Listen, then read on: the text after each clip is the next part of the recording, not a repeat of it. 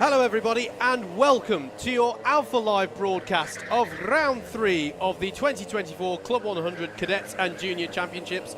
Today is day 2 of the race meeting, meaning it's the turn of the lightweight classes, and it's coming to you live from Whilton Mill Kart Circuit just outside of Daventry in Northamptonshire, England. My name is Howard Mitchell, I'm from Double Dash Motorsport Media. It's my pleasure and privilege to once again be in the comms position to talk you through the action, and I'm alongside collectively, we've covered a lot of BUKC events. Somehow, this is only the second time we've been in the same comms box. It's a pleasure to be so. Mr. Reeve Taylor, good morning, sir. Hello there, Howard. Yeah, as you say, we've a bit of BUKC experience, a lot of it at Whilton Mill as well, so it's good to be here. Absolutely, absolutely. And as we had yesterday, well, we'll get to the weather forecast in a moment, but gorgeous conditions, as you can see, here at this centrally located circuit in the English Midlands, 1.2 kilometres, and obviously one of the talking points is a slightly modified latter section of the lap, which we'll see plenty of today. Gave us some really interesting racing yesterday, but fantastic circuit here, the fast sweeping first sector. Honestly, it's one of my favourite sections of a lap in the UK, just the amount of speed that you have through the famous Oblivion corner, which I think is one of the most aptly named corners in British karting. You've just got to throw the kart in. It's a great circuit here, Reeve. It is, yes, some really nice technical parts, some overtaking opportunities as well. Obviously, Christmas can be a bit of one, then you head into the middle part of the lap there as well, and then some potential opportunities into that new last corner that we have here. Yeah, absolutely. Going to be fascinating to see how the drivers negotiate that and how they work through it. It does create different forms of overtaking opportunity there. The track changes coming, the primary driver of that is safety, but general feedback is that Whilton Mill have done a really good, they've found a really good solution to that challenge. So yeah, going to be interesting. In terms of the conditions, you could not be hoping for better for karting at this time of year in the UK, albeit there is that one little blip there towards the end. There is on some forecasts, including this one we've got here for you, a little bit of rain showing potentially in the latter part of the day. It's sort of oscillating between, it's one of those ones where you look at different sources and it's between 40 and sort of 60% chance. So could be an interesting one come the end of today as we get into those crucial trophy finals. Yes, maybe cool temperatures, a bit of respite for the drivers out there. It has been an absolute scorcher this morning. They might be glad of it. Absolutely. Speaking of respite, the fantastic clubhouse here at Whilton Mill. If you've never been, fantastic facilities that they have here at the circuit, and so many other activities you can get up to. There's one. Those are the Crazy Bugs. I've never been on one of those. I haven't, and now I want to. Yeah, exactly. Sorry if it goes a bit quiet in the comms box. Yeah, we'll just be, yeah. Should we commentate from one of them? Oh, now you're talking. Yeah. Now you're talking. Sounds good. But yeah, loads of different activities for you to get up to here at Whilton Mill Kart Circuit, and I think to give it its full name, Whilton Mill Kart Circuit and Outdoor Activities Centre, yes. I think is the full name now. And there were some of the outdoor activities. Absolutely. But our focus obviously is going to be, as I say, on the 1.2 kilometre ribbon of racing that twists and turns through the Northamptonshire. I was going to say the Northamptonshire hills. It's a relatively flat part of the country, but this circuit is on a slope, which I often think the cameras don't always do justice to, Reeve. You've got, it's quite an uphill braking into Christmas Corner and quite a downhill on corners like the Ashby Hairpin and down into Osiers before the back straight. Yeah, and heading into Ashby, as I said, one of those potential overtaking opportunities. Sometimes that little bit of downhill run can maybe make you brake slightly later than you should have, but that could open up an overtaking opportunity for you. Absolutely, absolutely. You're not missing any track action in terms of qualifying or racing, which is, of course, what we will have full coverage of over the course of today. This is the last of the practice sessions. Well, less than a minute left on the clock, actually, for our final group of junior lightweight drivers before we'll be looking ahead to the first of 6 qualifying sessions. That'll take us up to the lunch break. During that lunch break, you'll be able to see our paddock walk that we recorded a little earlier on. So you'll be able to get the thoughts of some of the drivers. It was great to talk to so many of them actually today. Really nice to see so many people in the paddock. Yeah, we had a very keen paddock, I think. But everyone came for some interviews, which was nice, I think. Yeah, it's good to see. Yeah, absolutely. And plenty of friends and family coming out as well in support. making the best of what is a very pleasant weekend weather-wise here in the UK. Certainly in this part of the UK. I'll admit I haven't checked all regions, but this part of England is absolutely gorgeous today. And yeah, you can enjoy that during the lunch break. Paddock walk there, and then we'll be getting into the racing later on this afternoon. So we'll have the 2 rotations of racing. We'll give you a full breakdown of what the format looks like once we get into our qualifying sessions. That's the top of where everyone wants to get to. That's the podium for Club 100, set up in the paddock, ready for whoever takes success in the Trophy A finals in particular later on today. Yep, some brilliant photo opportunities there with all your friends, all your family. It is. I've not been there particularly recently, I'm not going to lie. No, well, I've never been there at Whilton. No, indeed. It's but it's a great circuit it's just a good circuit to drive, this one, and it does give you that fantastic balance of overtaking opportunities as well. So I think we're really in store for a good day's racing. That is, though, the final practice session done for junior lightweights. So let's look ahead to our first of the qualifying sessions today. It's going to be qualifying for Group A in our lightweight cadets.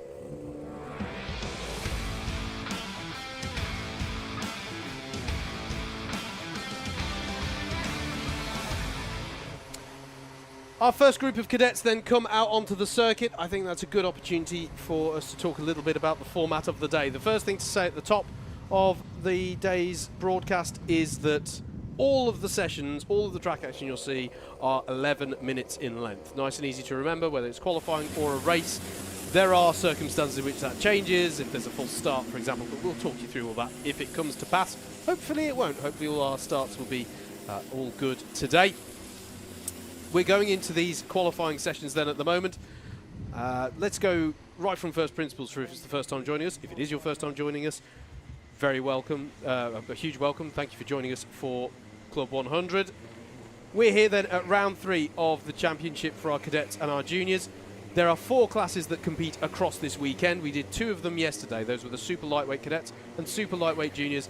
Today it is the heavier of those 2 classes, which are called the lightweights. Okay, so we've got the lightweight cadets and lightweight juniors here today as the drivers start to post their first lap times. In order to determine the grids for the races later on, we're going to go through these qualifying sessions. We can't have all of the competitors in those classes out on track at the same time, so they have been divided into 3 groups, groups A, B and C, in both of those classes. Right now you're seeing the cadets out on track. They're driving the Club 100 cadet karts. The juniors, when they come out later, are in the more widely used Club 100 Rotax Evo karts. I say more widely used because those are used in all other categories of karting that utilise Club 100 machinery. So whether you're watching Club 100 Juniors, Club 100 Senior Sprints, the Endurance Championships, the Sprint 60s, the British Universities Karting Championship, the Club 100 Experience, they all use the same Club 100 Rotax Evo karts. So this is the only time when we see these cadet karts in racing action, when we've got Club 100 cadets running. The allocation between those qualifying groups then is random. So the fact that a driver is in groups A, B or C is of no particular importance. That's just when they've randomly been allocated to go out on track. All of the lap times across each of the groups in either class are aggregated together at the end to form up the grid. So whoever is the fastest driver in any of the groups, A, B or C, will be on pole. Whoever is the second fastest driver in any of those groups, once all the lap times are added together, they will be second on the grid, and so on and so forth. There are exceptions to that if there's adverse weather conditions. We don't have that, thankfully, so we won't worry about that for today. But there are ways of making it fairer if the heavens were to open between different groups. The drivers then are going to be pushing as hard as they can, get the best lap time, and that will determine our grid for our races. In terms of the racing, we'll cover it in a bit more detail when we get there, but there are essentially 2 rotations of race after the lunch break. There is what's known as a pre-final and a final. In terms of championship points, they are the same. Whoever finishes at the top of the A grid race will get 130 points. And when I say the A grid race, let's cover about what the output of this qualifying session is. So all of those lap times get added together. We still can't have all of the drivers out in one big race. Okay, so there will be an A grid, a B grid, and a C grid. So when I was saying earlier that whether they're in groups A, B, or C in qualifying, math doesn't matter because it's randomly allocated. Obviously, once we've done qualifying, it is meaningful which group you're in. You'll either be in the A grid, which is the fastest drivers, and then so down through the B grid and to the C grid. There are opportunities for promotion through the races, so if you have a bad day in the office in terms of qualifying, it's not necessarily the end of your day in terms of your efforts to get to that A tier grid, which is where all the drivers would ideally like to be, because it's where the most points are earned. So that's the significance of that. I will double check in a moment exactly how many. I think it's the top 18 drivers across all of these qualifying groups for the cadets who will go through into the A tier grid, so they will line up immediately on the grid for the pre-A final. So the pre-finals and then the finals, the races are the same length, the number of championship points available are the same. The only slight difference is the finals at the end of the day are what we refer to as the trophy finals, so they will determine who get the big trophies at the end of the day. But in terms of championship standings, it's all even Stevens between a pre-final and a final. So for simplicity, you can think of them as 2 rotations of racing. We'll go through all of our we'll go through the C, B, and A races for each of our classes, and then rinse and repeat. Hopefully that all made sense. I sort of whistled through that. Right now, as I say, it's just about the drivers focusing on optimizing their lap time so that they can be one of the fastest on track right now, but also compare favorably against the 2 subsequent groups that will be going out there. That was quite a monologue from me, Reeve, but yeah, it's all about settling into a rhythm here and getting the best lap time that you can. I always think it's an interesting one as well. Sometimes working with other drivers can help, but sometimes if they do something that you weren't expecting and it distracts you or even holds you up, it's suddenly a hindrance. So it's an interesting balance here of whether you want to run in clean air or whether it helps you to run in a pack of karts. Yeah, I think personally, although I wouldn't say take my advice too much as a driver, I think at the start of those practice/quali sessions, having a group of karts around you can actually be quite helpful. Maybe there's a couple of references that you can pick up, a couple of braking zones, but as you say, later on into that lap, maybe focusing a little bit more individually can be what you need. We're following along at the moment with Mr. Stockley King here, the number 52 kart. He's been running along quite nicely for a few laps now. He's currently about 1.1 seconds off the lead of this session, which demonstrates we've got some fairly close running here. We've got quite a few karts out on track, covered by not that much time. Yeah, this is what we saw yesterday, and it came out in the wash. Some really good racing come the afternoon. So yeah, no, that's as you say, that's a really positive sign. Few other bits of housekeeping. If you are tuning in to support a particular driver, and by the way, do let us know in the comments on YouTube. That'd be great to have your interaction. We'll try and give shout-outs where we can. The drivers carry the same race number all the way through the season. So if you are tuning in to support a particular driver, it's always good to make a mental note of what number they are, because it just makes it nice and easy. Maybe in the heat of action, we can only get the numbers of the cars that are involved. If you have an idea of whose number it is you're supporting, that can help you follow the action. In terms of following the action, don't forget that you can supplement your viewing of this Alpha Live broadcast if you've got a spare screen or device available by heading to live.alphatiming.co.uk, click on CLUB100, and then you can see the full timing screen. Obviously, we're going to have the timing tower for you on the left-hand side with our graphics, and any major race notifications will come up at the top. But if you go to live.alphatiming.co.uk, click on CLUB100, you'll see the fully fledged timing screen. You'll have the driver tracker on there with the circuit map, any announcements from race control, and I'm sure there won't be too many today, but if there are any penalties, you'll also get notifications of that there. Final bit of housekeeping, I promise everybody, if you go to results.alphatiming.co.uk, that's where you can find all of the grids for any sessions that haven't run yet, and also once sessions have run, you can get all of the confirmed results there. So if we are talking about a race where, say, maybe there has been a few penalties towards the front of the field, really anywhere in the field actually, if there's been some penalties that have been brought to bear, and we know it's going to impact the final result, but maybe it's left slightly ambiguous as to exactly how that leaves the final standings, head to results.alphatiming.co.uk, click on CLUB100, and you can get all of the confirmed race results as they are posted there. Right. Housekeeping completed. Housekeeping done. We're still seeing a few changes in the order in this session at the moment. Hayden Adams just jumped up into 2/10 off the lead. Hello to Ruben in the YouTube comments, who says watching from supporting his friend, and he says, I doubt there's going to be a chance of rain because the forecast looks far too nice. But Ruben, you're there at Buckmore. Out of anyone in this comment section, you should know that Buckmore has its own climate system, and the weather forecast can change at any given moment. So potentially a bit of rain later on today, as we say. Watching a ball at the moment with the number 24 card of Mr. Kashpregi here, under a little bit of pressure here. We've got some racing action coming on in the final couple of minutes of qualifying. Up into 8th then for the number 24 kart. Yep, absolutely good times there from Charlie Cipregi. Up to 8th place, as you say. A few other drivers improving, Hayden Adams as well. Should mention, in terms of the championship, we have got the driver who comes into today leading the standings in lightweight cadets, Elijah Hazelwood, in the number 3 kart. He's come into this leading the championship. We did get a chance to speak to him on the Paddock show, actually, so you'll hear from him a little later on. He's done so, though, by being consistent. He hasn't actually taken a win in an A-tier race yet. I say yet because I have to say the way he's been driving, it feels like it is one of, you know, it should be it's a matter of time before I think we see a win for him in 2024. But that consistency is key to why he finds himself in the lead by 1 point over Matteo Ehrenfeuchter, who took the double win for round 1 at Rye House. Miles Harrison sits 3rd in the championship. He too hasn't taken a win yet, actually. So who's taken the other 2 wins at round 2, you might ask? That is a certain Ellis Cox, who wasn't with us for round 1 and so sits quite far down. He's actually in he's 45th in the championship at the moment, but with a double win under his belt, he's obviously going to be one to watch as well.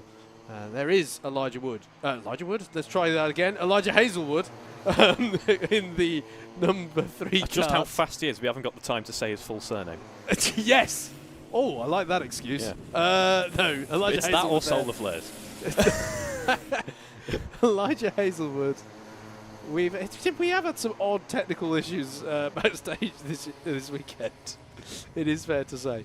But yeah, been driving brilliantly and really seems to be hooked up early on with this circuit. So going to be interesting to see how he does today. Oh, very nice lap there. Yeah, absolutely. Number 24 of Cipregi improves up to 2nd place. We should mention as well, this is checkered flag out, so is anyone going to improve on their last lap? Zane Perry, we've not mentioned him much, but obviously there at the top, a 58.778 is the time to beat. As several of our drivers coming across the line, not too many improvements on this last tour of the circuit. Luke Collins does improve his lap time, but unfortunately not enough to improve his position.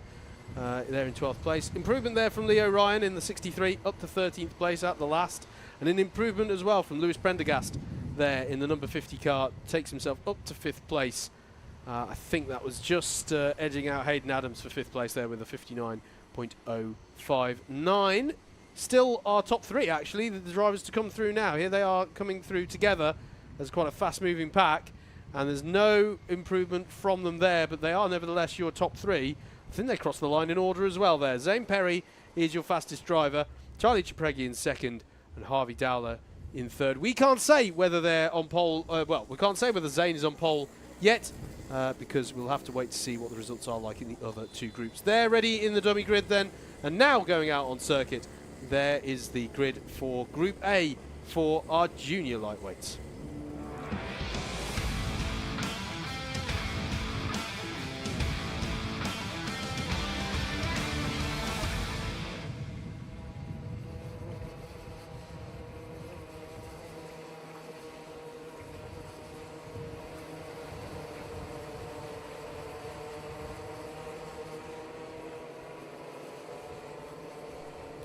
Out on circuit then comes the first group for our junior lightweights.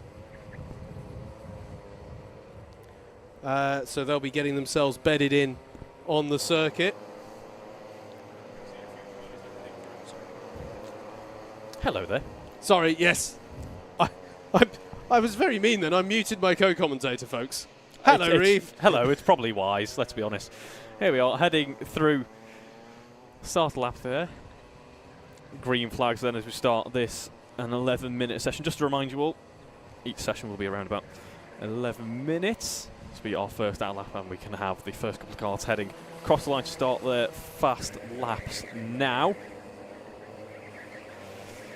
So the first real attempts at chucking the kart into oblivion at top rate. It's as Howard was saying before, very aptly named corner, of course. If you push a little bit too hard, you can find yourself in oblivion quite quickly. And already we're seeing a bit of competition there as we have a driver out of the kart. That full-size Rotax Evo kart, of course. Not sure who that was. We can join them in just a moment, hopefully, to get back underway. But yeah, as I was saying, already some competition at the top end, and we're only on our first proper flying lap in a second for a few more drivers. Yes, indeed. As our first group of drivers try and put those times in, let's talk about the situation in the championship here in junior lightweights. Same as with our first, it's actually quite a similar pattern between our two classes that are competing today. We've got a driver who hasn't won any of the A-tier races yet, either pre-final or final at the first two rounds, but nonetheless through consistency is there at the top. That's the number 11 of Bobby McGurr. He's out front at the moment on 508 points. Samuel Masters had the double win at GYG, and that's put him in second place coming into today on 501, and then just 1 point behind on 500, the number 2 of Rory O'Regan. Very similar to Masters, getting a double win, but getting that double win at round 1 at Rye House. So once again, we've got two drivers who did the double at their respective rounds, but then one driver who's being sort of king of consistency, who at the moment is just outscoring them. So quite interesting how it's the same pattern in both classes coming into today. Yeah, I think we're at that phase in the season now where that consistency begins to pay off, and you've got, as you say, maybe not a massive points advantage, but if you start picking up those race wins in the latter stages, you're going to be looking rather good for the championship. So still to play for out there for quite a few drivers. Yeah, absolutely. Absolutely. Going to be an interesting one. Always good to see it nice and open, basically, from a championship perspective. Obviously early days, so you'd hope it would be, but yeah, what's not happening are the early signs of, you know, a single driver just dominating here, and it pays. It just goes to show the closest competition that you get in this form of arrive and drive karting that Club 100 gives us. It's the nature of it that, you know, everyone's using that even machinery, and it leads to this. You know, the driver is the main component that impacts the performance, and that's going to vary between tracks, between weather conditions, between, you know, how the driver is feeling motivated coming into that day. All sorts of things that will come into play, but that's the nice thing about a arrive and drive format. Yeah, I was actually discussing with a family member last night. One of the things I really enjoy about Club 100, as you say, is that level playing field that the drivers get, so you can really hone in on the fine details more about, as you say, things like the weather or the driver's confidence at that circuit. It is a fascinating little dynamic that the Club 100, all the Club 100 series really have.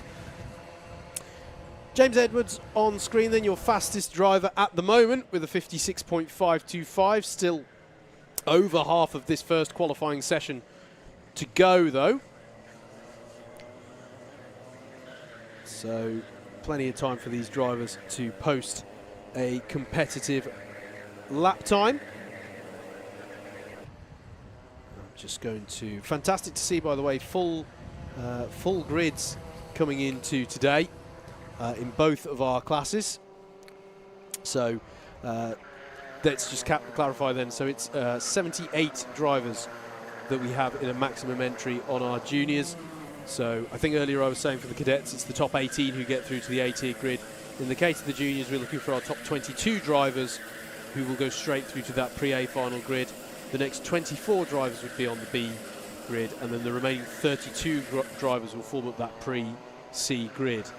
And that tends to lead to a very competitive pre-C final, because there's only 2 promotion spots from that. And to have a 32 kart grid, that's getting on for the sizes of grid. That's a BUKC kind of size grid, that is. That is a proper BUKC grid. I'm looking forward to being on one of them actually in a few weeks at the Teesside 24-hour, where I will be pitted against a bitter battle with yesterday's co-commentator, Mr. Youssef. I did think about this actually. That I sort of we're both racing. Yeah. So yeah. so we might not be present for. We might not be allowed in the same comms box as each other. I think it's going to be that competitive. That's why we've had to do it this weekend, folks. I'm just the mediator. Yeah. Keep the peace. Tensions are just so high. See, the qualifying is all about pushing there, as we saw a little bit of a run wide on that last lap, but no major time lost. Still a few minutes in this session left. Still plenty of time for a few more laps. Yellow flag's out in the middle part of the lap. That's to, well, it won't be for that because that was behind where the yellow flag was. That's a spin at Ashby. And that is something that is so easy to do at Ashby, isn't it, where you've got the downhill. It's a really difficult, it looks quite deceptive because, well, A, it looks like a fairly standard hairpin. B, there is a lot of runoff. And to be clear, the clerk of the course is absolutely fine with drivers. They're allowed to use that amount of runoff. You'll see drivers exit at Ashby, and they will go beyond the white line that delineates the edge of the circuit. So long as they keep it on that tarmac runoff, the rule has always been really that so long as you keep it on that, that's absolutely fine. What they don't want to see is you dipping a tyre beyond the edge of that down onto the grass, because it is actually quite a drop at the end of that tarmac. So you'll see drivers exceeding the white lines, but that's fine. But because it's downhill, you've got the downhill braking, Reeve. I always feel like the natural racing line, it feels like it really pinches at the apex. There's only really one way. It's almost like it's not an off-camber corner, but the fact that it's downhill kind of means it is off-camber. It creates its own sort of natural slope to the corner. Sort of, yeah, because you've got the weight balance shift in the kart, because as soon as you come around the corner, you're almost a little bit back uphill again before you head back around to the second part of the lap. Yeah, so whenever you see a move in there, you know, some drivers make it look easier, pass under braking through Ashby. It's actually really difficult because everyone's committed anyway on the brakes into there. It is a slightly longer braking zone because of the downhill nature, so in theory, in percentage terms, it's easier to pull up alongside someone under brakes. But as I say, the way that racing line pinches up on apex, because it slopes away, it's hard to run through there side by side. And I always feel you want to feel like you're on rails through the centre part of that corner, otherwise the exit feels severely compromised as you head towards Wilkins. Yes, and it's something like that. That's like a small error there. It's so easy to do because it's not as if we've got ABS and four-wheel disc brakes on these karts.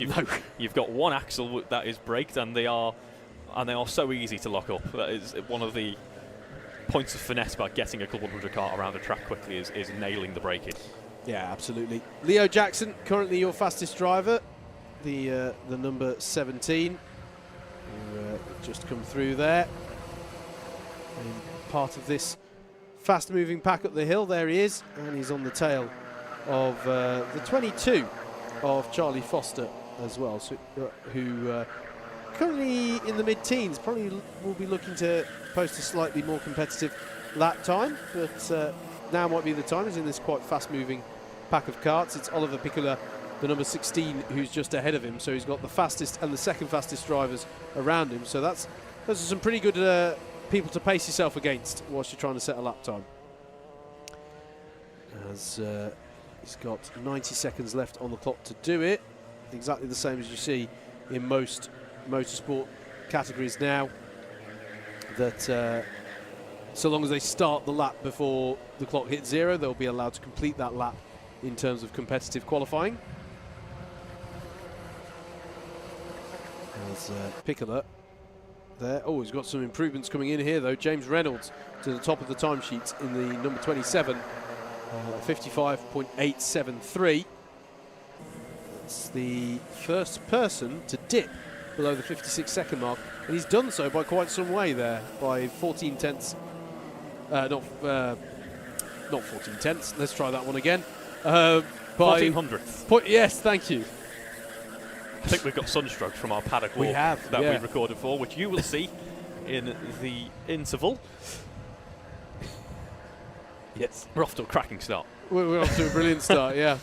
And I've just forgotten my point that I was going to make. This is going well.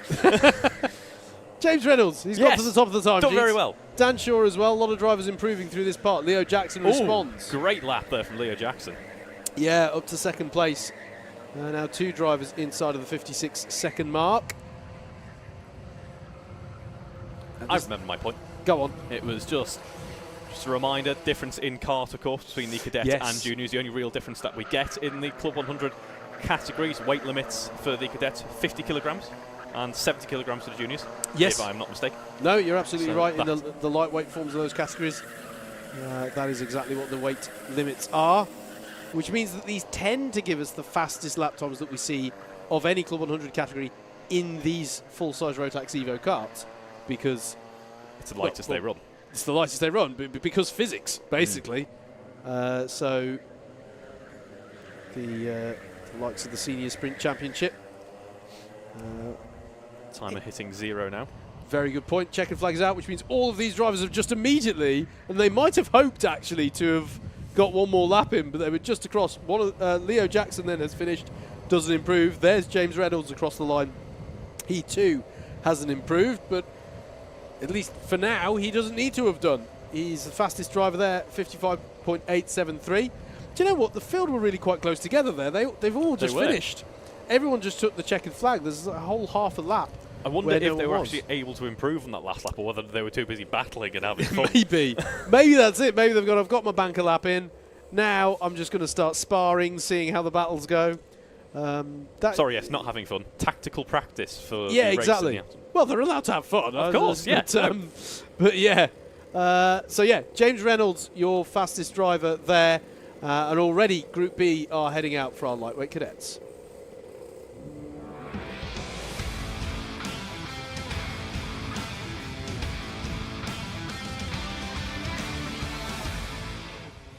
Our second of 3 groups then heads out onto the circuit for their qualifying attempt.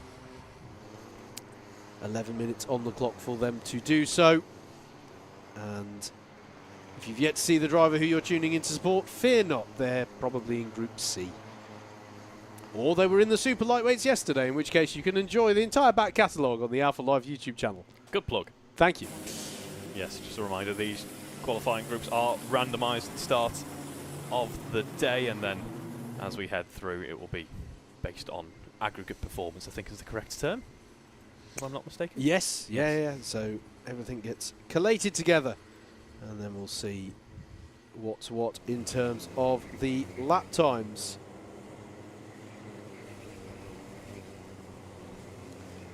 The drivers then just taking the opportunity now to bed themselves in. I'm just having a look at who we've got in this qualifying group. The first person who stands out to me is definitely going to be the driver who sits second in the standings. I mentioned him earlier. Took the double win at round 1. This is the number 6 of Matteo Ehrenfeuchter. He's out there. It'll be interesting to see how he gets on.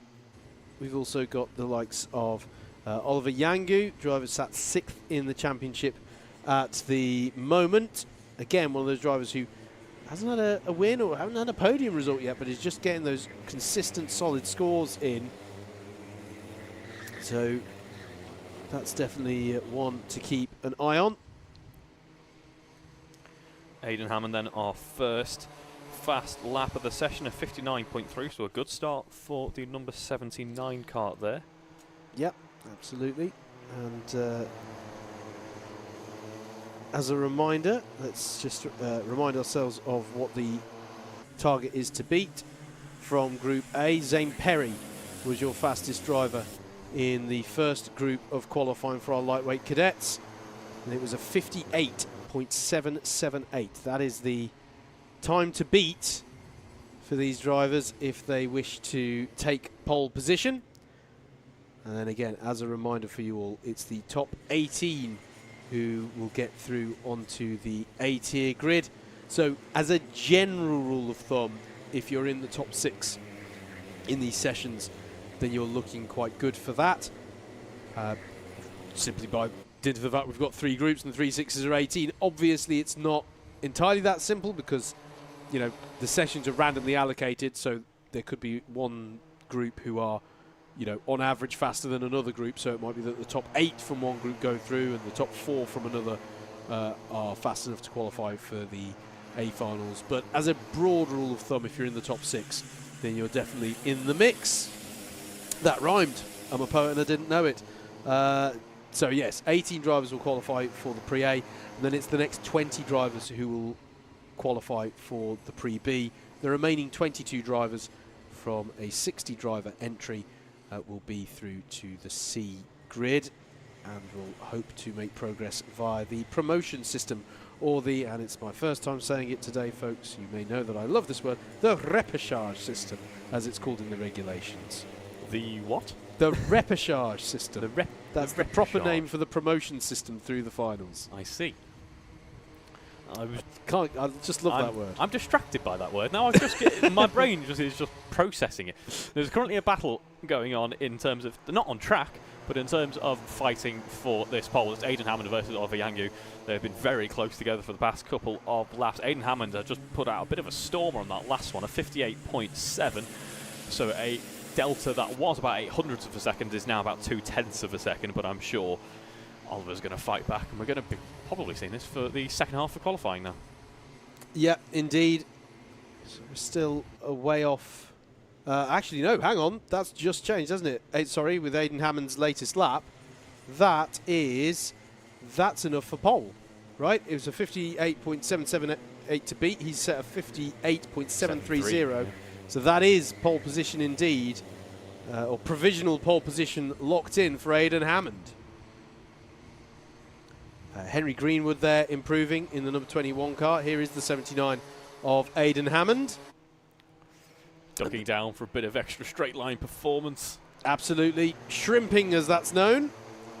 Only do it when you're driving in a straight line. I genuinely crashed once when I did it on a straight that wasn't entirely straight. See, I do it involuntarily because my neck isn't strong enough. Right. that sounds mildly dangerous, but okay. That's why I've been going to the gym before this 24-hour race coming up. No, good for you. Good for you. I'd like to be able to see. Interesting. Always interesting to see this. So what we've got on screen now are the 79 and the 21. Aidan Hammond and Henry Greenwood, who are the fastest two drivers. And this is what you can often see in these sessions, is that, you know, two drivers will sort of, if they meet up on circuit and they've got that equivalent pace, they'll start sort of helping each other. Always interesting to see that effect. Oliver Yangu, though, with the improvement there in the 18, a 58.659 in the 18 car. He's just behind these two. So the top three on circuit, there he is. Making lives easy for us to pick up on the broadcast. Yeah. With the top three lying astern on the circuit at the moment. I think if this session went on for another 10 minutes, we'd see the times tumble even into the 57s potentially at this rate of performance. They are really picking up the pace. Yeah, absolutely. It's not, again, we've got yellow flags out at Wilkins here, so potentially someone's set the tyres are in the right place. As all the officials around this circuit making sure that should any tyres or cones be knocked out of the way, that they are duly replaced in the right location. Should be clear, by the way, there are cone penalties that can be obtained through making contact with not just cones, to be absolutely clear. Tyres count as well if you've got some tyre barriers on the apex of a corner. Whilst it's called cone penalties or cone warnings, you'll see those come up on timing. It really refers, it's an umbrella term to refer to any piece of track furniture, as it generally gets called.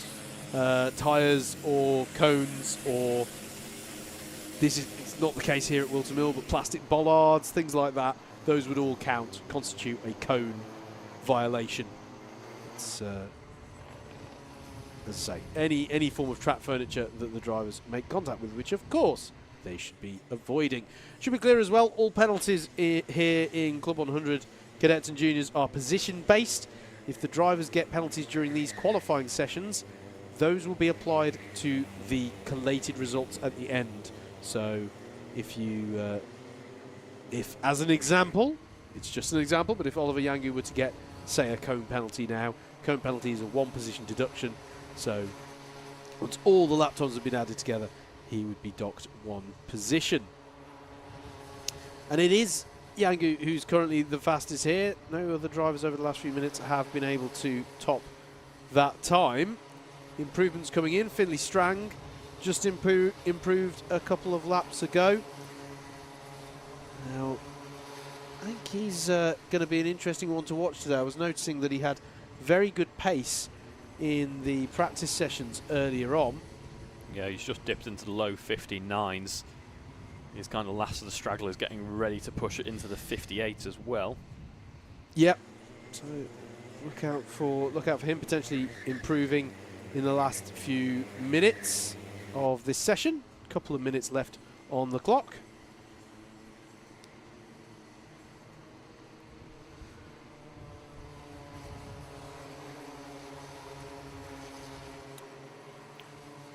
Another 58 for Oliver Yangu, though you have to say, out of the top mix, there's been some excellent consistency from that number 18 car so far in this session, which, as we said before, bodes well for the race later on. The top 10 covered by pretty much 1 second on the dot. Peter Lee in P10 is 9/10, 900 and 9,000ths of a second off the lead. Yeah, absolutely. Absolutely nice and close. Do keep your comments coming in, support coming in for Layla Fitzgerald in the number 98, 8th place at the moment. Again, one of those drivers like Finley Strang. Just going to be interesting to see if they can improve in the last few minutes. Here is Matteo Ehrenfeuchter, who just improved up to 3rd place.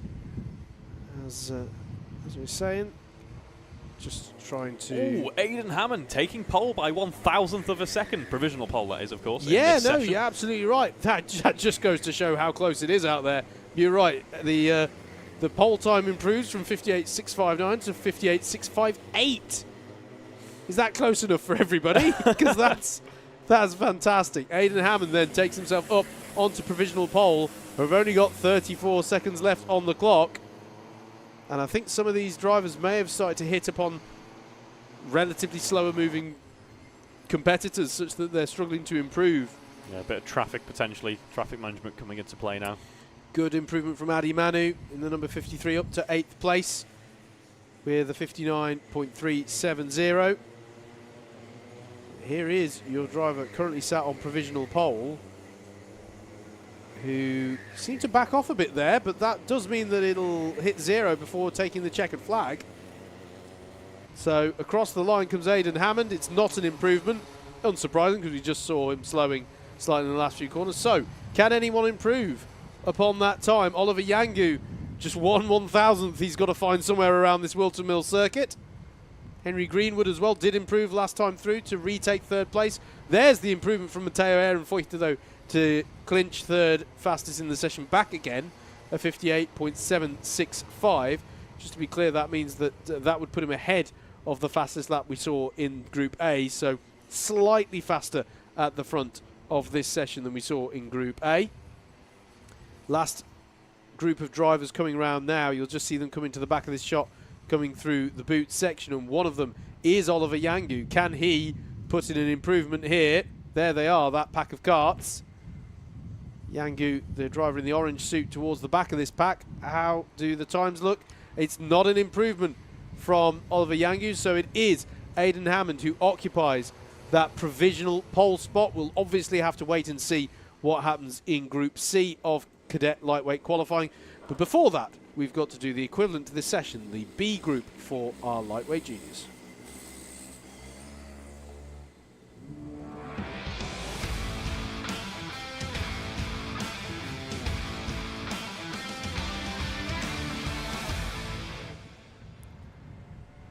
So here we are then, junior lightweight Group B, just under 11 minutes to go as the karts leave the pit lane. They're already scrambling around trying to get some heat into those tyres. Of course, the karts are giving a very slight opportunity to cool down and leave their happy temperature window for that 11-minute gap in between the junior and cadet sessions. If we all try and wait for a gap, then none of us will get a gap. Getting Monza 2020. I mean, yes, it's got that kind of vibe, hasn't it? The only other reason I can think to do this is if maybe there's an agreement between two drivers that they're going to work together in the early part of the session, I suppose. That could be a strategy as well. And indeed, 11 minutes on the clock for these drivers to try and optimise their lap time.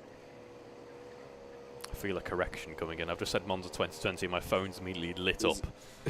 So I know This is going to be. Not a correction. No. Good stuff. I've avoided it. I think now. you're right. Yeah. I think you're right. I think it was. Well, to be honest, you saw it multiple years with Monza, didn't you? So, to be honest, anything of the last 5 years probably had it to some extent. Drivers in this session then, one of them to keep an eye on is the driver sat third in the championship and the driver who finished second in the championship last year.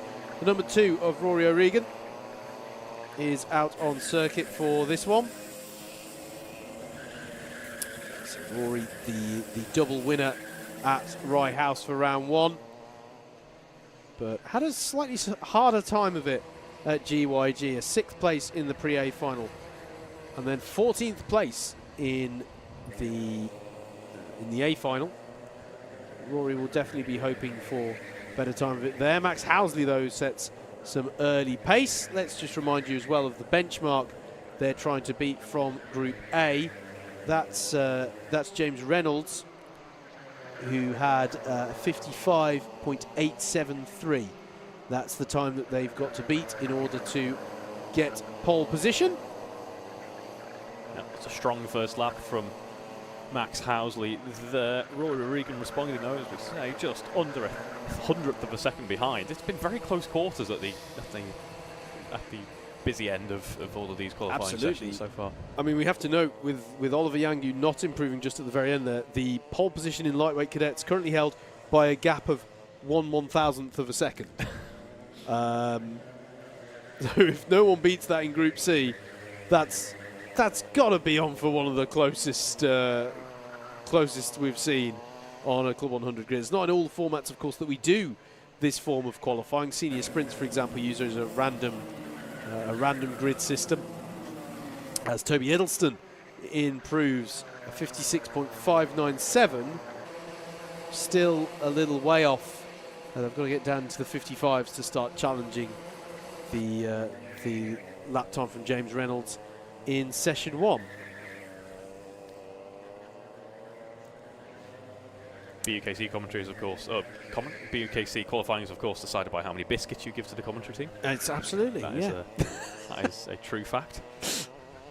Oh, we've got a friend in the commentary box. We've got a friend in the commentary box flying around. Yes. Name him. William the Wasp. I like it. Let's just hope he's nice to us and we stay on first name terms. So, as the drivers try to improve, we're looking here at Max Chapman. I think that was the number 91. Here's Rory O'Regan, who has just actually improved the fastest time in this session again, at 56.499. Still got a little way to go, as I say, before they can challenge that time from Group A. More close running once more. Max Chapman versus Harry Clark. Only 1/1000th of a second in between the fight for P3 in this session as well. Yeah, absolutely. And Charlie Wormsley Ride comes in. Max Chapman improves on the... Wormsley Ride comes in with a personal improvement to take him to 5th place. Max Chapman improves a 56.009 there, knocking on the door of that 56-second mark. What's Rory O'Regan got this time around? It's better. It's a 56.393, but it's not enough to beat that time from Max Chapman, as Max Housley now puts in another bid at 56.415. They're just edging closer towards that 56-second mark, which they're going to have to break through to challenge the pole time. We've got some penalties coming in, though. One of them impacts the drivers towards the top of the time seats. Max Housley has got a penalty for spinning under yellow, I think. That is, so wherever he lines up on the grid, he will be dropped down the order just a little bit. Jacob Lamas as well, in the number 19, has got the same penalty. I presume possibly a little bit of a sympathy spin there. Maybe, yes. Yes. So easy to do as you head into a braking zone. They maybe realise you might have overcooked it, and the kart in front of you or behind you has done the same thing as well. Although, apologies, it might have been spinning under yellows, actually. I think I might be misreading that acronym there. But either way, going too fast in some way, because either they've gone too fast just generally, or they've gone so fast and then made a mistake such that they've spun. So definitely carrying excess speed. Toby Elson now improves in the 86. That's up to second place.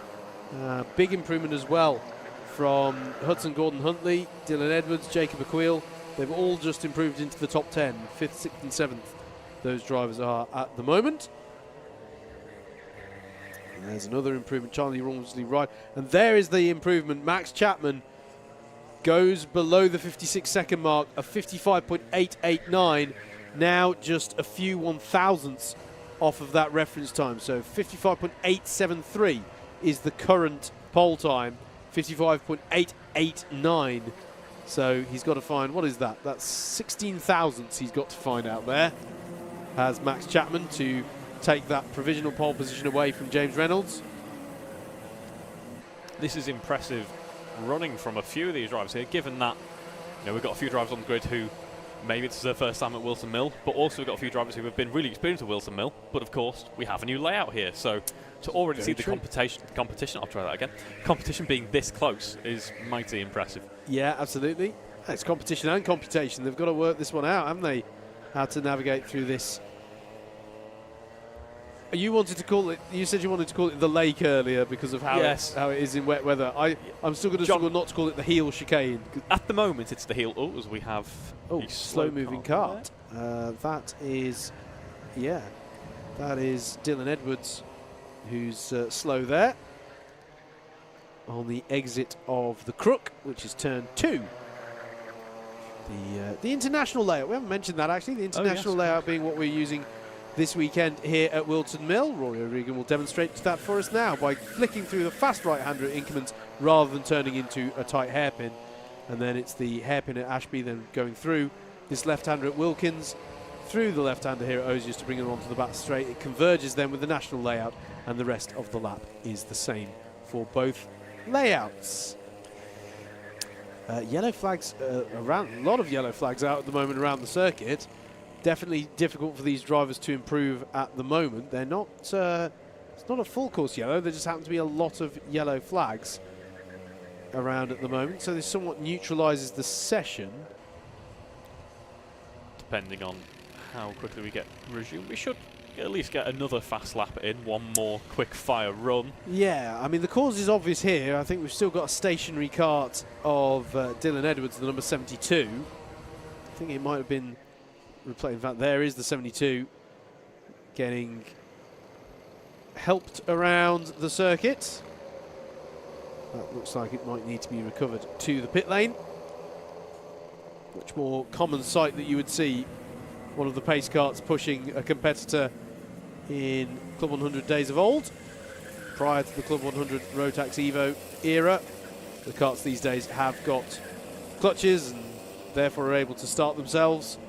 It used to be the case that you'd have a big scoop on the front of those pace karts. In fact, they were more routinely referred to as pusher karts, and they would have to essentially pump start you. Hence why they've got twin engines. Hence why they had twin engines to give themselves the pushing power. But a much simpler operation generally to get these karts going, although obviously the driver of the number 72 having some kind of issue there that precludes him from getting the kart going. As such, as I say, we've not seen any improvements out there at the moment because of how this session is neutralised. But there is the 72 now being recovered. And situations like this are why getting those banker laps in early in the session are so important, because you never know what could happen. You could have a perfect session yourself, but if your flow's ruined by something like a yellow flag in a sector or a stoppage on track, getting those laps in early, which you might say to yourself they're not the fastest laps in the world, but they are going to do me well in the qualifying calculations. It's really important to get those early laps in and get a good flow and good consistency throughout the session. It's a really good point, because we were saying just before so many yellows came out that this man here, Max Chapman, was knocking on the door of pole position. How quickly can he get back onto that pace? It was a 56.1 that time around, so it's almost reset it a little bit at a time when he didn't want that because he had the momentum. Somebody else may yet beat the time as well. I have to say, though, as the only person to dip below the 56-second mark in this session, we are looking at the competitor who's most likely to overhaul that lap time. He's got to find 16 thousandths, as I say. Checkered flag is out, so this is his last chance to improve. It's the last chance for everyone to improve. Max Housley does so that time around, although, sorry, he got across the line just in time for the checkered flag, so he's having another go as well. This is a difficult session, as you were saying, Reeve, that it got neutralised. Drivers have to really push to improve on this last tour of the circuit. I think this is going to be a tall order for most of them to improve. In fact, I'm just looking. I don't think anyone who's taken the checkered flag actually has improved this time around. There is Max Chapman across the line. It's not an improvement. Rory O'Regan across the line, also no improvement. Max Housley across the line, also no improvement. Jacob Lamas is an improver on that last lap, 56.631 to take him into 11th place. And Ashley Hainson Quinton as well, 57.113. Those are your only two drivers to improve on the last lap. They're difficult circumstances for our Group B. The pole position, the provisional pole, remains with James Reynolds by just a few thousandths of a second, or 1.5 hundredths if you like. So, yeah, really nice and close. It's Group C qualifying for our cadets out next.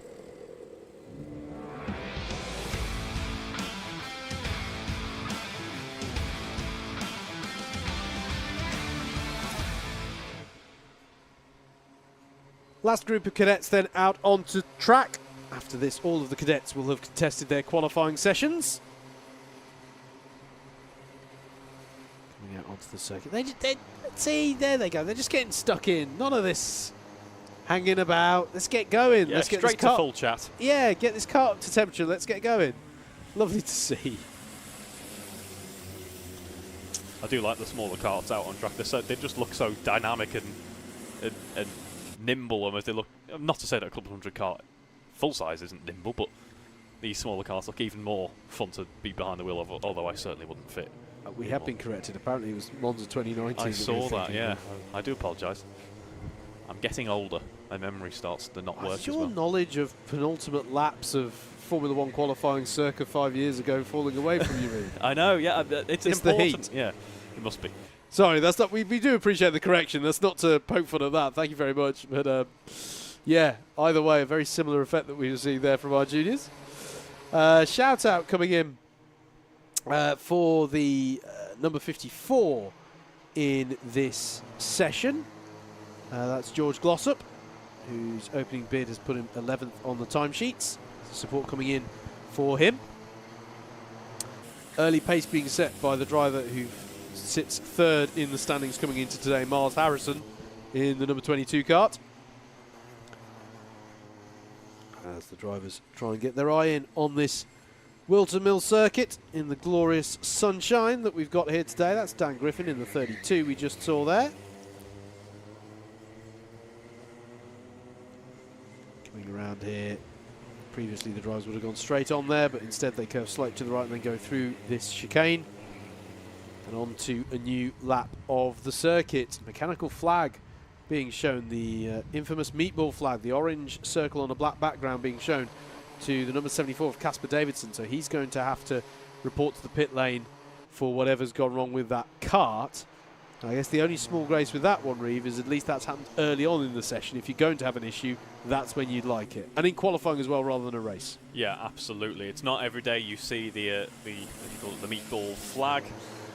So, as you say, early that it happens early, better that it happens early on. These aren't the longest sessions in the world, of course. 11 minutes. That gives you probably about 9 laps, of which a couple are going to be not at full pace. So it's not a big qualifying session at all, especially if you're in the kart. Imagine it absolutely flies by. Yes.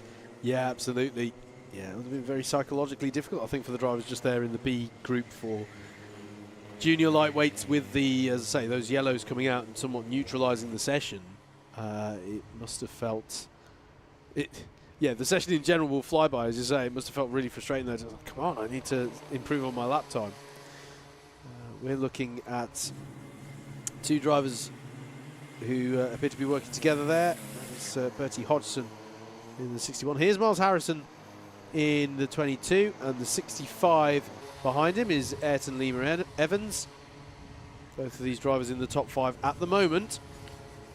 once again, we are seeing thousandth separating those at the top. Yes, yeah, it's a good point actually. Let's just remind everybody of our benchmarks here. The pole position currently held by a whopping 1/1000th of a second, which if it gets any closer than that, folks, we don't actually have timing that goes to 4 decimal places, so that's as close as it'll go.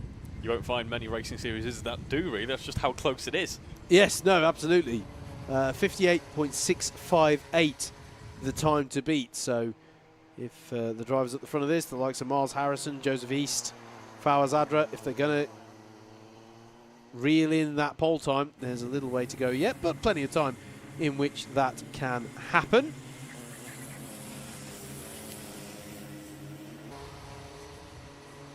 There is 22 Miles Harrison coming through Wilkins' corner. Downhill braking now into Ozier's as well.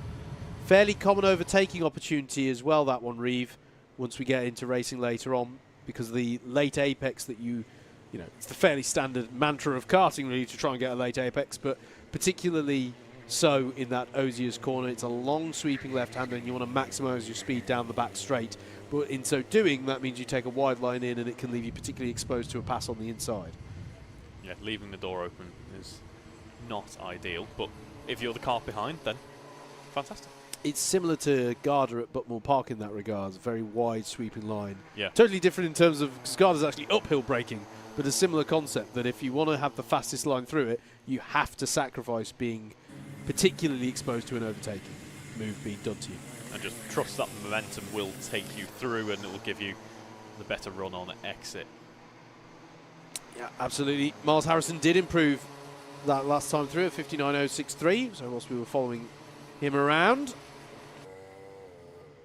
we'll try and start eating into that below the 59-second mark, if at all possible. A few contact warnings coming in. Drivers need to be careful of that. Really shouldn't be happening during a qualifying session, of course. Obviously, drivers trying to find their own piece of tarmac to run on. As I say, it is that difficulty of whether you work together, but does that also hinder you sometimes? Here's Joseph East in the number 35, second in the times at the moment. No improvement that time around, but we'll continue to keep pushing. There's the shrimping move, ducks the head down, and then does the bit that I don't do, which is where you look up again to make sure you know where you're going. That's the bit I forget to do. Somehow, when going at speed in a car, looking down, I somehow forget I should probably look where I'm going. I don't usually have a clue what I'm doing anyway, so there's no point trying. It's why we're sat here. Yes. Right? We talk about it, we don't do it. Yes. Do as we say, not as we do. Never do as we're doing when it comes to driving these carts, generally speaking. Well, these particular carts, I couldn't fit into these carts. Yeah, maybe the next Paddock show that we do, that should be the challenge. We set the challenge yesterday, of course, of Yusuf making a few of our drivers design their ideal track. And yes. The challenge next time round perhaps should be, let's watch Howard and whoever's commentating alongside him jumping in to a cadet car. Yes. I don't think JV would be very happy. No, which is probably why it shouldn't happen. Yeah. I also think there might be concerns around our dignity. Oh, whatever that is. Long gone. Yeah, that's true. That's true. Good point. Good point. Speaking of long gone, Miles Harrison certainly isn't long gone because it's still very close at the top end of the field. Now that is close. Is that enough? No, there's still a couple of tenths to go, isn't it? For him on that 58.891. We were looking there at the pack of carts. Here they are. Fawaz Adra in the 30, third fastest driver at the moment at the back of this train of carts, which includes actually changes coming in there. Sorry, Leo Edger now second fastest driver. So you have actually got the second and third fastest drivers at the back of this pack. Oh, and there's contact there though. Ooh. Contact there with the 54. George Glossop, that is. Yeah, that was a weird one. I think that was Leo Edger with whom that contact occurred. Spotters down on the corner will be the source of the truth for that one from the point of view of race control. But something definitely led to Edger going round there. He'll not Edger going round. Sorry, Glossop going round. He'll turn it back around. In fact, he's already crossed the line again, has Glossop, so he'll dust himself off and get back on with trying to set as good a time. And there is 2 penalties actually given to both drivers. Leo Edger for the contact takeout. And George Glossop has got a penalty for unsafe release. Now, unsafe release here could also be interpreted as unsafe rejoin. We're not talking about, you know, when you watch maybe Formula One and there's an unsafe release in the pit lane. What unsafe release means is, well, it can include that in a Club 100 category where there are pit stops, but here that just means an unsafe rejoin. So we cut away from George before he got going again, but however he did get going again off the back of that incident was not to the liking of the clerk of the course. And yeah, penalties going both ways there on the driver.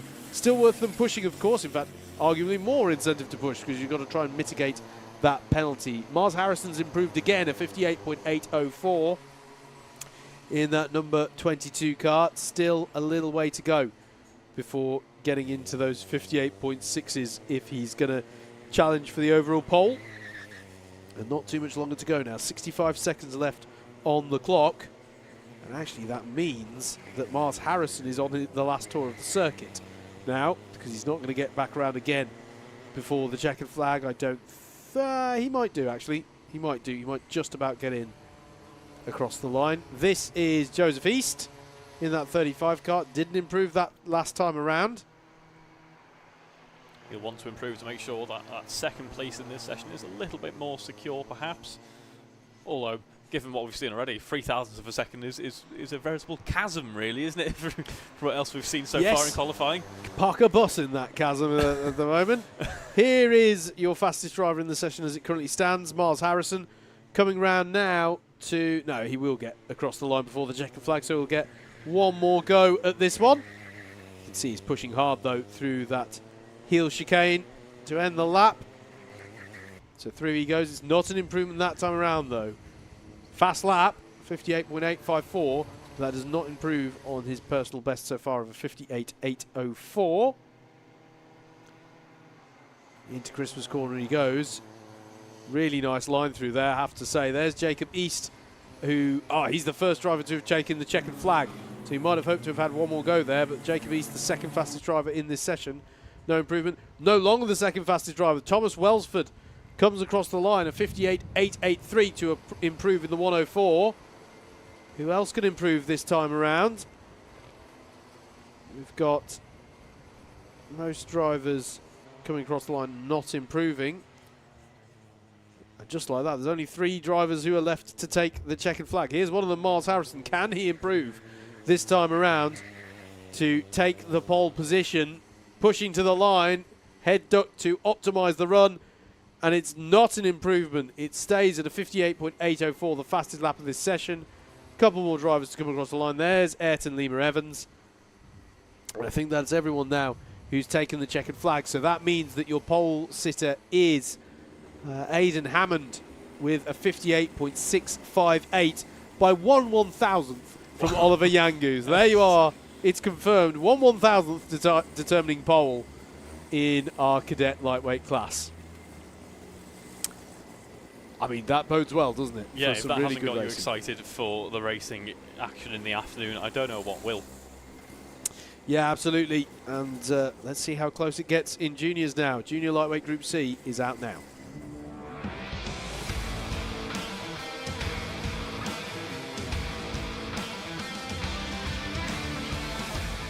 The last batch of drivers then out on circuit for our lightweight juniors to get as good a lap time as they can possibly muster in order to challenge the pole position time. It's the Group A time that's the fastest at the moment. Still a 55.873 from James Reynolds. That's what we're looking, that's the score to beat. That's what we're looking to see if any of these drivers can achieve.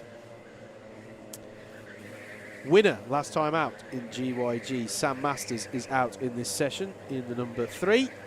He'll definitely be one of the drivers we'll be paying attention to during this session.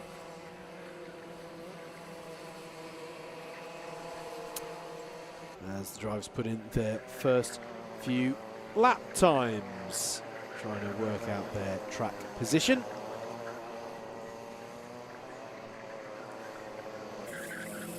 At the end of this session then, they have actually gone by quite quickly for me, these qualifying sessions. Yeah. At the end of this one, we'll know what the situation is with the grids. We'll be going into a lunch break here at the circuit. During that lunch break, don't forget you've got the paddock walk that Reeve and I went on earlier today, getting the thoughts of some of our drivers and some of our parents. Did we chat to some parents? I don't think we had a chance to chat to some parents, actually. We had so many drivers lining. It was actually really good to see so many drivers. Yeah, many drivers volunteering themselves. Coming out to talk to us. It was great to see. And volunteering each other sometimes as well. And volunteering each other, although we do try and double check if somebody comes over and goes, yeah, my main one's an interview over here. We do double check that they actually do before we put them on air, because that's a classic. I'll just volunteer. I don't want one, but they do. My trick there is to usually get them in as well, just so it's all even. Here's Tom Smith in the number 20, current pace setter in the early phases of this one. Then 57.003. His time at the moment, still plenty of opportunity for that to come down, and it does need to in order to challenge the time set across groups A and B. The lunch break then, as I say, you'll be able to watch the Paddock show. Lunch break due to run approximately between 1:15 and 1:50 today. We'll get the Paddock show, and then after a brief pause we'll go into the first of those pre-finals, the first rotation of races. We'll have 12 races in all, the 6 pre-finals and the 6 finals, leading up to those crucial A trophy finals to see who gets the 130 points in the championship. Bobby McGurr as well. I mentioned Sam Masters. Sam Masters sat second in the championship standings coming into today. Bobby McGurr, the number 11, out there at the moment, just with a big improvement as well to the top 5. So, as I say, a driver who sits at the top of the point standings, the number 11, who hasn't had a win in an A-tier race yet, as I said earlier on in the broadcast, but has just been super consistent, picked up a couple of podiums along the way, and there's the improvement from him. 56.4. Yeah, and that still needs to come down the way to be challenging for the overall pole, but really good opening few minutes for McGurr. A whole 1/10 of a second covering the top 3. Yeah. So there he is, just turning into Ashby there, number 11. And he's got Sam Masters for company. So these two, first and second in the championship, lying astern on circuit at the moment and using each other just to pace each other. There's Ollie White in the number 44. It's an appropriate designed helmet to have if you're driving the number 44 kart there. Ah, yes. Here is the Bobby McGurr, Sam Masters. I was about to say train of karts then. There's only, it's a bit of a bold term when there's 2 of them. The duo working together there. But as I say that, Tom Smith improves. A bendy bus of karts? A tram of karts. A bendy bus. A tram of karts. What is the correct herd-like term for a group of karts? John Ratcliffe likes to gaggle. He likes to call them a gaggle. Yeah. I usually say cluster or group or. I have once or twice heard. I have heard some mechanics off record call them a concern of karts. A concern of karts. If there's a lot of karts close together, that's a concern. I like that. Yeah. Imagine giving a few people a concern. Yes. They're just seeing all the repairs they might have to do. Well, it's concerning for them, but for us, it's great. Yeah, absolutely. An exciting of karts. Yeah, and to be clear, by the way, and I don't, one of the nice things about these arrive and drive sessions is that, the Club 100 crew do a fantastic job of maintaining these karts. It does mean that it's a much more, condensed paddock in terms of, the amount of equipment that's here in the paddock, and we don't need to have loads of awnings or, setting up your own little pit garage throughout the paddock. Yeah. That's not in any way to take away from owner racing at all. Indeed, important to mention, we haven't mentioned it actually so far this weekend, the recent partnership with Club 100 and Project One Racing, which means that the winning drivers of these categories this year will get a dedicated day down at Bayford Meadows with mentoring from Project One Racing, cementing that position that is recognised now for Club 100 as fitting into that project, that's karting pathway, that UK karting pathway from Motorsport UK. So Club 100 are a sort of central pillar of that, if you will, the sort of 5 steps that are outlined in that pathway, the end point of which is to be part of the British Kart Championships. You've got your indoor karting at level 1, then you've got your outdoor arrive and drive local, maybe going to your local outdoor circuit and taking part in their local championship. And this is put forward as the third part of that ladder for Club 100, to have a nationally touring high-level arrive and drive championship. And if maybe you are out there and you've been involved with a local kart circuit, driven their karts, I cannot recommend enough, looking up the details of this, club100.co.uk, and getting into one of these karts and trying them out. It is a major step up, isn't it, Reeve? The first time you drive one of these karts, you notice the speed. Yeah, all of a sudden, karting doesn't really become a social occasion that you might do with friends every now and again. It becomes a bona fide motorsport at that point. That's a really good point. I would say this is the first time where, you get into these karts and don't get me wrong, there's a lot of fun and you meet a lot of great people in this paddock and you do form, some great friendships. But you're right, it's suddenly like, I'm taking this seriously. This is seriously quick. Yeah. Like, you sit up and take notice. As there's a cheeky little move from Bobby McGurr to try and create some space for himself. I call that the toe overtake, because the toe of the boot is where you park your kart on the apex and get the job done. That type of overtake still very much open as an option to the drivers, regardless of the new configuration. What's interesting, if they don't get it done by the toe of the boot now, it's a lot harder, because they don't now have 2 more right-handers that go with them. Yeah, to just basically follow the line through it and gun it down towards oblivion. Yeah. Again. Yeah, absolutely.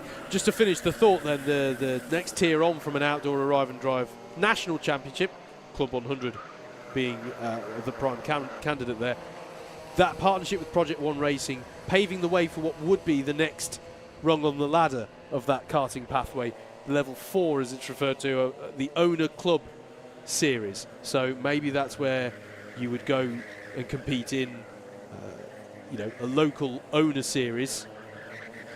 Many circuits around Britain have one. There's one here at Whilton Mill, where you have the owner series turning up, and Project One Racing, a very established team in UK karting, can help these young drivers to realise that and get some experience with some mentoring. To be absolutely clear, Club 100, you can be driving these until all your life, if you so wish, and there are many people who do and enjoy that.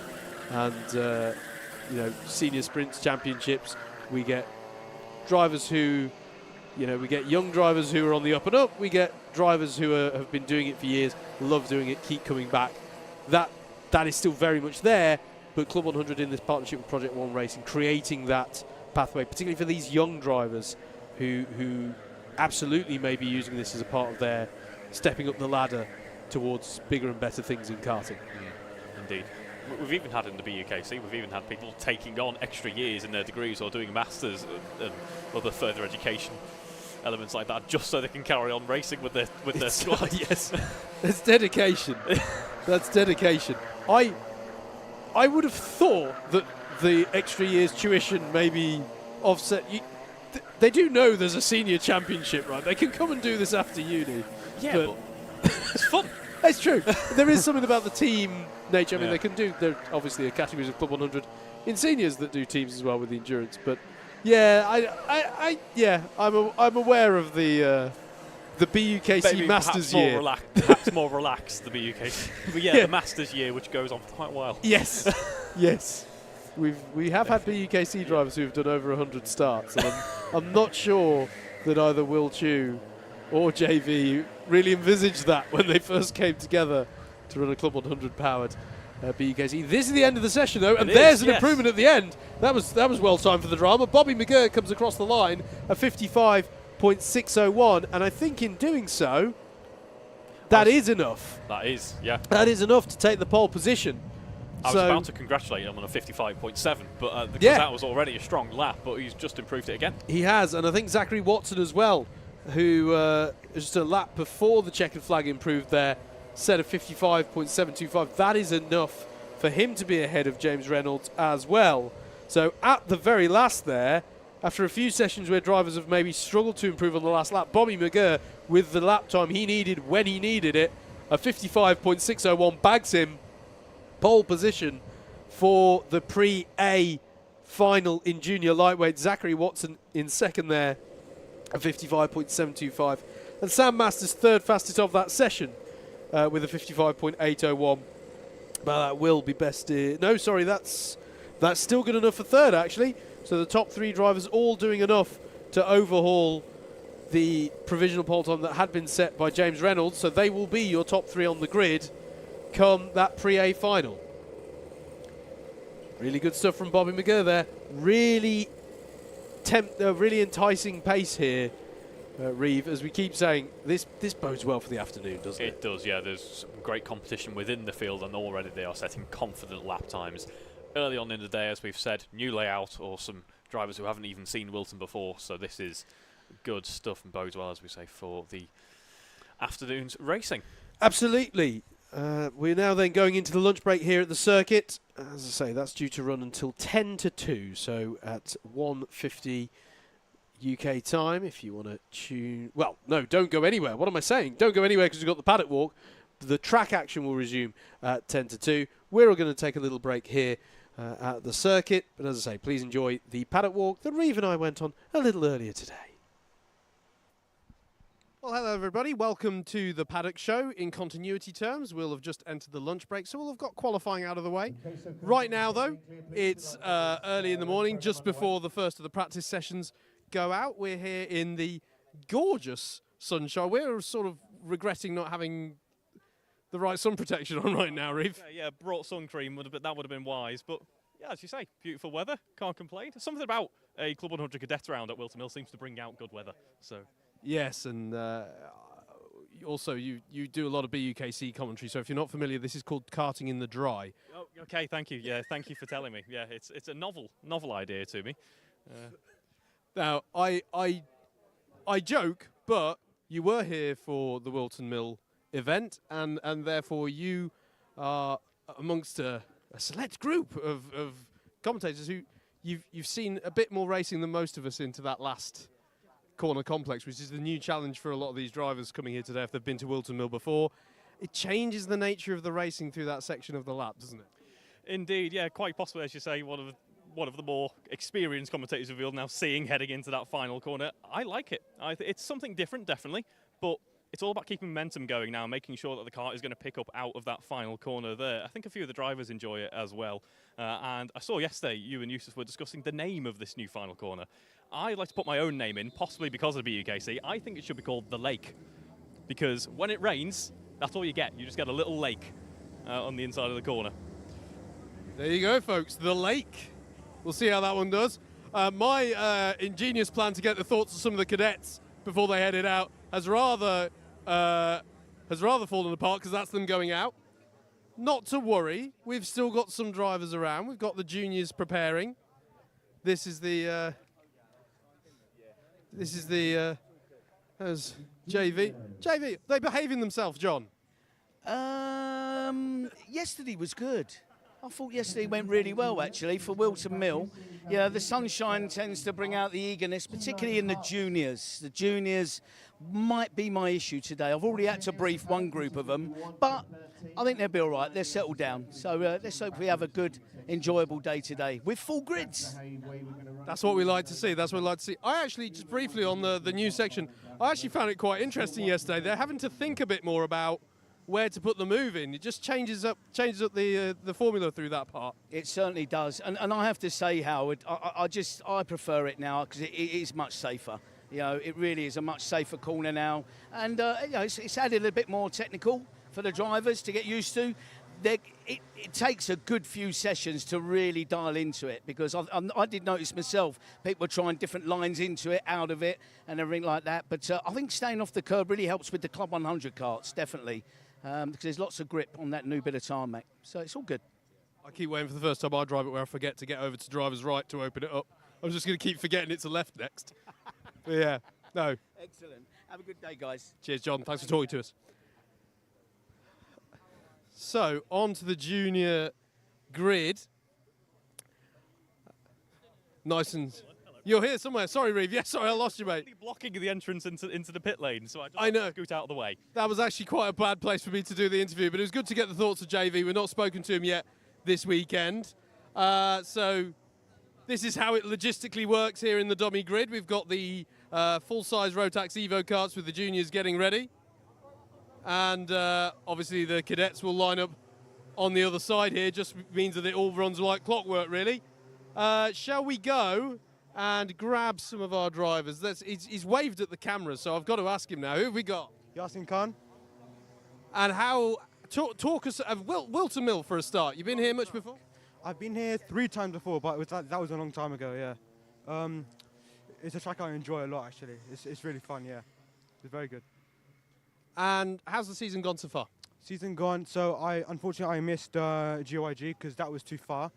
But Rye House was all right. I managed to get 8th in C final. But yeah, but I came back home quite upset because my GoPro broke. Yeah, it wasn't very nice. But I think that was fine. Yeah. Sad times. How did your GoPro break? So I think the mount was breaking. So I think I had some contact and it's just snapped off. Very annoying. That is annoying. Yeah. Hopefully, hoping for better times for you today. Hopefully, yeah. Yes.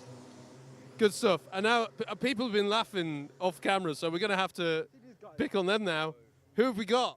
We got James Reynolds, Marcus Allen. and Dan Shaw.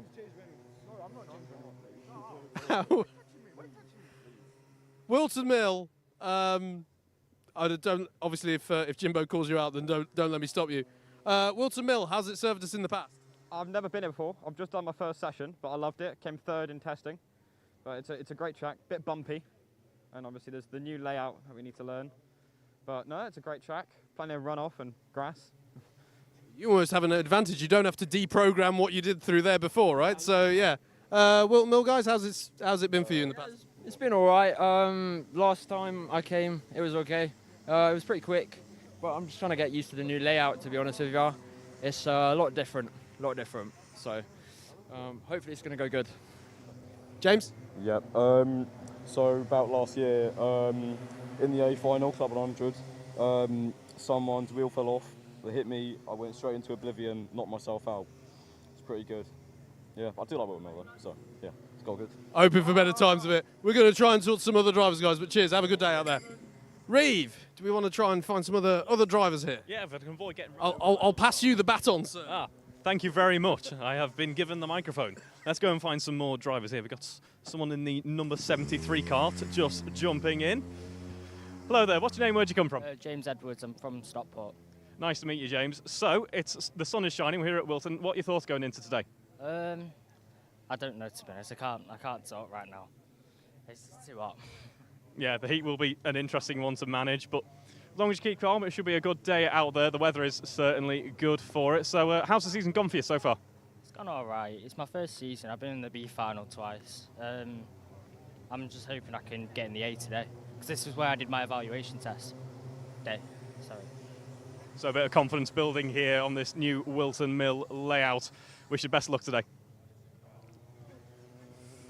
So that was James. Let's see who else we can find.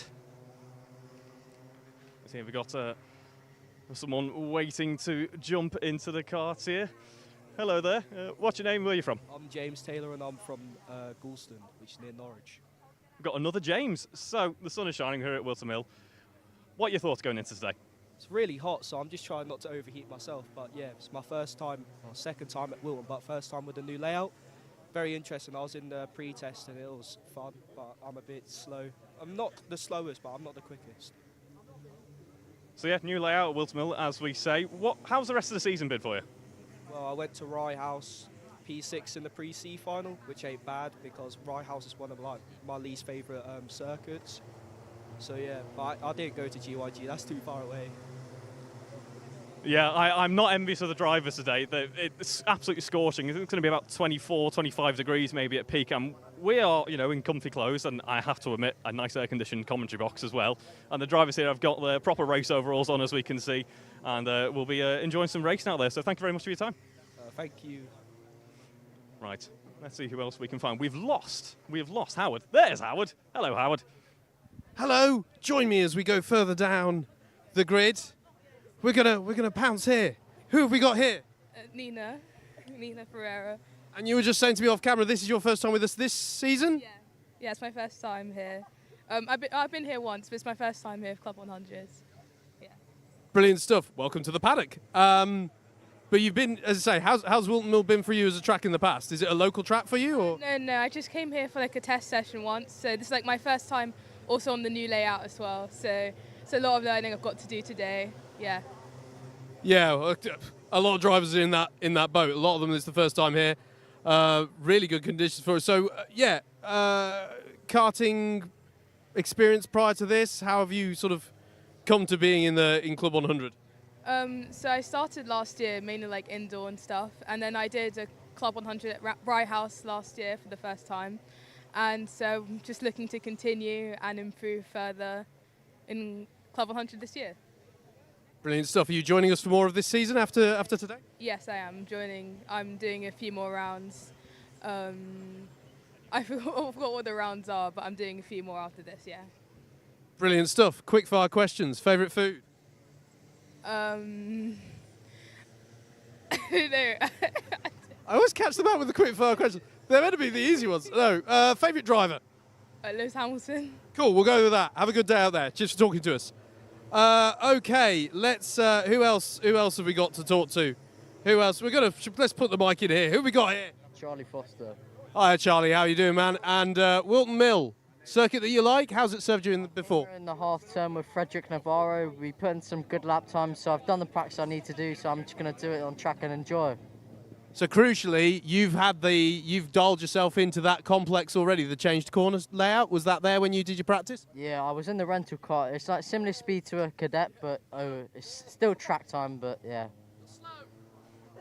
Brilliant stuff. Okay, and GYG. How did that go? I'm trying to remember how that went for you. I went from last of the B to second. I was 7 tenths quicker than everyone. Sadly, P1 was too far ahead, but I closed the 3-second gap. So. And then in the A final, I went from P26 to P15, and then sadly, I got black flagged for someone brake checking me. So hopefully today you can just nail the qualifying, and I mean that's a great effort there, but hopefully you'd look to avoid that, presumably. I get top 2 in practice, but the qualifying gets to me, so I just need to focus. And I've got Dan Monroe with me, so should get some good lap times. What a brilliant segue. Cheers, Charlie. Have a good day. Hi, Dan Monroe. How are we doing? Yeah, it's all right, man. So you're sort of here in a support role today, aren't you? Yeah, I'm on coaching duties today. Charlie's he's looking good. There's some room for improvement, but he should be good. Yeah, absolutely. Have you driven the new configuration yet? I haven't yet. I really want to. It looks really good. But yeah, not yet. Get around to it. I keep worrying when I drive it, I'm going to forget to get over to the right to open it up. Yeah. Nah, it should be good though. Yeah. But yeah, good to see you. Take care. We should probably get the thoughts of some of our cadets, I'm thinking. So we'll probably leave the juniors to focus on their job ahead, getting ready to go out for their practice session. And yeah, definitely crucial for a lot of them. A lot of them haven't done this layout yet. That's definitely going to be the challenge for them as they dial themselves into the circuit. Cadets are just getting finished, so actually we might be able to get some of them if we just hang around, to be honest, coming off of circuit. Let's do that. Actually, should we go and see? Let's go and see a bit more of the paddock area, shall we?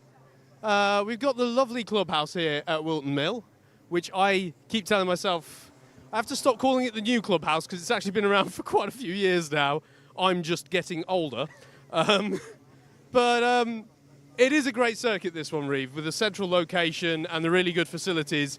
It's a mainstay of many a karting championship, and Club 100's no exception.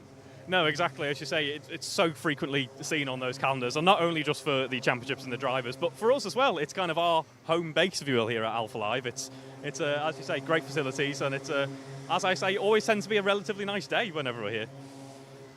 Yeah, absolutely, and you can see this today, actually, with the number of people who are decked out here on the grass area.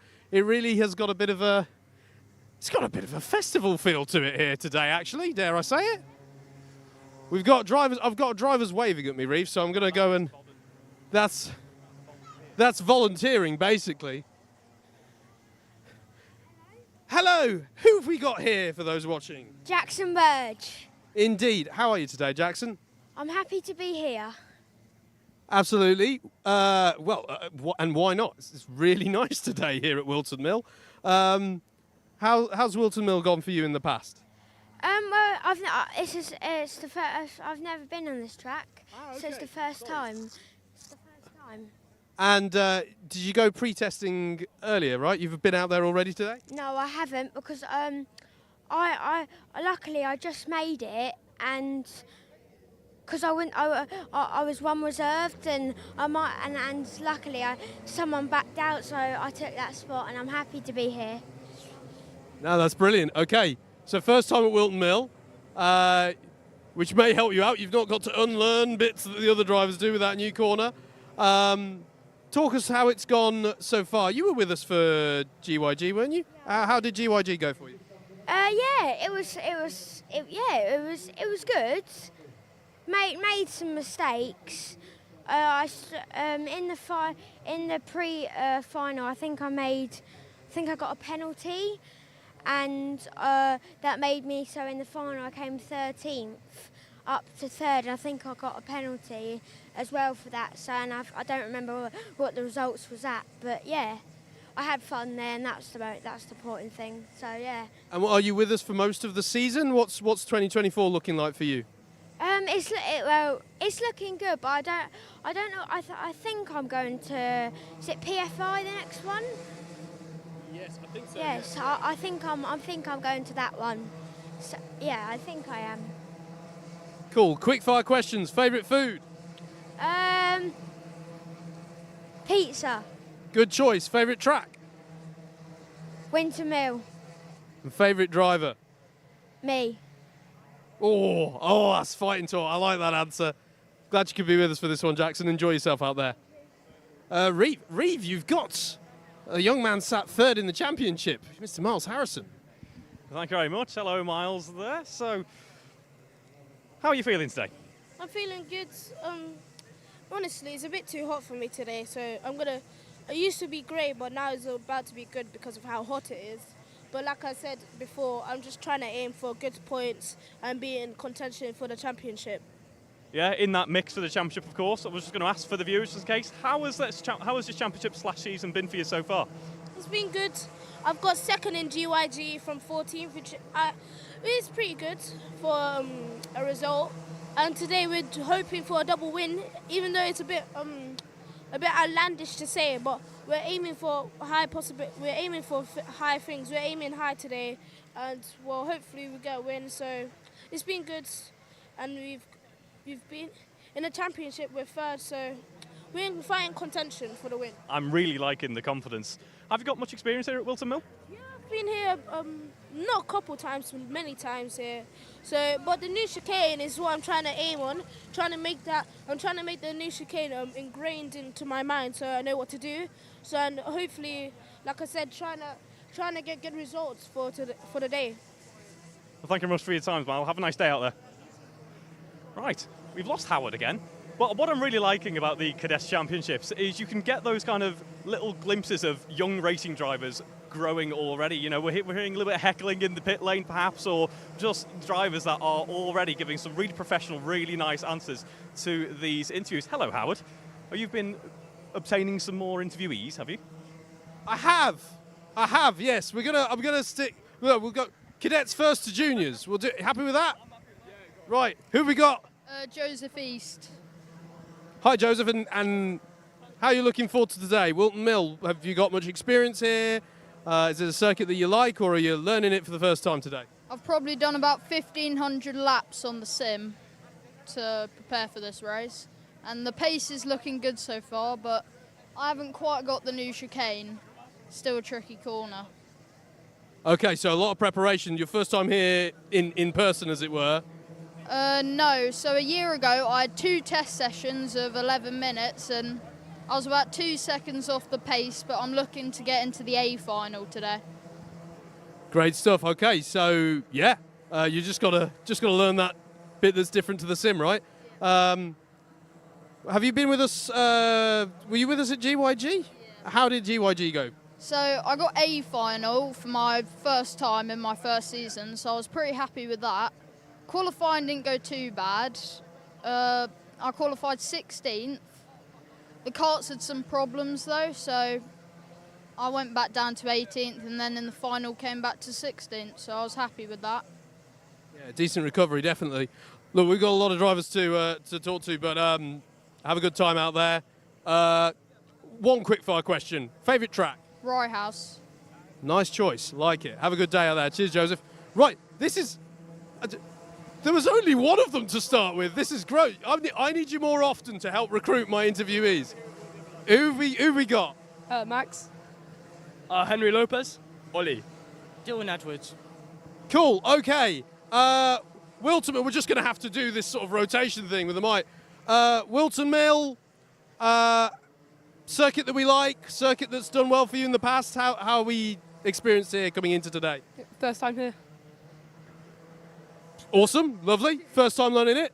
I don't mind it. Been here twice last year. Pretty good track. It's got a good first sector. I don't mind the new track chain either, but prefer the old one to be fair. So. Love the track. Quite a familiar one. Like the new layout as well. It's a bit different, but it's quite good.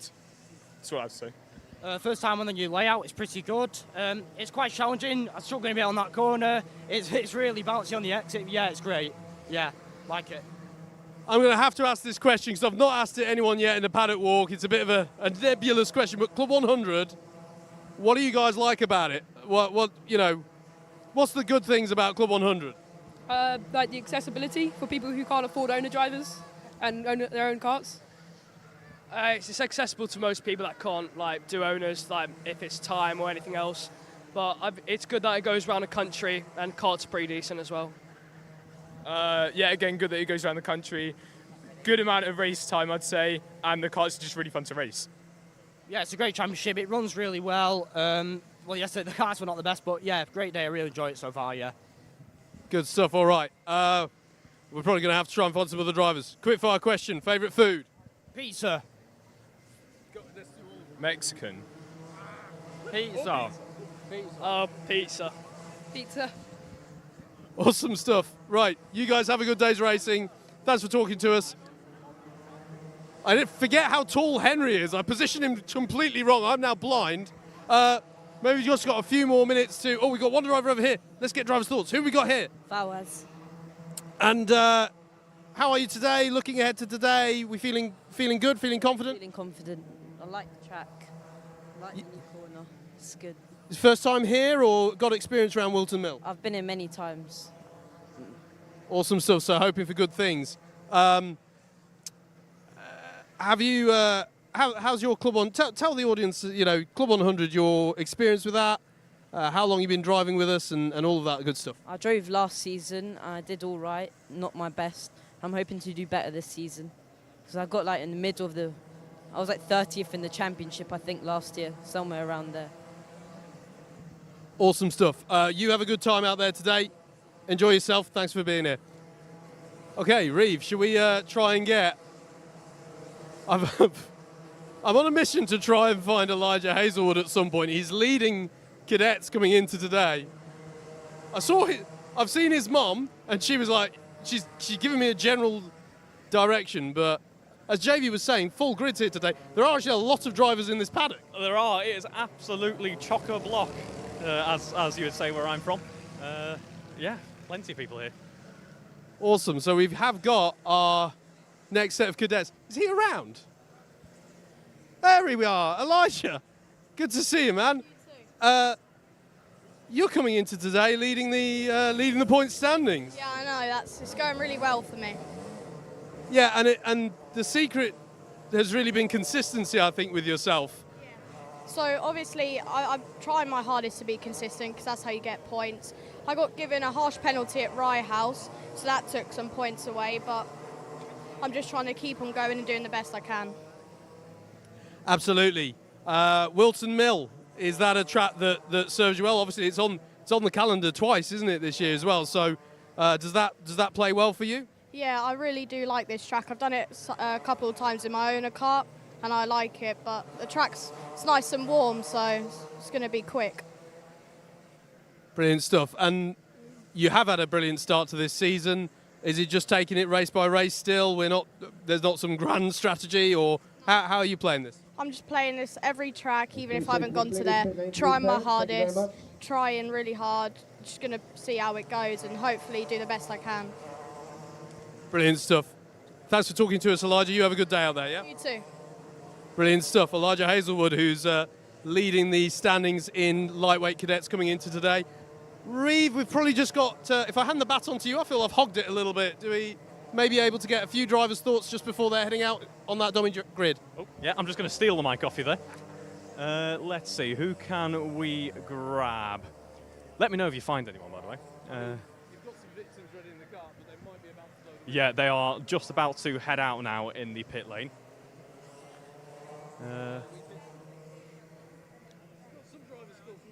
Yes.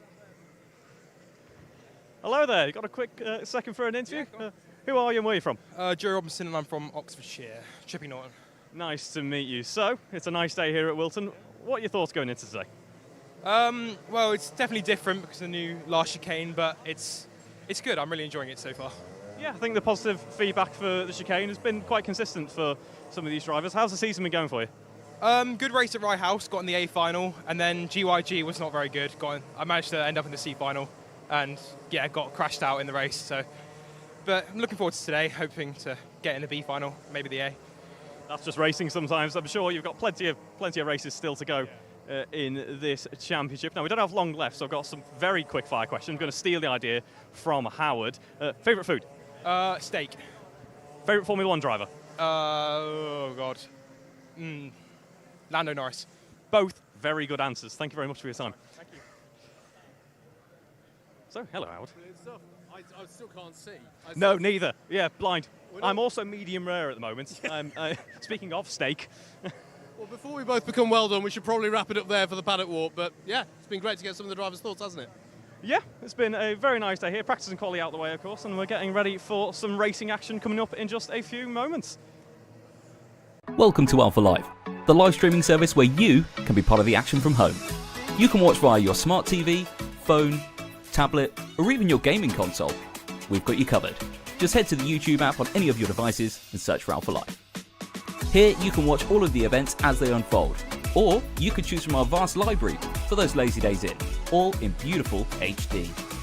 Be sure to hit that subscribe button and click on that notification bell so you don't miss out on any future videos.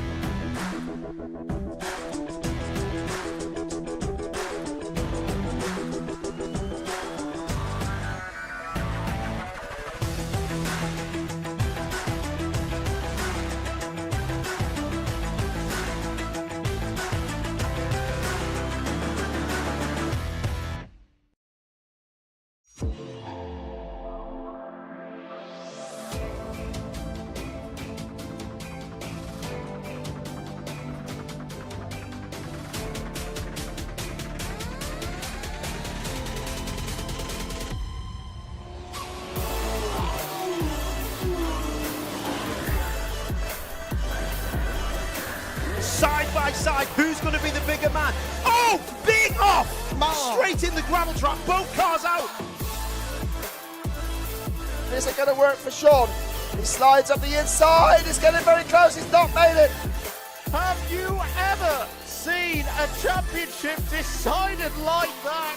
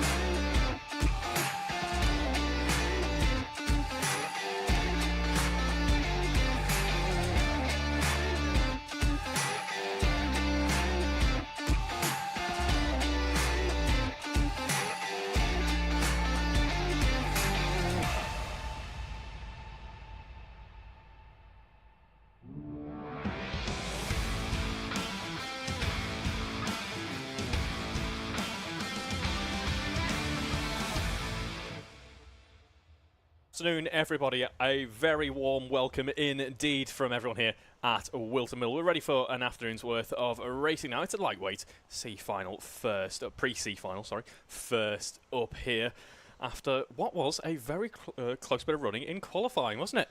Yeah, absolutely. It's it really, well, we keep saying the phrase, it bodes well for a good afternoon's racing. We saw this evidence yesterday with our super lightweight categories. Hopefully going to be the same for our lightweights. Definitely keep it here with your Alpha Live broadcast.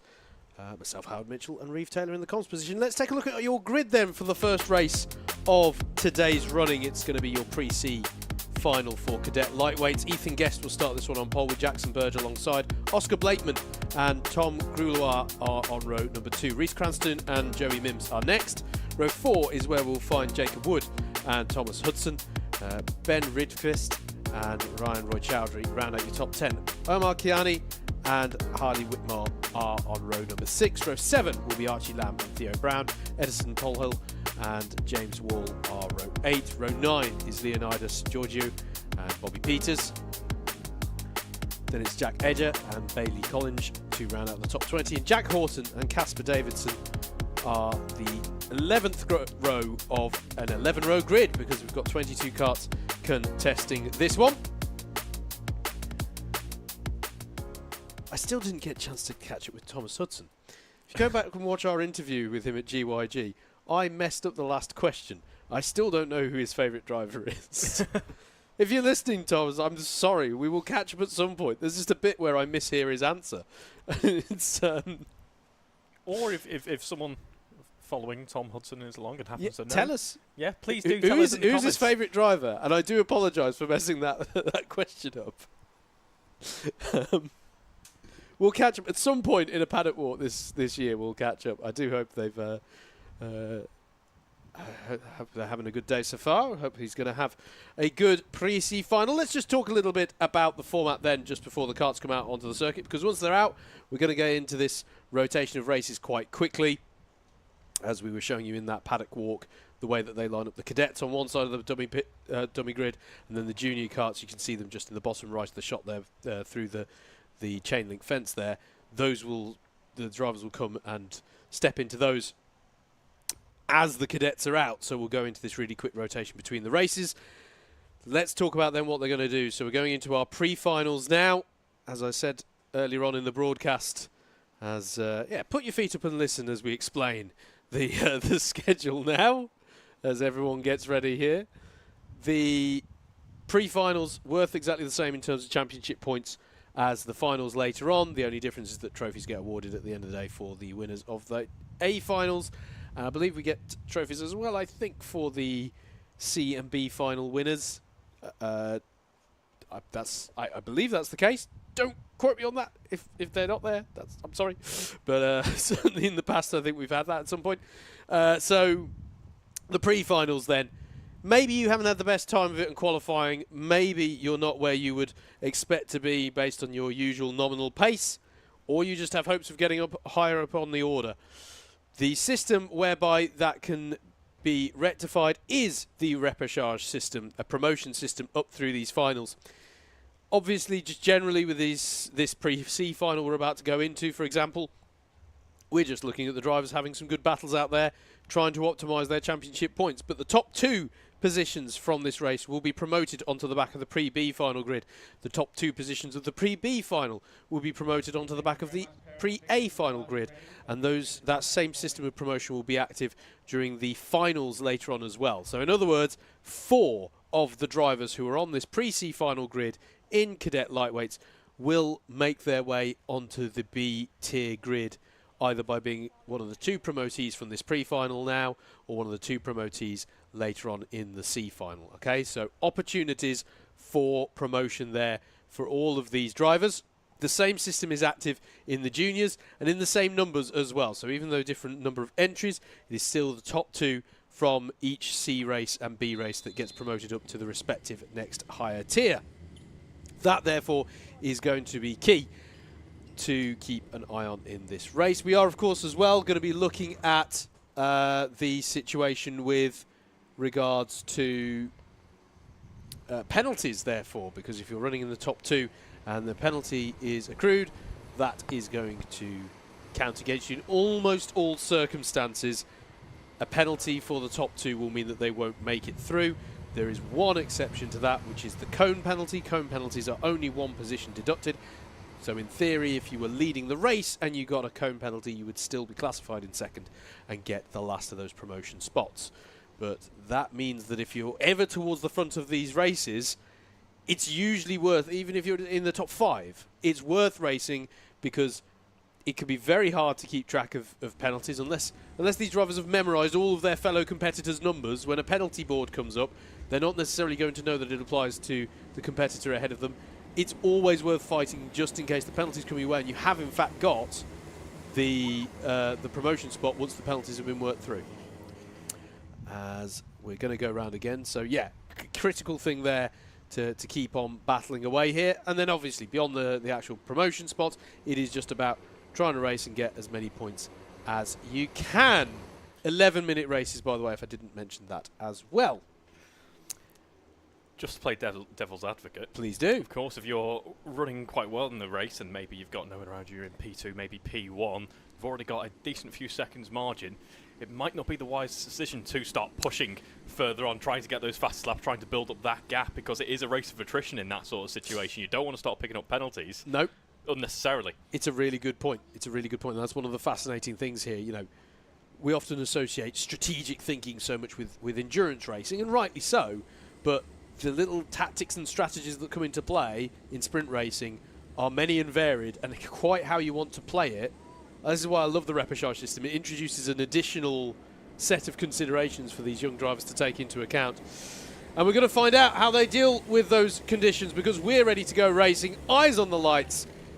Engine notes rise, and we're green and away racing here for the pre-C final. Ethan Guest leads them away in the number 73, and it looked like a good start as well from Oscar Blakeman in the 36 from third on the grid as they peel through the second turn at the crook for the first time. Looks to me like we've all got through there cleanly enough. Breaking up into Christmas, and that looks like Jackson Burge fighting back against Oscar Blakeman, and they're still side by side for second place as it goes 2 wide, even 3 wide in the mid-pack. Still not decided for second, I think, but there we go.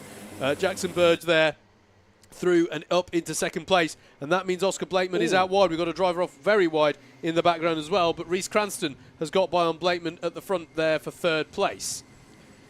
A couple of people having difficulties on the start, but for the most part a relatively clean getaway there. It's not complete chaos, which could be the case the very first race of the day, so most of the drivers getting away well. Yeah, really good there. Ethan Guest is going to wrap up this first lap where he started it in that pole position, got the first stressful bit out of the way as they cross the line at the end of lap number 1.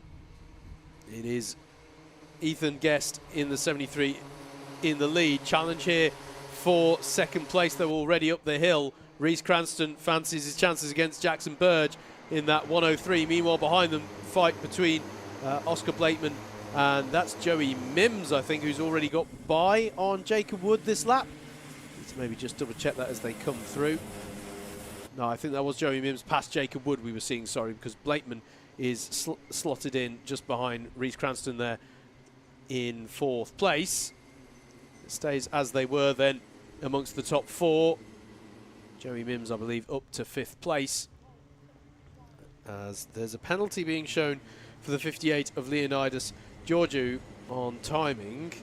Now, I'm not seeing as that is a stricken kart, and that is the number 68 of Edison Polhill, who was running in 14th place at the start of the last lap. That's right at the top of the circuit. That's on the that's mid-corner at Inkermans. Yeah, that's an odd place.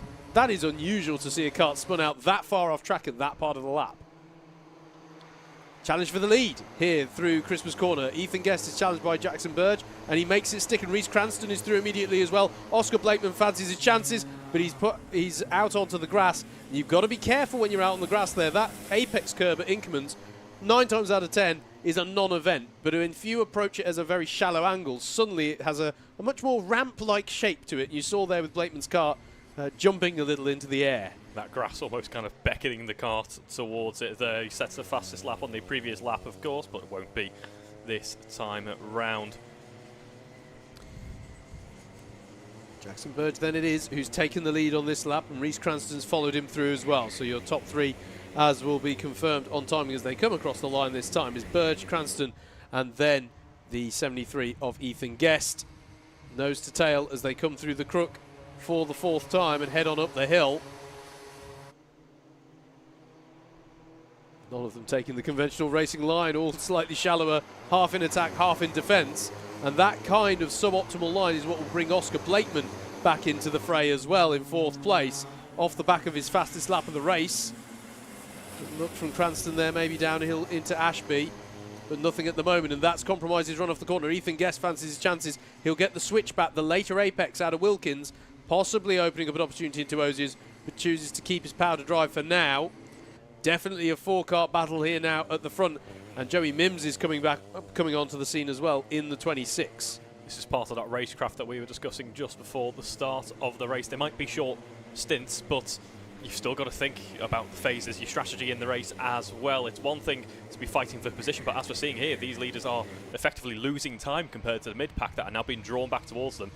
That just makes the fight more interesting for us, doesn't it? Because now there's more carts involved in this battle for the lead. Absolutely, absolutely. The pack behind them, by the way, 2.5 seconds back, headed up by Jacob Wood. That one's got plenty of battles going on as well. As going defensive is Jackson Burge versus Reece Cranston through Christmas Corner. They all take different lines through Christmas and Boxing Day to try and set up an opportunity to Ashby. Cranston has a think about the inside, but thinks better of it at the last moment. And Ethan Guest doing well as well to read the situation and duck out of the way as well. Heading down towards Osiers.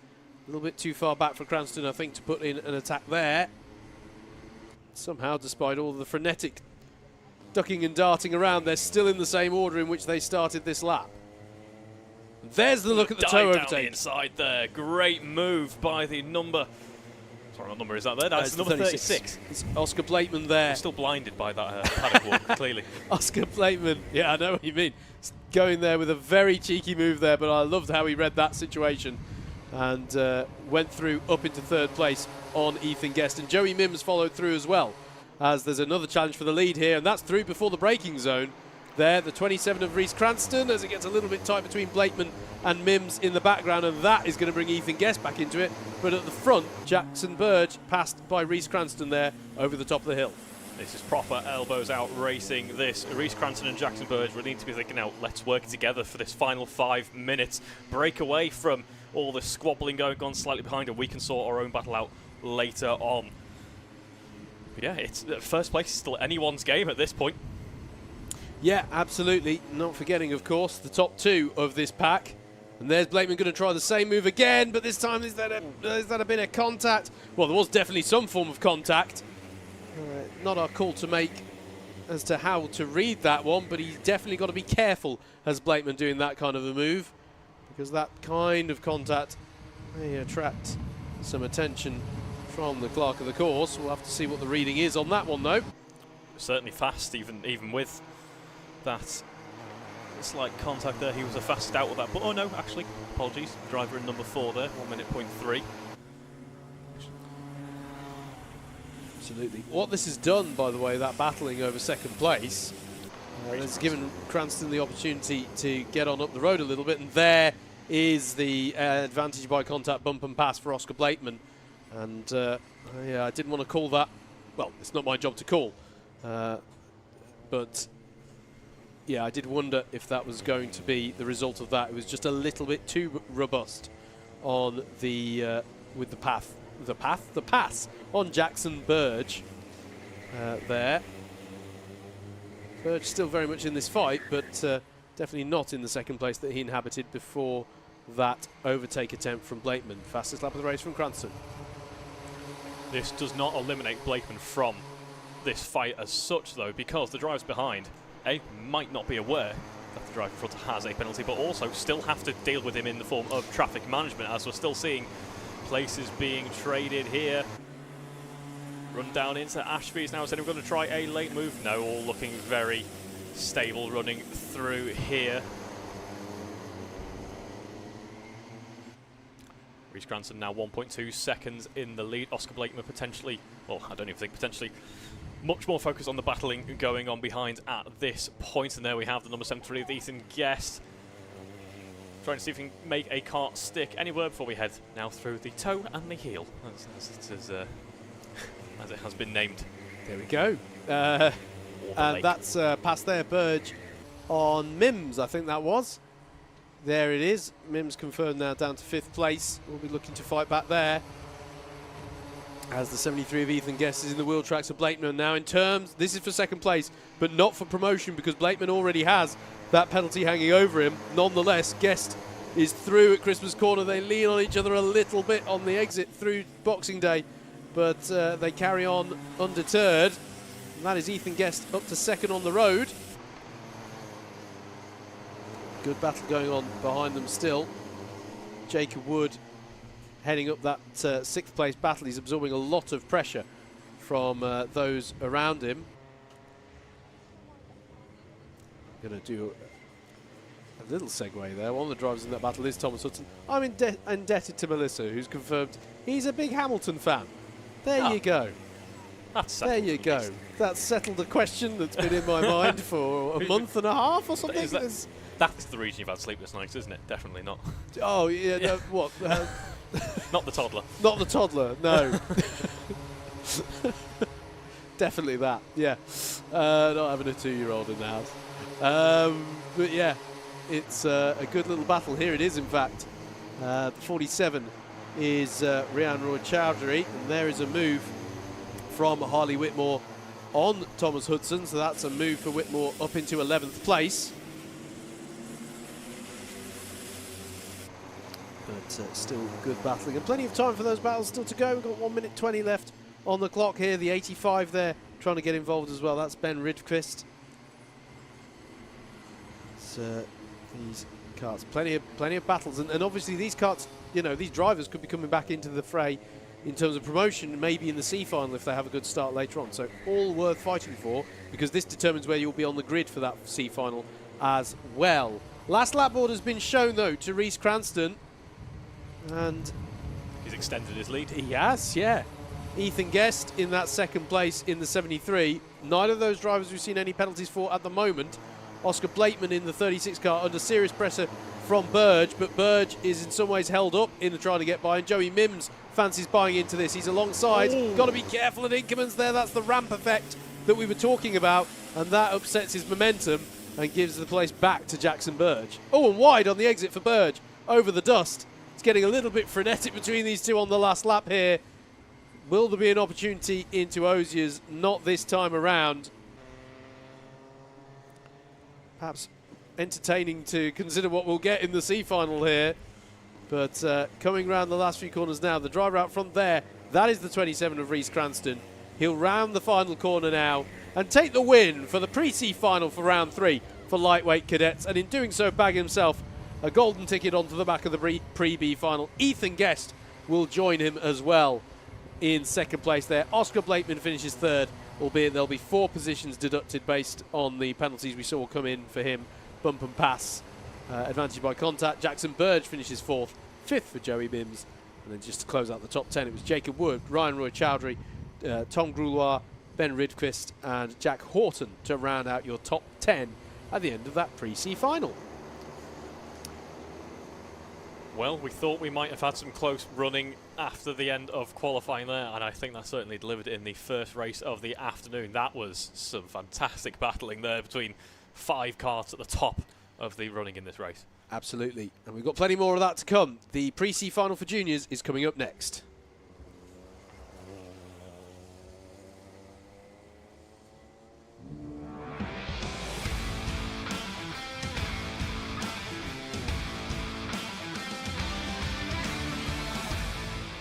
Pre-C final then for our junior lightweights. One of the longest grids of the weekend. Let's take you through it. Cameron McDonald on pole position with Christopher Sibthorpe alongside. Ethan Longstaff and Tom Wainwright are next, with Marcus Allen and Stanley Wilson on row number 3. Row 4 is where we'll find Lewis Judd and Charlie Killick.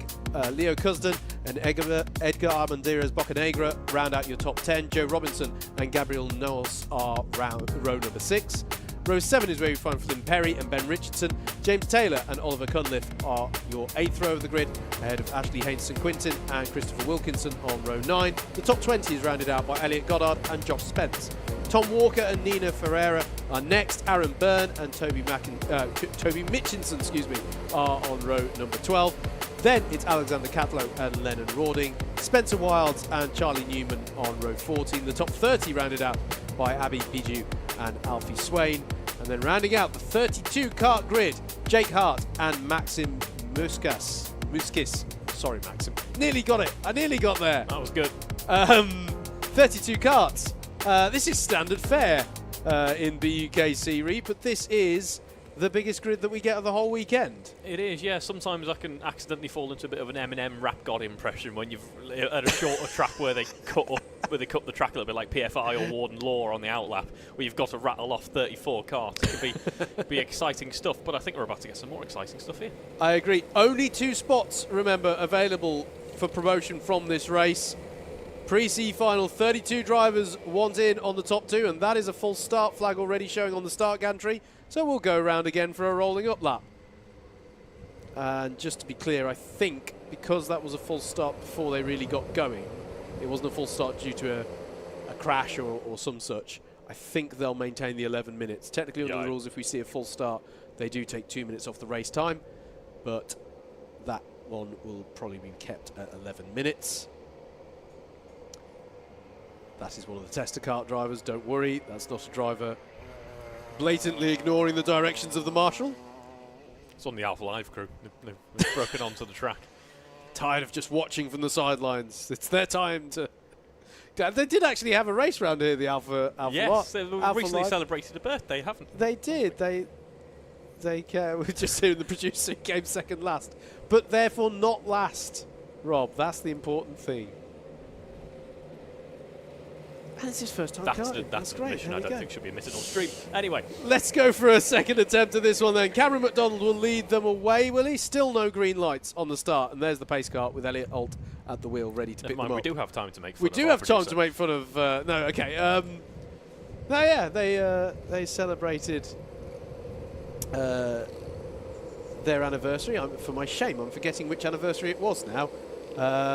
But going to Whilton Mill and having a bit of a kart race amongst each other.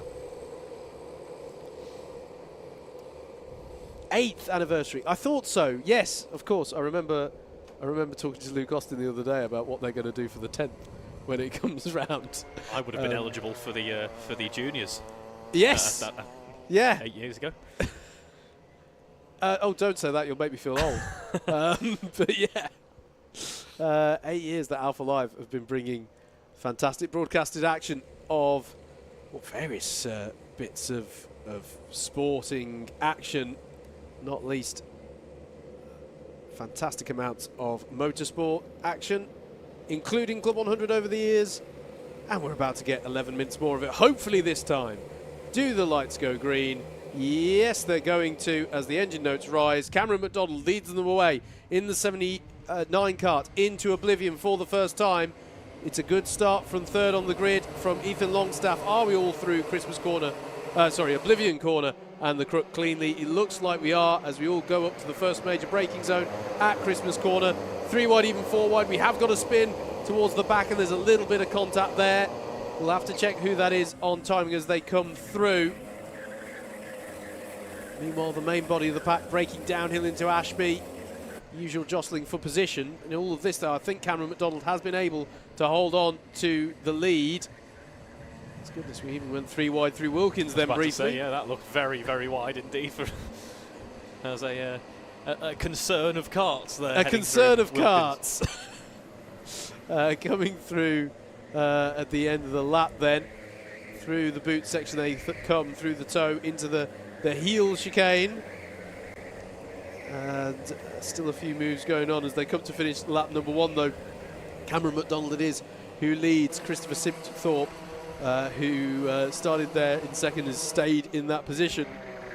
Under pressure, though, here from Marcus Allen in that 39 kart. And that is Tom Wainwright going for a move on Stanley Wilson there and getting the job done. So that's Wainwright up to 6th place.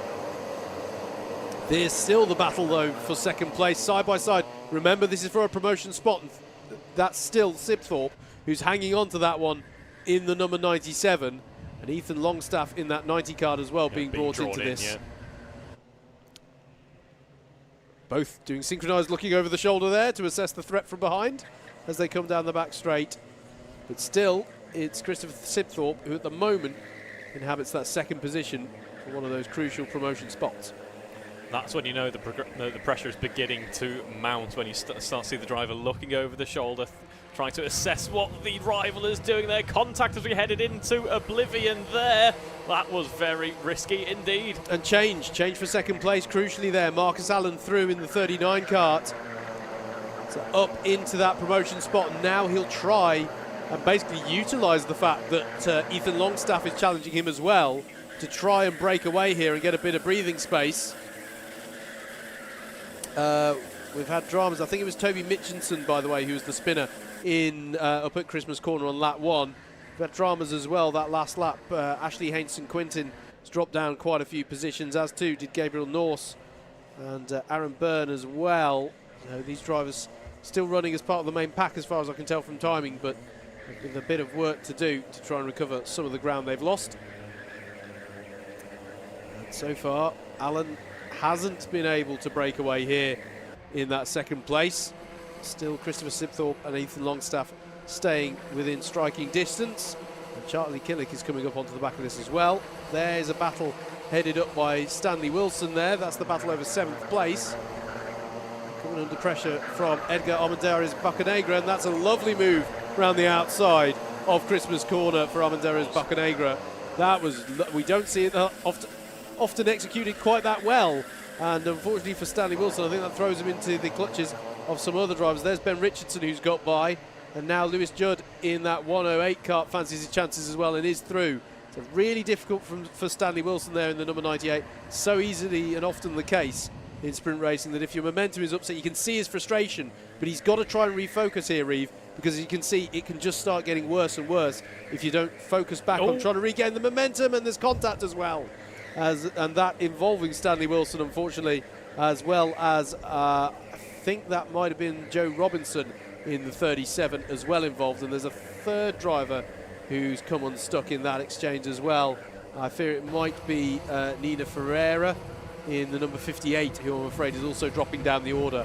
They've just all got a bit bunched up there at the wrong point. It did, of course, that section of the track a little bit of a pinch point, gets a little bit narrow, gets a little bit tighter, more technical once again. Another spin there. I think that was an unforced error. I didn't see any particular contact there. I think it was just an axle locking up and the car going round. Yeah, it's one of the most heartbreaking moments when you're driving in a race, when you can't rejoin safely and you have to watch as the rest. It feels like an eternity. Yeah, it really does. It really does. Drivers dust themselves off, and there is a look to the inside by. So that is Stanley Wilson battling away with Jake Hart. That wasn't Jake Hart getting the move done. So very nice lap there. Sorry, just it's not on camera at the moment, but very nice lap there from Marcus Allen into the 56s. I think it was Alexander Catlow who we saw spinning out at Christmas Corner. As we're continuing to look at this battle. I think it's over 21st place, 20th place, potentially. No, it is 21st. It's Charlie Newman in the 48, challenging the 98 of Stanley Wilson. At the front, Cameron McDonald leads by an impressive 3 seconds already that he's pulled out at the front of this race. Marcus Allen, though, as Reeve, you were saying, fastest lap of the race, is trying to reel that gap in. He himself has a 1.3 second gap, 1.4 second gap to Sibthorpe, so he was able to break away in that battle over second place. So this is looking quite tidy for the top 2 promotee or prospective promotees here. They've done exactly what they need to do and created a little bit of breathing room for themselves here as we're looking at the battle over 3rd place, which is Sibthorpe versus Longstaff. And this is only going to help Marcus Allen here, as Sibthorpe has to now concentrate much more on this battle for that spot on the podium there in this running. See gesticulating there for the official to maybe have a look at what is going out on the track. And that opened the door for Tom Wainwright to come on through. Opportunistic move. And Ethan Longstaff wants to get back past. And there's contact there, and that's a tough one there for me. The collision just happening at the pinch point at the apex. But, you know, Wainwright maybe didn't realise that Longstaff was that far enough along, but at the same time, Longstaff, you know, they just converged together there on the apex. To see unfortunate end for the race for both. Yeah, really. frustration for both of them and costly, of course, for their grid position. I have to say it was an example there for Longstaff. Before that incident, clearly there are moments in a kart that frustrate and upset. One could argue that in looking to one side and sort of gesturing to an official, it allowed Wainwright to pull alongside ahead of Wilkins, and it's so much easier to say than do. But it's always good to just try and maintain that focus, even if it's getting frustrating, because you know it can spiral from there. And that was regrettably an example of that in the case for Longstaff. In the meantime, Cameron McDonald still setting fastest laps, still expanding that lead out in front, securing his place in the next final. Absolutely fastest lap of the race with him at the moment. A few changes going on. In fact, quite a few drivers improving their personal best here. What the effect of that incident has been, by the way, is that it's alleviated the pressure a little bit off of the 97 of Christopher Sibthorpe for third place. Charlie Killick not completely out of contention with him. Here they are. No, just a few kart lengths. That is in the few remaining laps we have, and certainly not insurmountable at this point. We're going to be having a bit of a battle between these two now. Boccanegra also, we've just been following along with, he was also under a little bit of pressure there from Louis Judd and Flynn Perry behind as well. But here we are now heading through the hill back on to the start-finish straight once again. Not seeing quite as much shrimping as I have discovered it is called. not quite as much, although in fairness, this session it matters a lot more that you're aware of the karts around you. Yes. Ooh. Oh, good dart to the outside there on entry. Did it work? No, it didn't, but he was still able to keep the pace up, still putting the pressure on. Yeah, Charlie Killick having a very earnest look there to the inside of Christmas corner, but decided to hold station for now. Killick with the Alonso-esque helmet design there on the tail of Sibthorpe. That's a nice helmet, that. Yeah. Definitely like that one.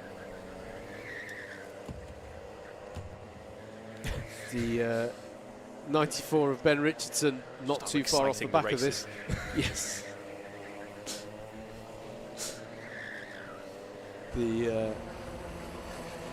That must have been the Alpha crew returning to the camera after that lap we saw them doing earlier on. But another look here from Killick as they're coming up the hill. This time Sibthorpe a bit wiser to it, going defensive to the inside. Fastest lap of the race from Ben Richardson in his pursuit of this. Yeah, he's seeing this going on in front and is pushing onwards and thinking I can be in the mix for fourth here. Absolutely. Under a minute to go, so the next time the leader crosses the line, I imagine he'll be shown the last lap board. Into the boot comes the battle over third place. And remember what we said about always keep battling. If there is a penalty forthcoming for the top two, it's whoever's at the front of this train of three karts that stands to benefit in terms of the promotion spots. New fastest lap from Marcus Allen, though, in second place, by way of cementing that. And he has, to be fair, it'd be interesting if this ran for a few more laps, in that he's bringing that that gap down slowly but surely to the leader. Yeah, his focus in this race has had to be on just making sure he secures that next final. But as you say, yeah, a few more laps and he could have very well been in the mix in this race. The timer does hit 0. Indeed, so we are on the last lap, and just coming into the boot now is our leader. Here he is. Not seen too much of him, and that's testament to how he has controlled this one so effectively. Cameron McDonald will cross the line to take the win for the pre-final, for junior lightweights. Marcus Allen will follow home a few seconds later in second place. Not seen any penalties for those two, so we presume that they will bag the 2 promotion spots. Christopher Sibthorpe holds off the pressure from Charlie Killick and Ben Richardson to retain third place. He'll line up on pole for the C final later on, so still opportunities there Edgar Armendariz Bocanegra is in 6th ahead of Louis Judd, Flynn Perry, Leo Cusden and James Taylor to round out the top 10 as they continue to come across the line. Got some close finishes in the mid-pack there. Alexander Catlow got by and Gabriel Norse on the last lap there. So too did Tom Rainwright get past Nina Ferreira. A few drivers beginning what was a recovery drive there. It'll be interesting to see how they come on up the order in the C final, because they'll now be, relatively speaking, out of position based on the pace they had in qualifying earlier on.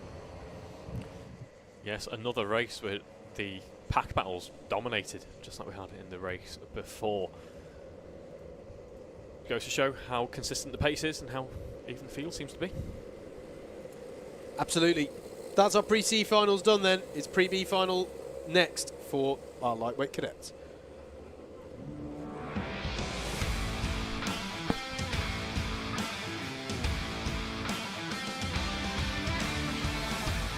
Let's take you through the grid then for the pre-B final for lightweight cadets for round 3 of the 2024 Club 100 Cadets Championship. Ayrton Lima Evans should be starting this one on pole position, with Hayden Adams alongside. There we go. Oscar Stockley King and Thomas Barker are row number 2, with Finley Strang and Charlie Murray on row number 3. Peter Lee and Adi Manu are next, with Reuben Gardner and George Glossop rounding out the top 10. Oliver Peters and Layla Fitzgerald are row 6, with Dan Griffin and Oliver Sanderson up next on row number 7. Adit Roy Chowdhury and Anthony Chanecki are on row number 8. Timmy Shahini and Jacob Chipregi are next, and your top 20 is going to be rounded out by Luke Collins and Leo Ryan, Reese Cranston and Ethan Guest, as we expected, your 2 promotees from the pre-C final by dint of finishing in the top 2 positions. That's how they line up then. 22 karts for this pre-B final. Once again, same formula. Top 2 will go through to the pre-A final. So, slightly smaller. So, Slightly smaller grid, but we're away. We're not away. We're rolling up again. Okay. They realised that we messed that up. There we go. Yep. Everyone's favourite dance move. Yeah. We're they've not all got little microphones and they've all got little speakers have, in their helmets that say, no, the guys in the box have... well, apart from the fact that Pit to Kart Radio is banned in the series, yes. Yeah, apart from that. No, thanks everyone. We definitely carry that much influence. Right, what happens there is I tried to hand over to Reeve for the race start before realising I'd muted him. So I compromised your run in there. Well, it's all right. We're getting another My take. confusion is also my own fault there as well. They'll edit that bit out. Don't worry. It's not live broadcast or anything. What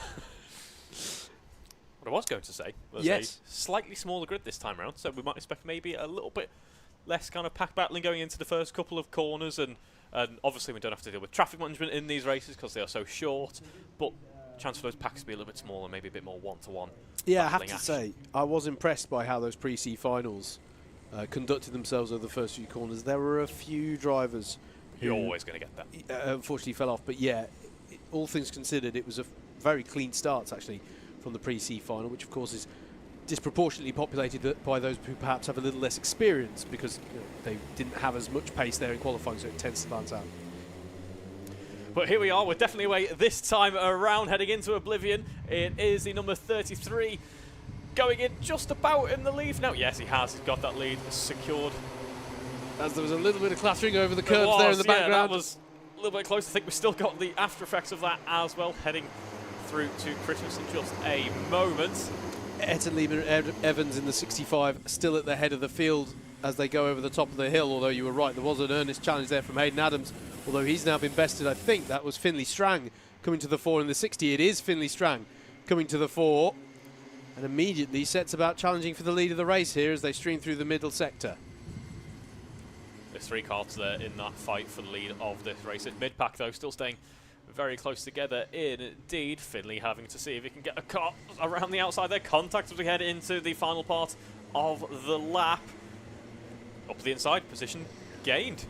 Oh no, switch back. Comes back at him into the chicane. That is the type of different racing that we'll get with this newer configuration Whilton Mill kart circuit. At the end of lap number 1 then, it's still Ayrton Lima Evans who leads this one ahead of Finley Strang, Hayden Adams, Peter Lee and Oscar Stockley King round out your top 5. So even I wasn't expecting that then, heading through the new adjusted final section of the lap.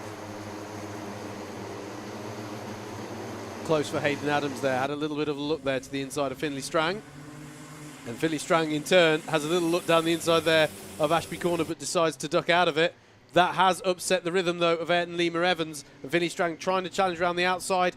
He won't be able to get back across, though, and that provides the opportunity for Hayden Adams in the 33 to come down the inside of Finley Strang. Racing room is given, which is good to see. The cones stay where they were and where they are and where they should remain if these drivers don't want to get a penalty. And Peter Lee says there's an opportunity to buy in here. They're 2 wide, almost 3 wide here through the boot. That's going to be challenging. And Oscar Stockley King in the 52 is going to try and come to the 4. What a well-read situation there by Oscar Stockley King. Almost 4 wide here on the start-finish straight, allowing Ayrton Lima Evans. Well, at the start of the lap, Lima Evans was under pressure. At the end of the lap, there's a 2-second gap, and it's Oscar Stockley King who's up into second place. Stockley King gauging that situation very well indeed. The major beneficiary there, still under pressure though from Finley Strang. You really get the impression on the last lap Finley is wrestling that kart around the lap. He is pushing it as hard as he can. Heading into Ashby's once more now, as we see a big pack of karts there trying to head into the right hand. That could have been a concern. Welcome to the pre-B final Lap 1 Recreation Society as we go 3 wide through Wilkins as well. That's going to get a little bit tight, and I think the tyres may have been collected. Yeah, I don't think someone made it through that time round. One of those drivers involved in that, by the way, is your race winner from the pre-C final. Reese Cranston in the 27 is definitely setting about putting in the moves here. It's almost Noah's Ark formation here, 2 by 2, almost 3 by 3 through the last sector of the lap. It's going to be all change, please, at the end of this lap in the order as they come across the line. Goodness gracious me, there's been drama there. I think it was Anthony Czarnecki who may have ended up going out wide there through Wilkins and Osiers. He regrettably drops towards the back of the field. Drama as well for George Glossop. Dropped 11 places. I'm not necessarily sure that's because he had a drama. I think genuinely his rhythm was just upset. I think everyone's just got by in that mid-pack. So he's still very much in that fight. Ayrton Lima Evans leads. The gap has come down to less than a second now to Oscar Stockley King. There is a penalty coming in for now. There's Finley Strang with the penalty for contact and George Glossop for forcing a driver wide. Neither of those 2 drivers are going to be able to get the promotion. The more significant one of those being Finley Strang, who sits in 3rd place. Shout out to Leah Ryan on that last lap, who just had a fantastic move for a position there through the final corner. Here, hung it down the inside, managed to make it stick, and still left position as we started the next lap. Though we are now looking at the drivers at the front end of the field. Here it is Oscar Stockley King putting pressure on Lima Evans here. And we've actually got a bit of a train forming up now. Not a tram, and that's a proper train. It is a whole train, yeah, absolutely. In fact, there's so many trains forming here, there's almost a full rail service on the circuit at the moment. Ayrton Lima Evans under pressure, having to go defensive here against Oscar Stockley King. Does that see the 65 go wide? It does. And that's Oscar Stockley King up into the lead. Finley Strang, again, not for the first time, trying to go around the outside at Wilkins. And again, that leaves him exposed to attack from Hayden Adams. But this time, Finley Strang is able to cut down and block off that move. But change for the lead. Oscar Stockley King in that 52 card. Up into the lead ahead of Ayrton Lima Evans. And there's a move from Finley Strang at the toe of the boot, and he's through, bearing in mind he has that penalty hanging over him. So even though he goes into second place, that is not, as we understand it at least, for one of the promotion spots, as a penalty comes in again for Finley Strang, showing on the board there for contact. I'm not sure if that's a repeat showing or an additional contact penalty, as that's the confirmation of the forcing driver wide penalty for George Glossop. Almost bump drafting past Finley Strang there, the 2 of them, as Hayden Adams goes through, but Finley Strang's not done fighting yet. He tries to get back up the inside at Inkermans, and they're still side by side coming into Ashby. Reeve, I'd bring you in more often, but they're not giving us a chance here. There's far too much action going on here. Hayden Adams, I think, was just following Lima Evans through, and that plan was working right up until Finley Strang said, hello, I'm here, I'm coming for an overtake, and was able to get the move that time around, although they are still battling, and I'm sure will continue to battle. Yeah, still side by side. They spent most of that lap side by side. Still Finley Strang, who's retaining that position for 3rd, as further back. This is battling between Charlie Murray, and I think that was Oliver Sanderson. It was indeed. We were seeing battling with there. That's over 8th place. Oh, no, sorry, it was Oliver Peters because he got by on the 17, and Reese Cranston continues to make impressive pace up through the field. I think he's going to run out of time to bring much to bear at the sharp end of this pre-B final, but Reeve Cranston here want to watch for the remainder of this race and potentially in the B final later on as well. I think Liam Evans, another driver to watch out for, although Oscar Stockley-King has been doing an almighty job in the lead of this race, despite the battling that Liam Evans has been involved in. Still only 0.7 of a second off the lead of this race. Yeah, it's a good point. Good pace from the driver of the 65. As the signal goes out from Oliver Peters to Reeve Cranston, now in 9th and 10th respectively, to say, let's work together. Try and get up onto the back of the drivers ahead, which includes Layla Fitzgerald in the 98, who's putting pressure on Peter Lee in that 89 over 6th place. Here's your battle over 3rd, though. Finley Strang, Hayden Adams and Adi Manu. As there's the battle for the lead. Stockley-King versus Liam Evans. And here's the battle for 3rd. A bit of weaving up the hill. Finley Strang retains that position on the road for now, as Stockley-King feels the need to go defensive. And not for the first time I'm going to say this today, that risks bringing more and more players into this battle. It does.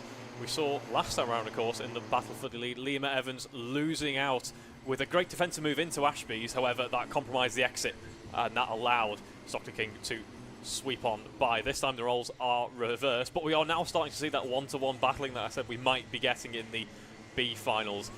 1st versus 2nd, 3rd versus 4th on this lap. A bump and pass there for Oliver Peters as we start the next lap. Final 3 minutes of this race already. Yeah, absolutely. I think the lead battle may, dare I say it, have calmed just a little bit. There is a point where the drivers... If by calmed you mean only one kart length separating them. Yeah, no, that's exactly what I meant. But I think, I don't know, I think maybe they've just registered that they maybe want to work together a little bit longer to bring out a bit more of a gap before the gloves come off, as it were. Finley Strang doing a great job of absorbing this pressure from behind. I know he's got at least 1 contact penalty, if not 2, hanging over him.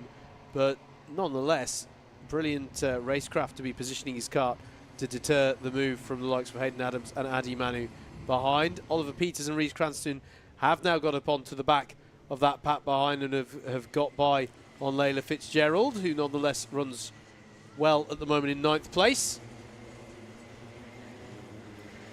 So we enter the sort of end game phase of this one, as if you like. 2 minutes left on the clock. A little bit of oversteer then creeping in for Stockley-King. Well corrected though, didn't lose too much time as a result.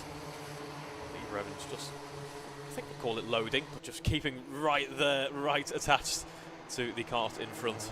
It's more welcome than loading, though. It's a good, decent bump draft. Yeah, that's all it is. It's teamwork. Yes. Yeah. But what's happening here, despite them working together, Finley Strang, Hayden Adams, Adi Manu are slowly but surely catching up onto the back. And that is a bit of a hard-in-the-mouth moment for Hayden Adams, pushing hard there on the exit of Ashby. But undeniably, the gap is looks to me to be coming down here.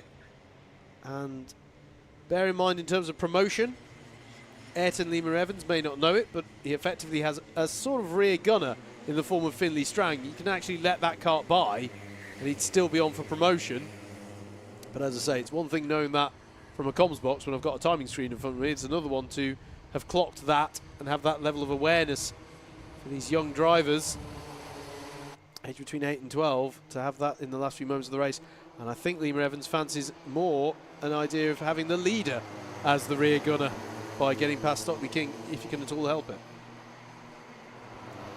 Finley Strang still leading that 3-kart pack down to P5. The top 5 covered by less than 2 seconds in this race, and in all of this, there's still a fantastic battle going on from P6 down to P10 as well. They are very close together indeed, but it's just 25 seconds to go on the clock now, which it'll be very close indeed as to whether or not we cross the line once again. Well, we will cross the line. The last lap board wasn't shown, so we'll definitely get that one more lap in. But these 2 packs of karts that we had battling have now sort of aggregated. They are now combined together. I think we crossed the line there with 1 second left on the clock. We did, yeah. We did. So here we go on the last lap. Oscar Stockley-King leads, and here's the pressure. Here's the moment for Ayrton Liam Evans. Finley Strang goes through, but more crucially, it's side by side between Liam Evans and Hayden Adams. And if Hayden Adams can execute that pass, as far as we're aware from the situation with penalties, that would be the promotion spot. Oscar Stockley King still hasn't been able to break away by too much either as they come out of Ashby Corner. Ayrton Lima Evans looking this way and that, trying to understand where the next threat may come from. Hayden Adams in that 33 kart stands to benefit, but is he in fact under more pressure from Finley Strang into the last complex of the last lap? Little think perhaps about looking for the lead for Lima Evans, but it is going to be Oscar Stockley King who comes through the final chicane to take the win in the Pre-B final for round 3 in the lightweight cadets. Comes across the line. Well, he might be quite pleased with that. Absorbed a lot of pressure there to take that win. And Ayrton Lima Evans in second. Hayden Adams, Finley Strang and Addy Manu. And there came the second pack of karts. Oliver Peters, Peter Lee, Reese Cranston. What a drive he had up through the field to 8th place. Layla Fitzgerald in 9th and Oliver Sanderson rounds out your top 10. But that was frenetic stuff amongst the top 5 in the course of determining the top 2 promotees. It was indeed. I don't think they had a moment to breathe, really. It was. No, I don't think we did. So you can't ask for more than that. Really good stuff there from those drivers. It's going to be your Pre-B final for lightweight juniors coming up right next on your Alpha Live broadcast.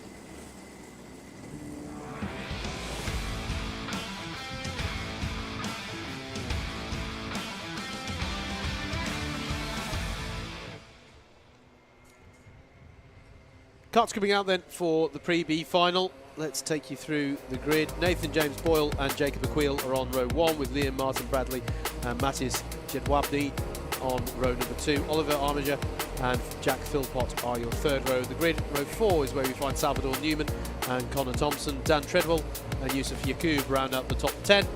Anjanor Rupi Safranova and Samuel Chiltern are on your 6th row. 7th row is Hudson Gordon-Huntley. Baxter Rawlins on, Hudson Gordon-Huntley and Baxter Rawlins on your 7th row. Henry Lopes-Gracie and Jack Whitehouse are row number 8, ahead of Dylan Edwards and Keaton Longstaff on row number 9.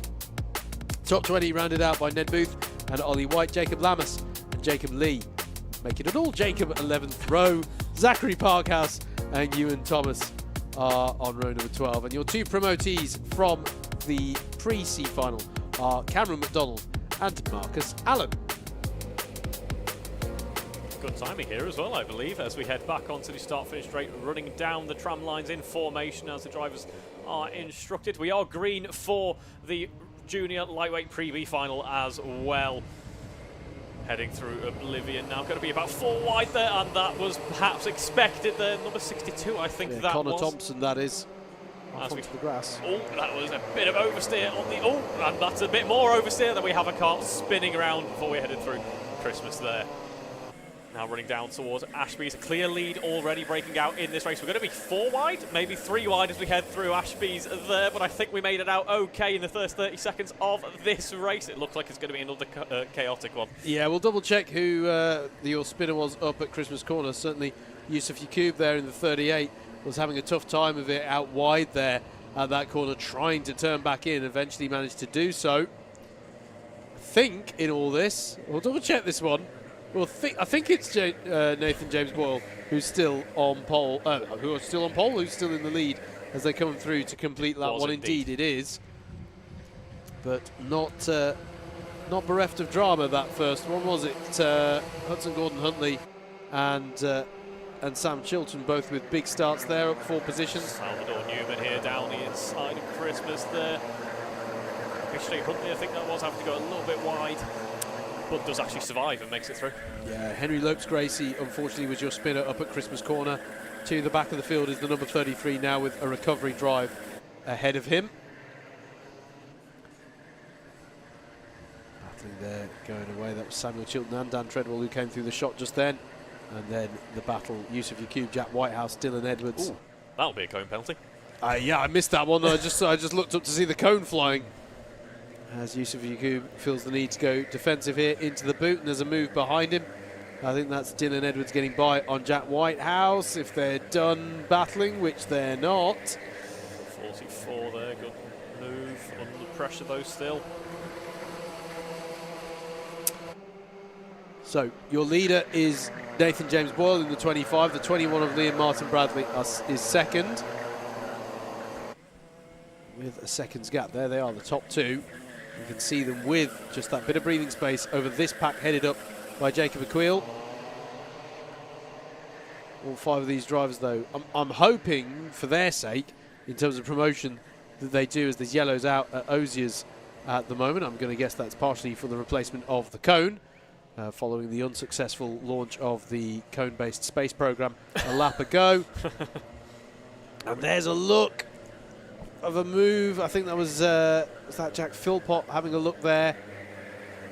And no, sorry, it was Gordon Huntley having a look, and it didn't pay off there.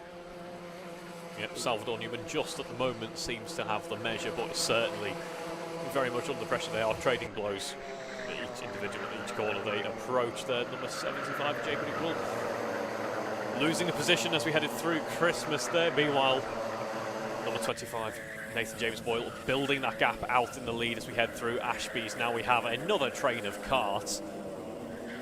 Dan Treadwell there, looks like he might have got position, but not quite sure.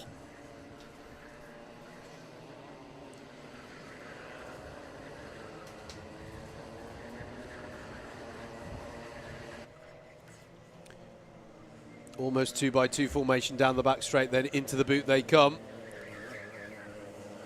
The 75 of Jacob Aquil still at the head of this battle as they come across the line. Then Nathan James Boyle still your leader, Liam Martin Bradley, and then change in this pack is Salvador Newman getting by on Jack Philpott. That's quite a wide line from Philpott. Will that allow Gordon Huntley to buy into this one? The 40 is challenging the 52. We've got to be careful because Samuel Chilton is right behind them as well, and he won't need a second time of asking. He's already moved forward quite significantly in this race. Heading through Ashby's once more. That is the number 107 under pressure there. Good defensive line though. Sorry, it was 147, not 107. Again, the blindness from the paddock walk is showing itself. It's Jacob Lee there leading this pack against the pre-C final winner in the form of Cameron McDonald. Here's your pack battling away over second place, or sorry, over third place I should say. Jacob Aquil still at the head of this one. Then it's Armiger, Newman, Gordon Huntley, Philpott, and Samuel Chilton definitely a part of this pack as well now. So too Dan Treadwell in that 67. Stays in the same order as they come through Christmas Corner and thread their way through the top part. But there's Gordon Huntley having a look at Salvador Newman into Ashby Corner. And side by side they go. Jack Philpott having a go as well. So Gordon Huntley is through. And then Jack Philpott fancied a go at Salvador Newman as well. And they come out onto the back straight. Now more pressure being applied to Aquil. Oliver Armiger has been able to focus on that a little bit this lap in that number 31 kart. And immediately Hudson Gordon Huntley, who got by on Salvador Newman earlier in the lap, is part of this mini sub-train of 3 karts trying to break away at the front now, as changes for position are confirmed for 4th place down through to 9th. Costly that for Salvador Newman in that sense, but he's still very much a factor. There he is in the number 12. And he might yet fight back to feature more prominently in this pack. There's a look there down the inside for 3rd place. Bold move there from Oliver Armiger. He's able to open the door, but they're not quite alongside enough for him to follow through on that through Wilkins. Yeah, you have to carry so much speed in order to get the move down the inside that he was going to wash out wide on exit and lose time. Nathan James Boyle in that last lap, by the way, a 55.9. Nice lap there from the number 25 car in the lead. Those top 2 separated by 2 sevens, but more importantly for their chances in moving up, they are 5 seconds clear of this pack that we're watching at the moment. 55.8 now from Nathan. How far is he off the pole time he had? Because going sub 56 in qualifying earlier on was quite the significant moment in terms of your prospects of getting onto the A final grid. So maybe in that sense it's appropriate for him to be in one of those promotion spots at the moment, as Jacob Aquil goes defensive against Hudson Gordon Huntley. But Gordon Huntley doesn't care. He'll go around the outside. Brilliant little move there from Gordon Huntley. often risky. You've got to get far enough alongside it before the left-hander of Boxing Day to really stamp home the advantage. But that was textbook, if there is an entry in the textbook on how to go around the outside at Christmas, from Hudson Gordon-Huntley. Yeah, you've got to be so wary of those apexes that just sort of come towards you, and the track, just like we have at the end of the lap, pinches towards you. So to be able to get the move done cleanly, very nice effort indeed. Very impressive there. Cone penalty's been issued to Dylan Edwards. So one position to be added from wherever he finishes, currently running 11th. At the head of a train there, actually. There's a train for 11th place that features the like of Jack Whitehouse, Ollie White and company. Meanwhile, 3 wide into oblivion there. That's a fun way to jump into oblivion. And it goes the way of Samuel Chilton. That allows Salvador Newman to buy back into this. Having a look, pulling up alongside Dan Treadwell in the 67 there, goes Salvador Newman. And Yusuf Yakub has a look as well. And the driver ahead of them gets checked up there and loses out heavily as they come down the hill towards Ashby Corner. That's Jack Philpott, I think, who just all got held up there, and it's really upset his momentum. And he's now having to deal with all sorts of attention from people he didn't want attention from behind him. He's going to have to try and fight back now, but that was definitely a difficult sequence of corners for Jack Philpott in the number 52. I think that's the likes of Jacob Lammas and Jack Whitehouse you might have dropped back towards there. I'm enjoying seeing the attempts at getting 4 carts wide into Ashby. Ashby, that is brave. It is, yes.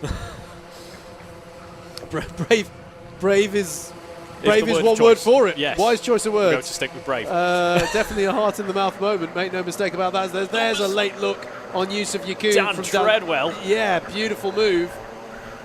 It's not done that yet either, because I think that's Ollie White trying to come back as well. Meanwhile, we've got a 4-second gap for the lead, which I believe is the biggest gap we've seen so far this afternoon. I think so. Which is saying something. Yes. Because we have had some fairly dominant wins so far. Just about enough room given there to avoid cones going flying. Momentarily 3 wide for the boot, but Jack Philpott thinking better of it. Definitely wants to fight back, but maybe that was not nice like to see. Yes. Backing off and deciding I'm just going to let this sort itself out before I head through the final couple of corners. Absolutely. 4.5 seconds the gap Nathan James Boyle has over Liam Martin Bradley, who himself has 5 seconds over Hudson Gordon Huntley. So for some reason, pattern emerging here that your top 2 promotees able to break away and hold that position. Definitely didn't see quite so much of this yesterday when we had the super lightweight categories racing. Just a pattern that's emerged so far, as there is a look down the inside of Jacob Lammas by Jack Philpott.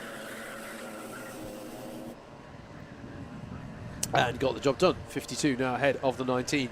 And he'll now try and set about putting in a move, if possible, on the 38 of Yusuf Yakub. Last lap board has been shown to our leaders. They just need to stroke this one home, basically.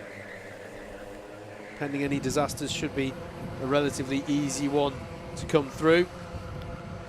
Yeah, that's a nice confident margin to be building in this length of race. 5 seconds when you consider only over 10, 11, 12 laps is a decent margin indeed, as we see maybe a little bit of action here heading through Christmas.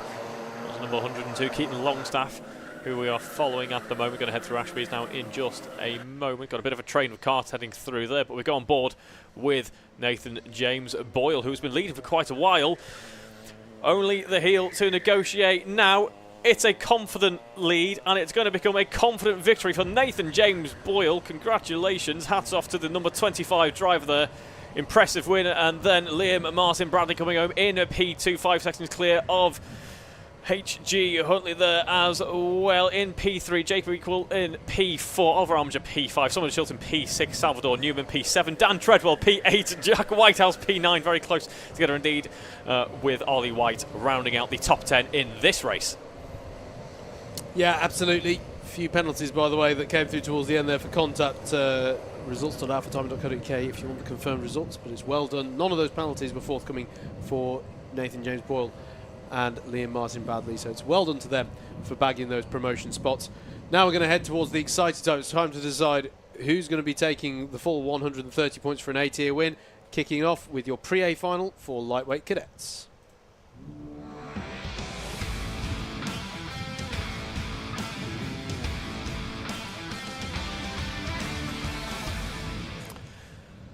So here we go then, ready for the cadets pre-A final. Here's the grid. It's Aidan Hammond and Oliver Yangju on the front row. Matteo Erdenfeuchter on row 2 alongside Zane Perry. Row 3 is Henry Goodwood and Miles Harrison. Moving on to the 4th row, Charlie Kospregi and Thomas Welford. And then we have Mason Turner and Joseph East on row 5. Harvey Dowler and Lewis Tracy on row 6. Moving on to row 7, it's Elijah Hazelwood and Tom Justice. Row 8 is Lewis Prendergast and Thomas Adra. Row 9 is Leo Edgar and Bertie Hodgson. Moving on to the 10th row, it is Oscar Stocker King and Ayrton Lima Evans rounding out the grid for this race, having done so well in the pre-B final. And lest we forget, the top 2 on the front row here separated by 1/1000th of a second between the pole time for Aidan Hammond and Oliver Yangju. So this promises to be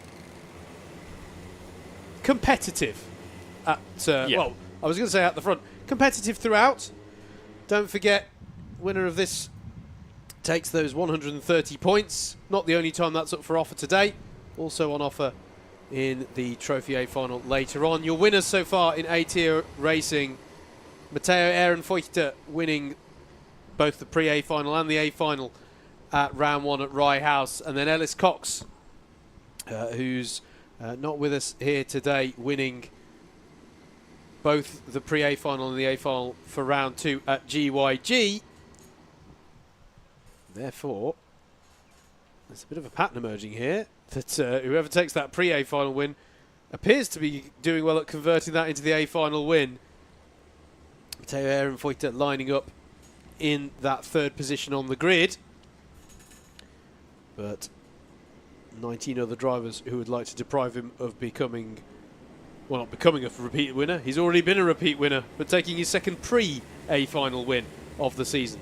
Here we go then. Aidan Hammond is in the 79. Oliver Yangju in the 18 on your front row of the grid. Away we go then for 11 minutes of racing and into oblivion. It's a good start from the pole side of the grid. Ehrenfeuchter immediately up into 2nd place. That looked like a wide moment though for, I think it was Henry Greenwood potentially as they came up the hill. But Matteo Ehrenfeuchter out of the traps quickly here from 3rd on the grid and is already challenging Aidan Hammond as the field peeled through. 3 wide, even 4 wide coming through Christmas and Boxing Day. And we have got someone unfortunately taken to the grass. Oh. That is Ayrton Lima Evans, fresh off the back of promotion from the pre-B final. Will now have somewhat of a recovery drive to do. Unfortunately, as the main pack streamed through, you can see Elijah Hazelwood there, championship leader coming into today in the number 3 car, battling away in the mid-pack as they all stream through Ozier's single file onto the back straight. Still, Aidan Hammond at the lead of the field in that number 79, but definitely coming under pressure here early doors from Matteo Ehrenfeuchter in the number 6. Here we are then, end of the 1st lap, and apart from that one spin, very clean indeed. Yeah, absolutely, and Ayrton Lima Evans already back onto the track and recovering, trying to get onto terms. Costly that for Mason Turner in the 59, down 7 positions, but still very much part of the main pack. Here's the defensive move, and almost, well, 2 wheels on the grass for Ehrenfeuchter as Aidan Hammond came back across there. Yeah, leaning on the side of caution, possibly a little bit too much. Yeah, needs to be careful doing that, of course. Ehrenfeuchter has demonstrated very good kart control, but if you squeeze any driver too much, it might end in tears. 3rd place, Zane Perry, and then Miles Harrison in 4th. Oliver Yangju having started 2nd down to 5th to round out your top 5 there. As Miles Harrison having a little bit of a look there. Almost half sold the dummy and still looks like he's going for it there on Zane Perry. Zane Perry's going to go out wide. That might open the door for Miles Harrison. And that is a very cheekily, I like that from Miles Harrison. Just started applying the pressure and it caused the doors to open for him there. That was quite creatively done there from the driver of the 22 up into 3rd place. Yeah, nice move. And now, as you say, within 1 second of the lead, certainly in contention is going to be Aidan Hammond on the defence. And in fact, not even really on the defence there. The door was left wide open into Christmas, but there's going to be a fight back, I think. Yeah, Ehrenfeuchter through, but I don't think Aidan Hammond, as you say, Reeve, is going to take that one without a bit of a fight. Ehrenfeuchter goes a little bit defensive into Ashby. Let's not count Miles out here because he looked to be very racy indeed, heading through the right-hander, and here he is. Absolutely downhill into Ozier's. Ehrenfeuchter turns into the long left-hander and onto the back straight. Quick look to see where the threat is coming from. Miles Harrison, we saw him a lap ago, executing a move on Zane Perry. Not how they go for now. Tighter line from Aaron Feuchter, but there's nothing that Aidan Hammond can do with the resulting overspeed as they come through the latter half of the boot. So it stays as they were. Miles Harrison trying to pull alongside Aidan Hammond, but it's single file by the time they get back round to Oblivion. Tom Justice with an advantage by contact, bump and pass. 4 positions to be added to wherever he finishes. And here's Miles Harrison down the inside, and Zane Perry's going to try and follow through as well on Aidan Hammond. But Aidan Hammond, well, he's going to give it good racing room there, and that's good to see, because you see too often drivers ending up being squeezed onto the grass there. But costly few corners for Aidan Hammond. Make no mistake, because Oliver Yangu getting through as well. So Aidan Hammond down to 5th place. Miles Harrison up to 2nd, and already setting about challenging Matteo Aaron Feuchter. This isn't going to be the same style race as what we had in the juniors final in the last race. We're seeing the leader here not being able to break away. I'm very much under pressure from Miles Harrison and Zane Perry as well. Zane Perry looking strong throughout most of qualifying, of course. Field effectively in 2 trains of karts. This one headed up by Aaron Feuchter for now at least, as Miles Harrison has a look around the outside but can't make the move stick. Leo Edger in 11th place heading up to the next train of karts. Here comes Miles Harrison, I think. He's having a look down the inside. No, actually going to switch back instead. It's going to be Aaron Feuchter taking that inside line.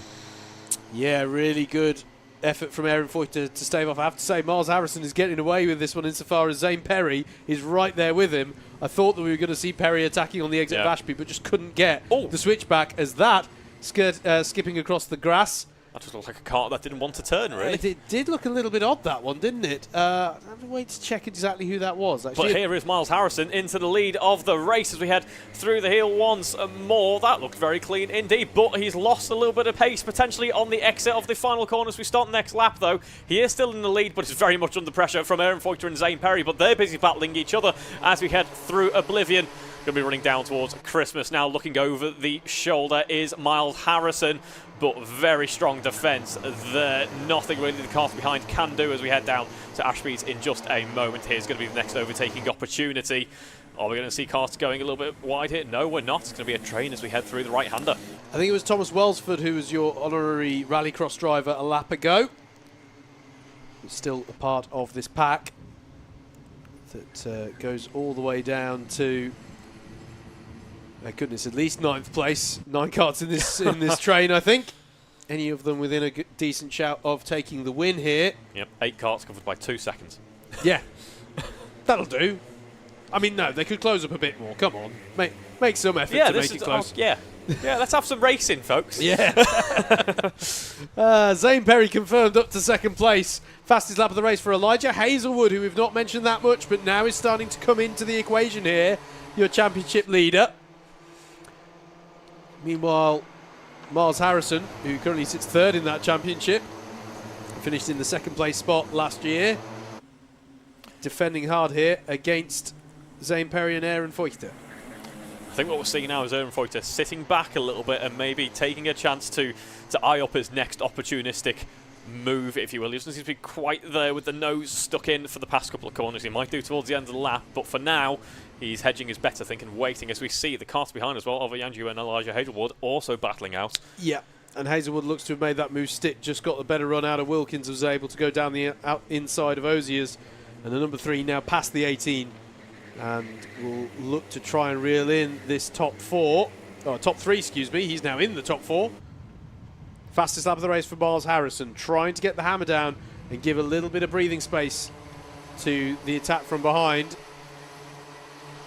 Zane Perry was responding to that charge, though. He is perhaps they're almost working together in a way. They are echoing each other's lines as they head through the lap, and they are maintaining a very strong pace indeed. That was Bertie Hodgson and Leo Edger battling away there. Hodgson does carry a bit of a penalty for repetitive contact.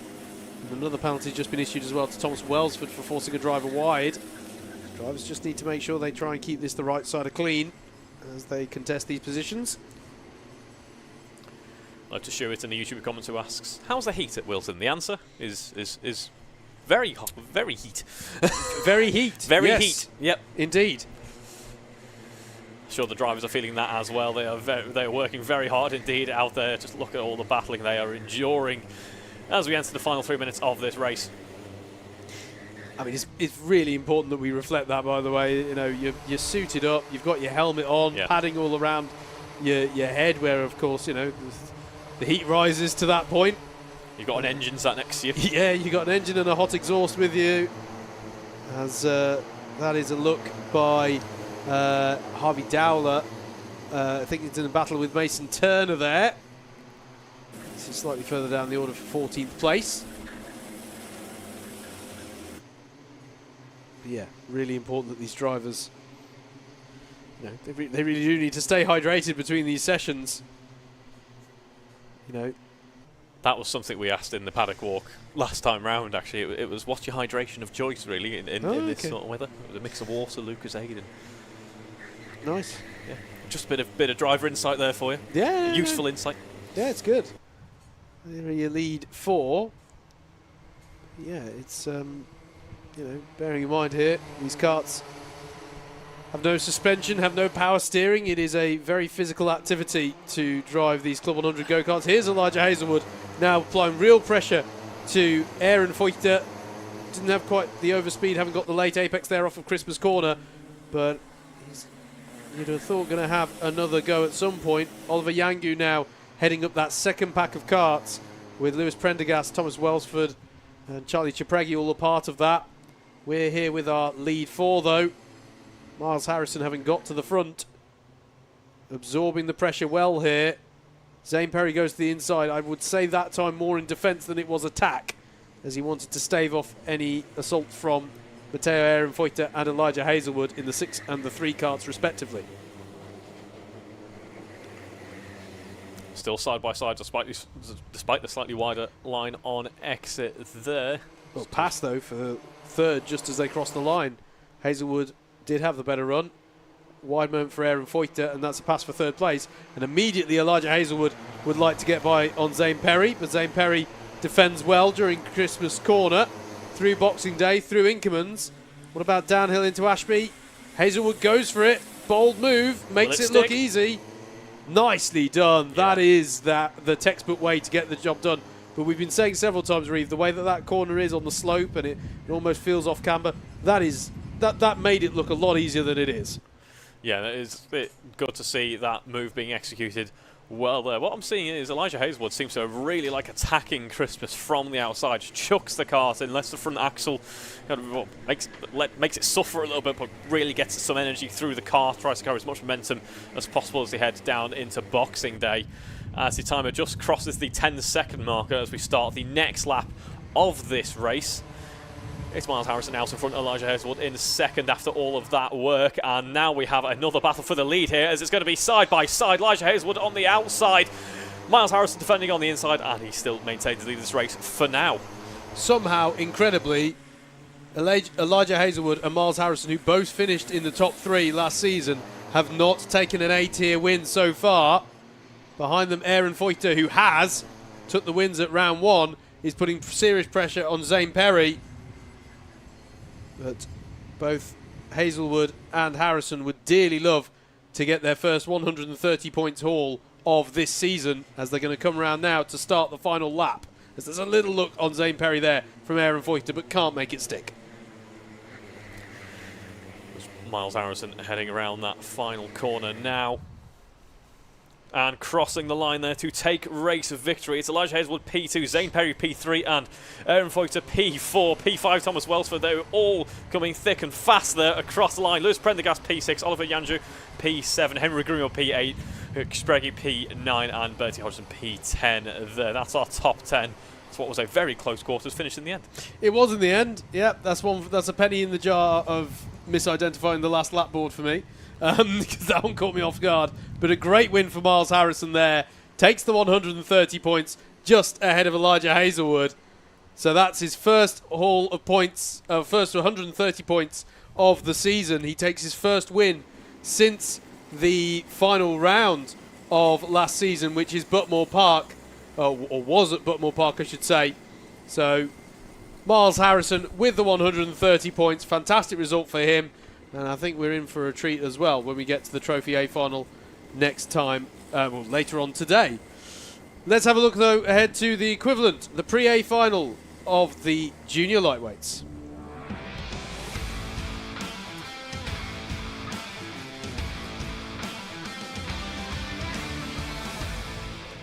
Let's take a look at the grid then for your Pre-A final for junior lightweights. Bobby McGirt starts this one on pole. Zachary Watson alongside Samuel Masters and James Reynolds on row 2, with Leo Jackson and Max Chapman on row number 3. Row 4 is where we find Thomas Hughes and Dan Shaw. It's Finn Davis and Oliver Piccola to round out your top 10. Charlie Foster and Yassine Ali Khan are on row number 6. Then we find Rory O'Regan and Tom Smith, Ben Yangu and Jude Kellier on row number 8. Charlie Walmsley-Ride and Max Housley on row number 9. Charlie Wainwright and Toby Edelston round out your top 20. And James Edwards and Harry Clark are on row 11. Not on the graphic, but getting confirmed as promotees from the Pre-B final is Nathan James Boyle and Liam Martin Bradley. That's how they line up the 24 karts contesting this Pre-A final. 11 minutes to determine who takes home the biggest haul of points of the pre-finals in junior lightweights. So here we are then heading down the tram lines once more, and we are oh no, we are not going to false start. Yeah, the anti-pole side of the grid were well off, well behind. They were about 3-4 rows back there. That would have been a pretty uneven start, and a good call from race control to identify that nice and early, and immediately. I certainly missed it. Back around. I just saw that Zachary Watson was very slow off of the last corner there, and yeah. They'll go around and try and go for a slightly more even start than that. It's a tricky balancing act. It's harder than it looks to actually make sure that you are fair and even with your rivals on the rolling starts. Yeah, yeah, absolutely, absolutely. Right, take 2. It'll be Bobby McGirt, who has not won an A-tier race. A very, very similar plot line to what we've just had in our cadets. Bobby McGirt, in that number 11, has come into today as the points leader, but has done through via consistency. Can this be the time for him to take a 130-point lead? Zachary Hall, I should say. Eyes on the night lights, engine notes rise, and it's a full start again. And that, I think, is going to confirm 2 minutes off of the race time. I wouldn't be too surprised at this point. We'll double-check that as they come through. I think that was breaking of formation again on the even side of the grid. So we'll go round again. Do hope you're enjoying your Alpha Live broadcast coverage of round 3 of the 2024 Club 100 Cadet and Juniors series of championships. Today is the lightweights. If you missed the super lightweights, don't worry, you can go back and watch that on the Alpha Live YouTube channel. Don't do it just now though. We're live at the moment with the lightweights. You can enjoy that and then go back at the end. Myself, Howard Mitchell and Reeve Taylor in the comms position for you as we go for take 3 really of trying to get this one started. Third time's a charm. Third time's the charm, here's hoping. Bobby McGirt in pole position. Zachary Watson in the 32 alongside. Eyes on the lights.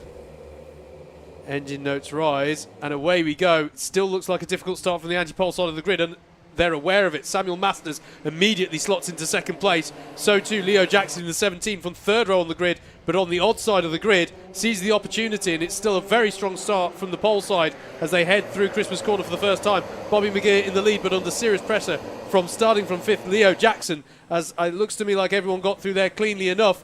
But McGirt feels the need to go defensive against Jackson in that 17 car. Samuel Masters right with them as well in the number 3 car. We've got a wide moment at the back there. A couple of cars involved in that one. Yeah, I think was that one Charlie Foster potentially in the number 22, who's now gone to the back of the field with that little moment. To the back straight, one of the cones. Poor cone there, and someone else mid-spin. If they caught that, I'd be very impressed. Yeah, that looked like the start of a bit more of a significant incident there with a driver. It's not good to see a driver's kart angling left with right-hand lock as they go on the curb out of Osiers onto the back straight. Who knows? Turn left to go right, maybe. Maybe. Not that these karts are designed for drifting as such. Not really. At the end of lap number 1, though, Bobby McGirt, Samuel Masters and Leo Jackson are your top 3. Zachary Watson under pressure as well as they head up the hill. The 27 there is James Reynolds. But holding off the attack there in the end from Finn Davis in the number 35. Drivers who've had some kind of drama on that first lap, by the way. The number 22 of Charlie Foster, it was who we saw going wide. He'd lost 10 positions there. And also moments of drama for Dan Shaw and Max Chapman towards the back of the field. Penalties coming in for Max Housley and for for Max Housley for contact and takeout of another driver. We're seeing a big, I'm not going to use the word concern. It's a group of cars. A gaggle? Let's go for the John Ratcliffe gaggle. Let's go for it. It sounds like a dance move that hasn't had its time yet. But yeah, on to lap number 3 for this string of karts. Oh, references to other streams. I've already seen the comments talking about putting olive oil on the track, which, trust me, is a different kettle of fish. It is? Yeah. Bookmore 24. Look from Nathan James Boyle on the that was on Yasin Ali Khan. I think he managed to make that move stick as a big moment there. That was Rory O'Regan, I think, battling away with Ben Yangu, if I wasn't much mistaken, as there's a cone warning for Charlie Foster. Needs to avoid making contact with any more of that track furniture. James Reynolds there in the 27 heading up this little train of karts. Here are your leaders. Bobby McGurr absorbing this pressure from Samuel Masters so far really well. Spoke to Sam Masters back at GYG as there's a little negotiation for position between Nathan James Boyle and James Edwards. Stays with James Edwards for now in 15th place, but yeah, spoke to Samuel Masters at GYG. And, you know, right from the first, as here's Ben Yangu having a look there at Finn Davis. I don't know where to look in this race. It's just everyone is just battling away frenetically. P24 just set the fastest lap of the race, Jude Kelly. Well, he's got the slipstream and about 12 karts ahead of him, so I'm not too surprised. But yeah, James Reynolds going side by side here with the 26 of Charlie Walmsley-Ride. Walmsley-Ride gets through. The 51 of Thomas Hughes now gets involved as well and also gets behind James Reynolds. So it's all changing the mid-pack once again. And behind him, that's the 54 of Charlie Wainwright going for a move on Tom Smith. And goodness, I'm glad the timing system's automated. This is really quite a mad pack of battles in the middle of this order. It's actually remained relatively calm at the front. Still McGurr, Masters, Jackson and Watson running close together. Ben Yangu confirmed past Finn Davis for 5th place is your highest place change there. That's James Reynolds going back by on Thomas Hughes, trying to recover some of the ground he lost on the previous lap. Little tag of the tyres there. Drivers need to be careful of that, as Tom Smith tries to fight back in the middle of that as well. Against, I think it was Charlie Wainwright he's battling with. James Reynolds there, just breaking clear of that pack behind him. We've got that's going to be a Kogan penalty there. Yeah, that's I suspect. Going to launch 2, at the very least. Actually, launch 3, I think. Yes. Yeah. Yeah. we had like a charity. Oh no, launch 4. The odds 4. Yeah. That one fell over though. That was a failure on the launch pad, I think, for that one. Yeah, that was just pure shock at the speed of the karts driving past. The words warning cones just came up on the board. And is that a warning for the cones? I was going to say, can be interpreted 2 ways, that. Yeah. It's like, if you're a cone, be careful. There's some karts around here. A little look there from Max Housley in the 96, who's at the back of this just snake of karts and must be going, how on earth do I buy into this battle? Meanwhile, at the front, not too dissimilar a story here. Bobby McGurr is doing a great job of absorbing all of the pressure being brought to bear by Samuel Masters, who feels the need to take a tighter line because Leo Jackson is challenging and manages to close the door on Jackson and stop him from going for that toe of the boot block pass type move.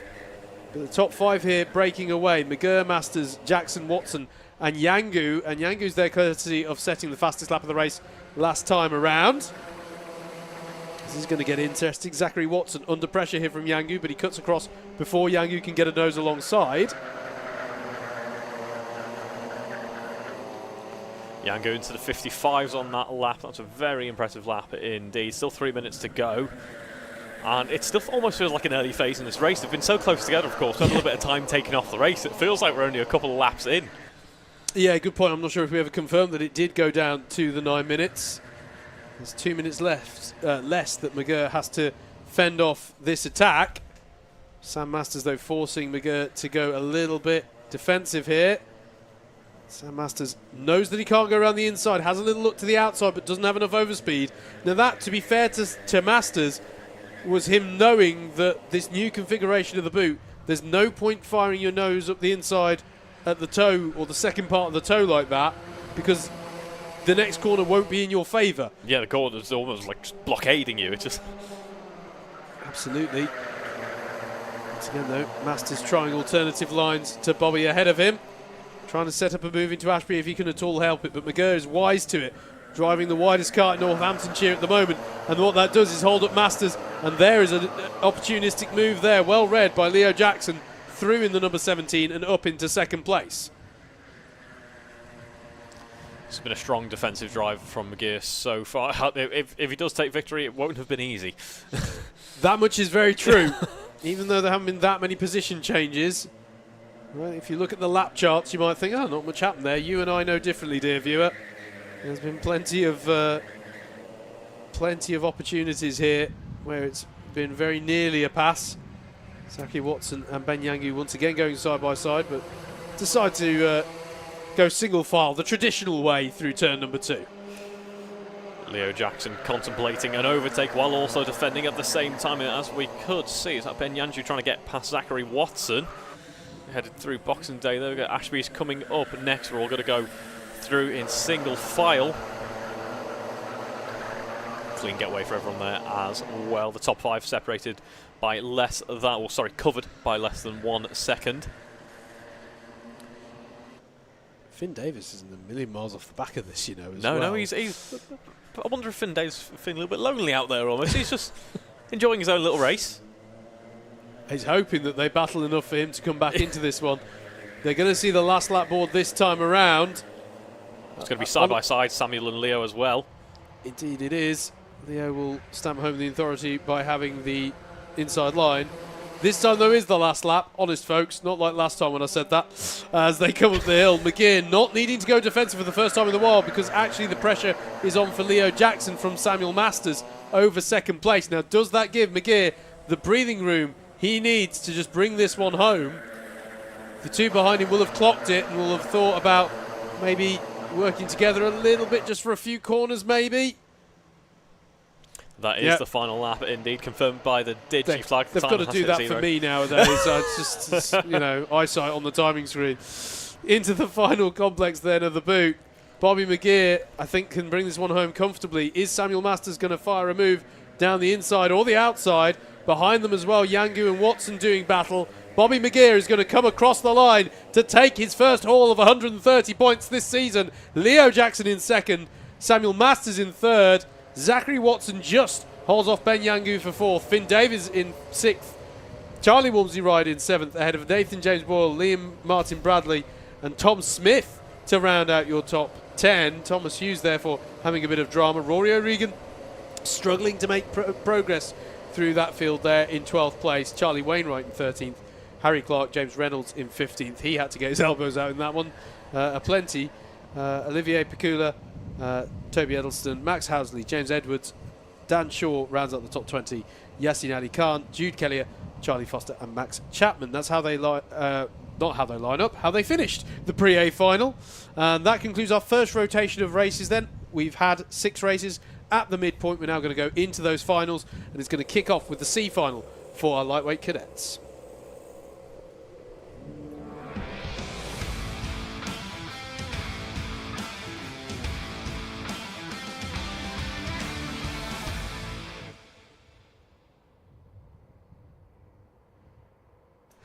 Let's take you through the grid then for the first of our finals, the C final for our lightweight cadets. It'll be Jackson Burge who starts this one on pole position with Joey Mims alongside Jacob Wood, and Ryan Roy Chowdhury are on row number 2. Oscar Blakeman will start on row 3 by dint of a penalty.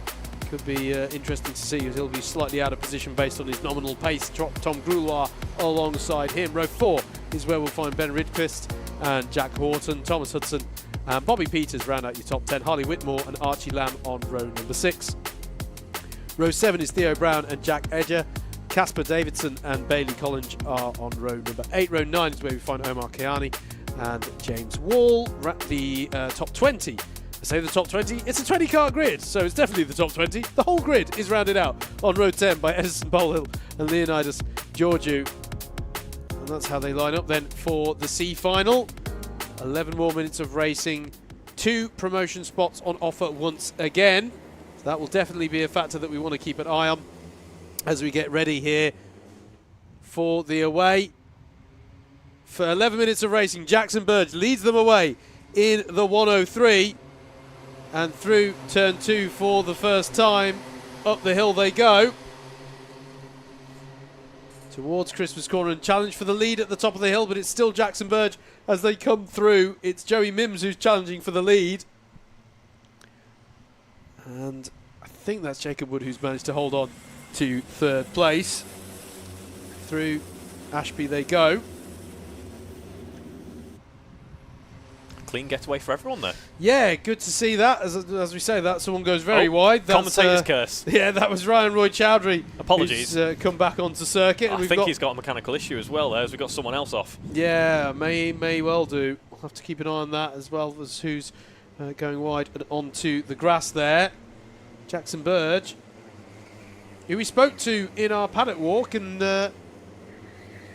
well, it was a late call-up to be a part of this round. Was on the reserve list and now finds himself very much off of that reserve list into the racing action and at the head of the field of this lightweight cadet C final. Ryan Roy Chowdhury, we know, took to the grass. It was Bailey Collins, I believe, who we saw having to take to the grass, going wide through Oziers. Burge leads, Mims second. Those are your provisional promotees at the moment. Jacob Wood, though. And that's off for the 36 of Oscar Blakeman. That was a long way off out of Ashby. Oscar still coming out in fourth, despite completing his Joker lap for this race. The idea is that they Joker in the same place, though. It's not supposed to make up their own Joker. But yes, a little bit more Liddon Hill than Wilton Mill, but we'll go with it. Jackson Burge, fastest lap of the race as he looks to extend his lead gap over Joey Mims. And Ben Rydquist in the 85 has come to the fore in that third place battle now. There he is in the number 85. And we're seeing in this first of the lightweight finals here already a strong lead as Boxing Day goes wrong there for the number 48 there of Jack Horton. That is bitter disappointment. Has he been able to rejoin safely, or has he got to wait for a pack of carts? I think he might have made it through there, hasn't he? Yeah, I think he's got going again, but he did have to wait for a few carts to go by. Frustrating. It felt like it almost went into slow motion for him there, and it was actually quite a slow motion spin. It was. You could see it happen. Yeah. It was...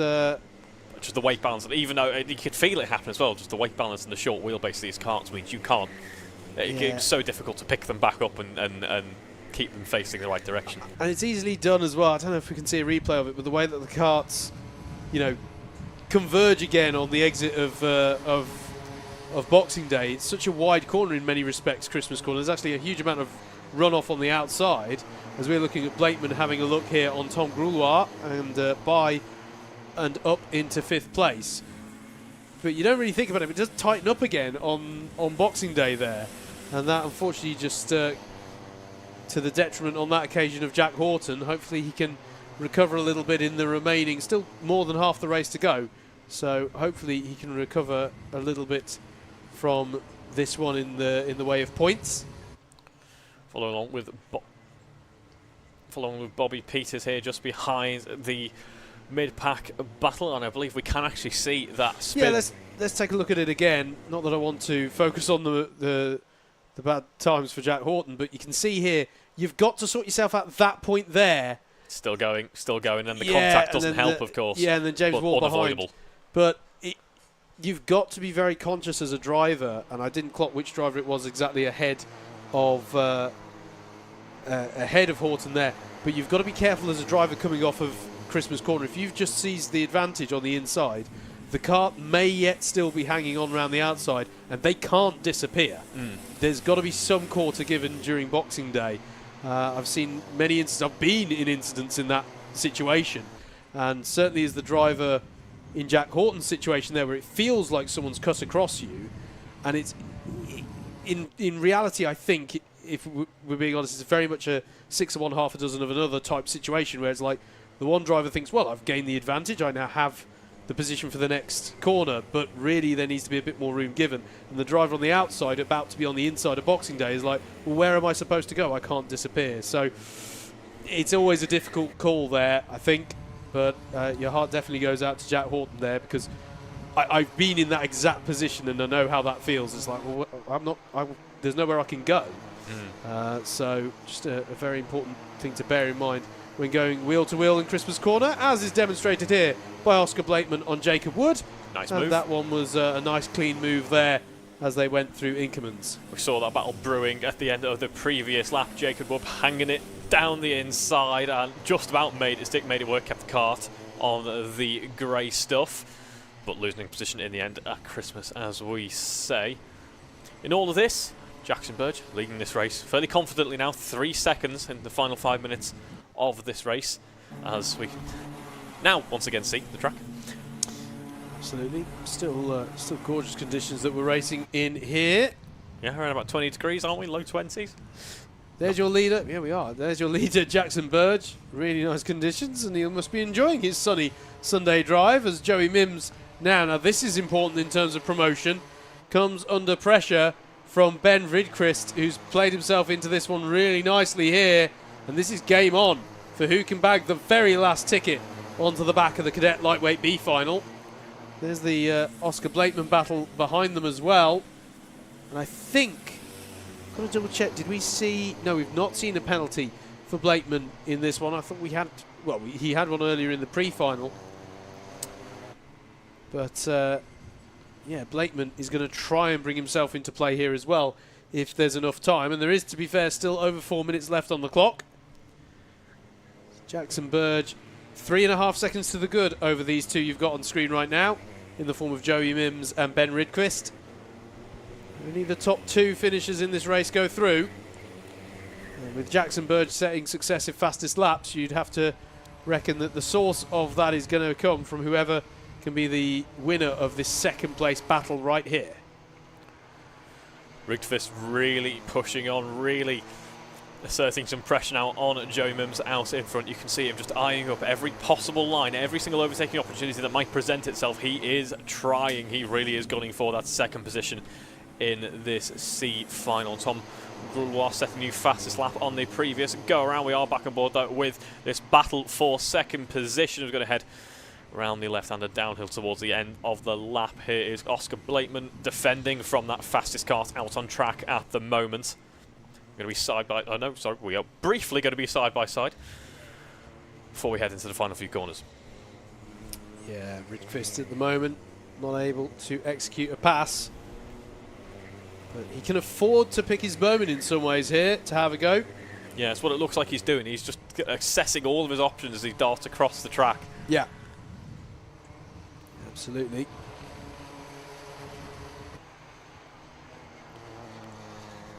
Seeing the kneel down for that potential a bit of slipstream or drag reduction.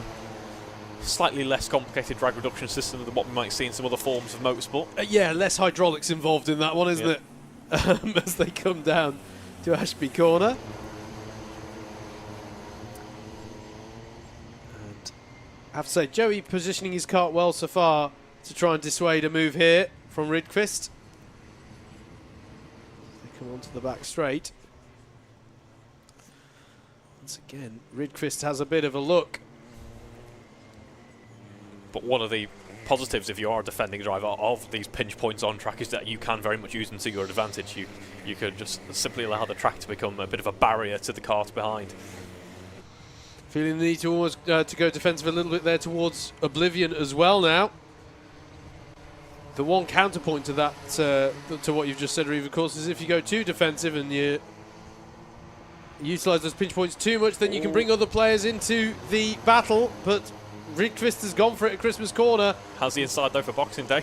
Yeah, oh, and he's going to go for it, and Inkermans clatters over the curb. I don't think he quite clapped the tyres, but Blakeman is on the scene now. That's held them all up, and Blakeman's going to go down the inside of Ashby, and dipping wheels onto the gravel there was Rydqvist. Fair play to him. He went for that move at the top of the lap, but just could not make it stick, and that was the one opportunity he was going to get before the likes of Blakeman and Gruloir arrived on the scene. And now it is a 4-kart battle for the last of the promotion spots. And how's this going to be with Jackson Burge, the race leader, getting onto this lap? It is going to be 2 more. The last lap board wasn't shown. 2 more laps to decide who's going to bag the last of these tickets onto the back of the B final grid. You'd have to say another fastest lap of the race from Jackson Burge. He's away. He's 6 seconds up the road from this battle. Unless there's an unforced error or some kind of disaster, you would expect him to come home in the lead. But who is bagging the last of these promotion spots? A lap and a half to decide it now. Currently with Joey Mims, but under severe pressure from Oscar Blakeman, Rydqvist and Gruloir. Yeah, those 2 cars really capitalising on that slightly slower pace running through this section of the track that we're looking at now. On the previous laps with the battle for P3 slowing them down. Now we see Oscar Blakeman, battle for P2. Now we see Oscar Blakeman currently running in P3. We're going to be 3 wide. No, okay, we thought better of it. I'm going to try and go side by side though. Blakeman pulling alongside Joey Mims there in the first part of the boot, but stays as they were for now. Last lap board has been shown to Jackson Burge. Who's going to get second place and get the last spot? As far as I'm aware, no penalties have been issued to any of these 4 drivers. Blakeman tucks underneath Mims as they come through the crook. Surely that gives him a run up the hill. Not as much as I thought, actually. Joey's going to cut across, and Rydqvist fancies his chances, but he's got to back out of it. He's run out of road there on the exit of Christmas Corner, still in the same positions here as they head downhill into Ashby, and going for it there is Oscar Blakeman. Move. Oh, and he's through. That is through for Blakeman. Wow. Joey Mims manages to keep it on the tarmac. He'll have Rydqvist on the outside as they come through Wilkins. Brilliant driving by both to not tag the tyres there on the outside. Oscar Blakeman, though, tries to break away. We've got to keep an eye here on the final corner because Jackson Burge is going to come through to take a well-deserved victory here in the C final and cross the line and bag himself a spot on the B final. But who's getting that other ticket? It's Oscar Blakeman, who's still in the lead, and he's going to take it, dragged to the line for 3rd place as well. But Oscar Blakeman takes 2nd and bags himself a spot on the B final grid. Joey Mims, just by 93 thousandths of a second, finishes ahead of Ben Rydqvist, with Tom Gruloir in 5th place there. Bobby Peters in 6th, Theo Brown in 7th. 8th is Jacob Wood. 9th for James Wall. 10th for Harley Whitmore. Oh yeah, everyone else was battling nose to tail as well, folks. We can only show you one at once. Archie Lamb, Jack Edger, Edison Polhill to 13th. Decent drive that actually from Edison, because off the top of my head was at the back of the grid for that one. Thomas Hudson in 14th. Casper Davidson in 15th. Then it was Ryan Roy Chowdhury, Leonidas Georgiou, Omar Kiani, Bailey Collins and Jack Horton. Goodness me, that was a battle. I don't like to use the phrase just in the context of the C final, but in terms of the stakes being higher, that's the lowest stakes race we had, folks, for our cadets. It only goes up from here. So, yeah, well done to Burge and Blakeman. We need to look ahead at the equivalent to this race in our juniors. It's the lightweight C final coming up next.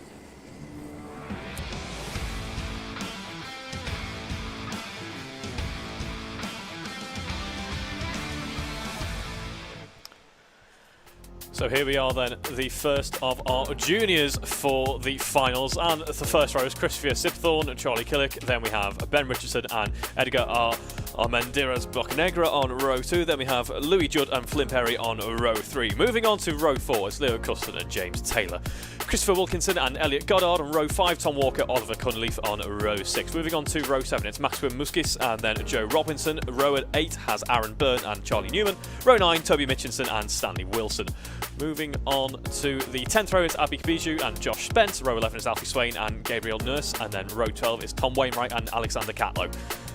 Moving on to the final rows then, it's Nina Ferreira and then Lennon Rawding, and then row 14 it's Ashley Haynes St Quintin and then Jake Hart, and then the final row it's Ethan Longstaff and Spencer Wilds rounding out the grid for the Junior C final. This afternoon at Wilson Mill. I didn't mean to drop you into such a long grid then. I just sort of I gave the. I've got BUKC. That's true. Yes, you're fine. You're good. How quickly can you rattle off some university names? That's is true. A challenge. I didn't quite realise I was signing myself up for. UEAA is always a difficult one. Oh, that's a tough one. Yeah. Yeah, or the University of West England ones are always difficult as well. Yes. Usually for Liverpoolers, they those lot. They've had a lot of teams before the University of West England. You have had such a thing as a UEE. Yes, which is really weird to say. Yeah. But we've got some karts out on track now. If you're not careful, some of these grids in BUKC can start sounding like just a series of grunting. Ooh, Yeah, towards the end of the season, I think especially it just becomes that lot. I say that very much out of love, folks, at the BUKC Paddock. It's but yeah, a lot of acronyms in the university world of the United Kingdom. But right here at Whilton Mill, you can go back and watch that, by the way. It was the first broadcast Club 100 action that was with this new configuration of circuit, wasn't it? A few weeks ago. Yes, and it was not to promote a different championship, although it's within the Club 100 family. Yeah, absolutely. Brilliant racing. Yeah, really changeable good conditions. Yep. University students are always level-headed and sensible going into all of their races. Exactly. No, it's really good. And don't forget, you can watch the full back catalogue of all Club 100 broadcasts on the Alpha Live YouTube channel. If you like what you're seeing, please do show Alpha Live some love. The like, share, subscribe buttons are right there for you. And don't forget, you can hit that notification bell so you never miss them going live with more racing action, such as this. Christopher Sibthorpe will lead them away onto 11 minutes to decide who are the last two promotees up into the B final here. Away they go. Very even start from both sides of the grid. It's going to be side by side, I think, between Sibthorpe and Killick as they come up the hill. It's gone the way of Sibthorpe, but there's a little touch there. Well caught by the number 94. Yeah, we both recoiled a little bit and winced there. They're still leaning on each other there. 3 wide, even 4 wide. That's going to end up on the grass.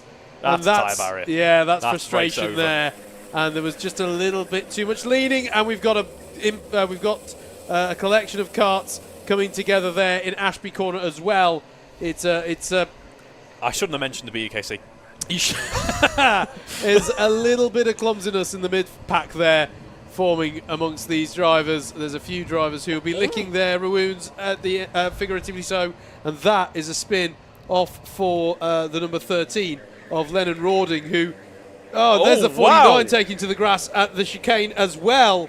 That's Edgar Almondariz Bacanegra. At the end of a frenetic first lap here, it's Sibthorpe who leads still ahead of Killick. Ben Richardson in third. We're looking at Flynn Perry in fourth, leading Louis Judd, Christopher Wilkinson and Elliot Goddard up the hill. But so many drivers, let me just say, all these drivers have had some form of drama. Oliver Cunliffe, Gabriel North, Tom Walker, Leo Cusden, James Taylor, Ethan Longstaff and Lennon Rawding, who we saw spinning there out of Osiers, and perhaps would have fancied himself having survived a lot of the contretemps earlier on in the lap, they've all got a little bit of time to make up now. They're not all fallen miles off the back, but definitely not how they would have wanted to have started this C final in junior lightweights. We had a good demonstration there of what to do in the eventuality your car goes off track in Club 100, and of course the rule is you have to get out of the car, push it back onto the track, and get underway safely. Stewards do not want you just jamming the throttle on the grass and getting back on track. That is not safe for the driver, not safe for the cart as well. No. It can hurt the clutches, so you've got to get out of the car and push it back on. And that just adds to that time of getting back on the way. It's really painful. It seems like an eternity. As we see, it's number 106, Charlie Killick, and the carts to the left here. Didn't quite catch the number, sorry. So this is Killick, isn't it, versus the 94 Ben Richardson. The battle for second place. I knew it was a 90. I didn't want to say it was 97. No, I get you. It's and it is Ben Richardson who's through on Charlie Killick.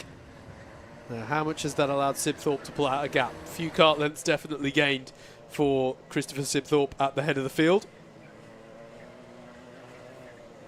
As the newly minted second place of Ben Richardson.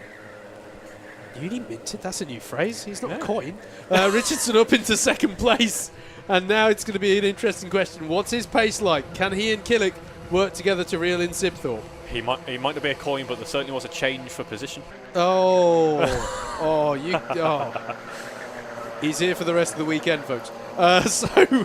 Which, fortunately for all you watching, is about 3 hours.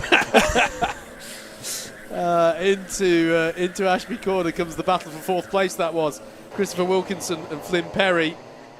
Here they are. Into Wilkins' corner goes Wilkinson, and through Osiers. Another corner that's effectively off camber because of the slope there, Osiers. As you're mid corner, you're tilting downhill. Your right wheels are lower down than your left wheels. So another challenging corner. Not the best last corner though. Yeah. That's through for Perry. Yeah, Wilkinson there, just a bit of oversteer, crept in, dragged him out. He was able to recover it, but lost so much momentum via doing that, as you say, Flynn Perry's able to sweep past, starts the lap ahead and in P4. Looks like there's been a drama out there for Maxim Muskis, or at least, yeah, he's lost 11 positions on that lap, I'm afraid to report. So drama there for the driver of the 105 as down the inside of Flynn Perry looks Christopher Wilkinson, to try and reclaim that 4th place and gets that job done just about. There's a fight going on ahead of them into Osiers as well. That was Louis Judd and Elliot Goddard. As we go back to the lead, and we asked how fast was Ben Richardson. Did he have the pace to reel in the 97 of Christopher Sipthorpe? The answer is, yep, yeah, he does. And we've got a race in our hands. The question is, when do they choose to have that race? Because these two right now are sitting pretty for these promotion spots onto the back of the B final grid.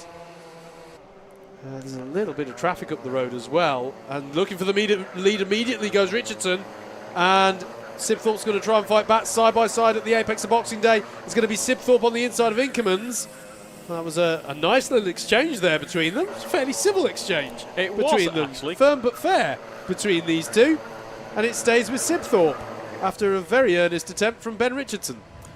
As you say, the stakes are high. They want to potentially break away from Charlie just behind, but if they do that too much, as you rightly point out, traffic right ahead. So either way, they could be slowed down. So maybe they're electing to just battle it out now anyway and get that out of the way with. That's fine, so long as it doesn't bring Charlie Killick into the mix and deprive one of them of the promotion I'm just thinking spot. with the racing driver head on. Yes, no, I get you. I get you. Fight, basically. Over halfway now, just. As these two battle it out, there has been the change position for 4th as well in the background. Flynn Perry past Christopher Wilkinson. Into Christmas corner comes the race leader under less pressure than he was a lap ago. Ben Richardson choosing to hold station for now.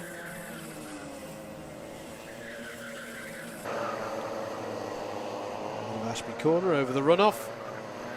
Chucking the car into Wilkins. High commitment corner is Wilkins. It just looks like a Commodore Garden 90-degree left-hander. But the pace of the kart through there, the apex speed, is of certainly, once you've got past the very fast opening sector of this lap, it's got to be the fastest apex speed I'd have thought of any of the other corners at Wilkins. It is a fast old corner as you turn left and head down the hill towards Osiers. There's nowhere on Wilton Mill really that you'd say that is particularly slow, Not is really, it? Apart from that final corner, they're all, especially for a British track, it's all fairly speedy. As we have Richardson having a look up the inside, not able to get past though. That's a good point. Fast apex speeds here in general around Wilton Mill. Again, depends on the layout. True. Inkerman's on the national many layouts. Yeah, Inkerman's on the national layout has a fairly slow apex speed.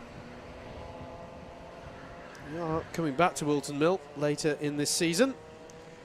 This is a track that has been a mainstay on many. I was going to say CLUB100 calendar, but karting calendar really. It's central location in the Midlands, providing a great place for everyone to get to. Penalty that was showing on the board there for the 83 is for Spencer Wiles. That's a advantage by contact, bump and pass. As we have Ben Richardson, nice move there down the inside as we headed through Christmas. Can he make it stick? He looks over the shoulder, knows he's still there, knows that Sibthorpe is still going to be fighting it. but it's looking good for Ben at this moment in time. We ran through Ashby's there. That is a point on the track where you can lose a little bit of pace if you're not careful, but it all seems to be secure at this moment in time. 2 minutes 40 seconds to go, still a couple of laps left. This fight not over yet. They've built that nice, relatively comfortable margin to those carts behind. They haven't had to worry too much about traffic in front as well. It hasn't been a major roadblock really in the race overall. As we head through the final corner now, we're going to start the next lap. The battle continues on, and it will continue on because it looks like we're going to be side by side. No, we're not. It's going to be a good pickup for Ben Richardson out of the final corner. That seemed to gain a little bit of momentum as he got back on the throttle. 2 tenths apart as we cross the start-finish line last time round, and back into Christmas once more. 3 wide actually between the number 3087 and 108 cart of Louis Judd, Elliot Goddard and Flynn Perry. It was 3 wide, but it was all clean and running there, so well done everyone involved as we head through Ashby's once more.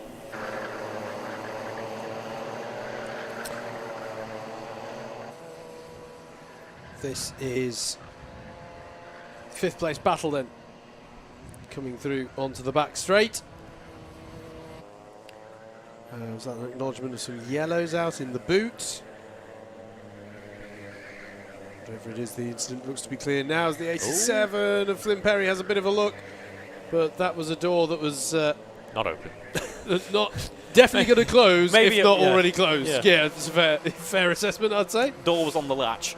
Yes, absolutely. How about this time for Flynn Perry? Has a little think about looking to the inside of Christmas corner. Not alongside enough there. Closing up amongst the top 3, it looks to me. Charlie Killick is definitely, generally speaking, reeling these top 2 in. It's not a foregone conclusion yet for who gets the promotion spots at the end of this one. No, Richardson and Sibthorpe have been pretty much attached for quite a while in this race. If anything, this is the biggest margin we've seen between the two for a while now. Yeah. And they'll see the last lap board. There is the final lap board. I think Charlie Killick is going to need a mega lap here to reel in Sibthorpe and put in a move for the last promotion spot. It's going to be frustration for him. But Christopher Wilkinson with the fastest lap of the race. Yeah, that's a mega lap. In that number 66. Here is Flynn Perry having a look at Judd. Through at Christmas corner. That one's been building for a while there. Flynn Perry gets the job done for now, up into 6th place. Yep, nice move in the end. Something that, as you say, he's attempted that exact same move a few times. Hasn't quite had the pace, hasn't been in quite the right position, but the stars aligned on this occasion. We are, of course, on the final lap following Ben Richardson around the final couple of corners. Bringing ends to what has been a very close battle indeed in this, the Junior C final. Back onto the start-finish straight. Crosses the line there. Nice victory indeed for Ben Richardson. Sibthorne behind, Christopher Sibthorne behind there, Charlie Killick as well, rounding out the podium. Then we have Christopher Wilkinson, P4, Elliot Goddard, P5, Flynn Perry, P6, Louis Judd, P7, Alexander Catlow, P8. They're coming thick and fast in the top 8 there. Then we have Joe Richardson, Josh Spence, rounding out the top 10. A few more cars crossing the line at the same time as well. Battles throughout the field. A bit of a feature throughout the races so far today, as we have the top 20 coming across the line now as well. Yeah, it was pretty frantic in the mid-teens as well. We wish we could show you all of them, but we can't. We haven't physically got enough cameras and camera operators to possibly follow it all. But it was a good battle there, great battles throughout the field there. It's well done. Provisionally, at least we say. Have to wait and double check the official result. But Ben Richardson and Christopher Sibthorpe look to have bagged the last 2 spots going on the junior lightweight B grid. Let's look ahead now to our B final for our lightweight cadets.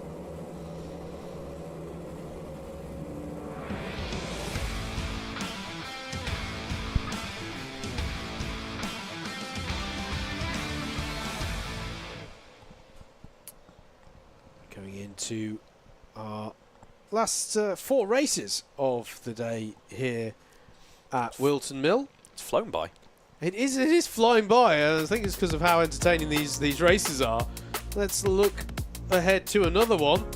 B final for cadets. Cadet Lightweight B final for round 3 looks a bit like this. Hayden Adams and Addy Manu are your front row, with Peter Lee and Oliver Sanderson on row 2. Charlie Murray and Finley Strang are next, ahead of Reese Cranston and Oliver Peters. Layla Fitzgerald and Thomas Barker round out your top 10. Luke Collins and Jacob Chapregi are your 6th row of the grid. Adit Roy Chowdhury and Dan Griffin are row 7, with Timmy Shahini and Leo Ryan up next. Anthony Charnecki and Ethan Guest make up row number 9. George Glossop and Ruben Gardner are next, ahead of your promotees from the C final a few moments ago. Jackson Burge and Joey Mims round out a 22 kart grid, of which the top 2 will stand to be promoted up into the A final for our lightweight cadets for round 3. Why did I try and read something at the same time as speaking something different? There we go, we're ready to go. We have the thumbs up from the pace car there as we head onto the tram lines.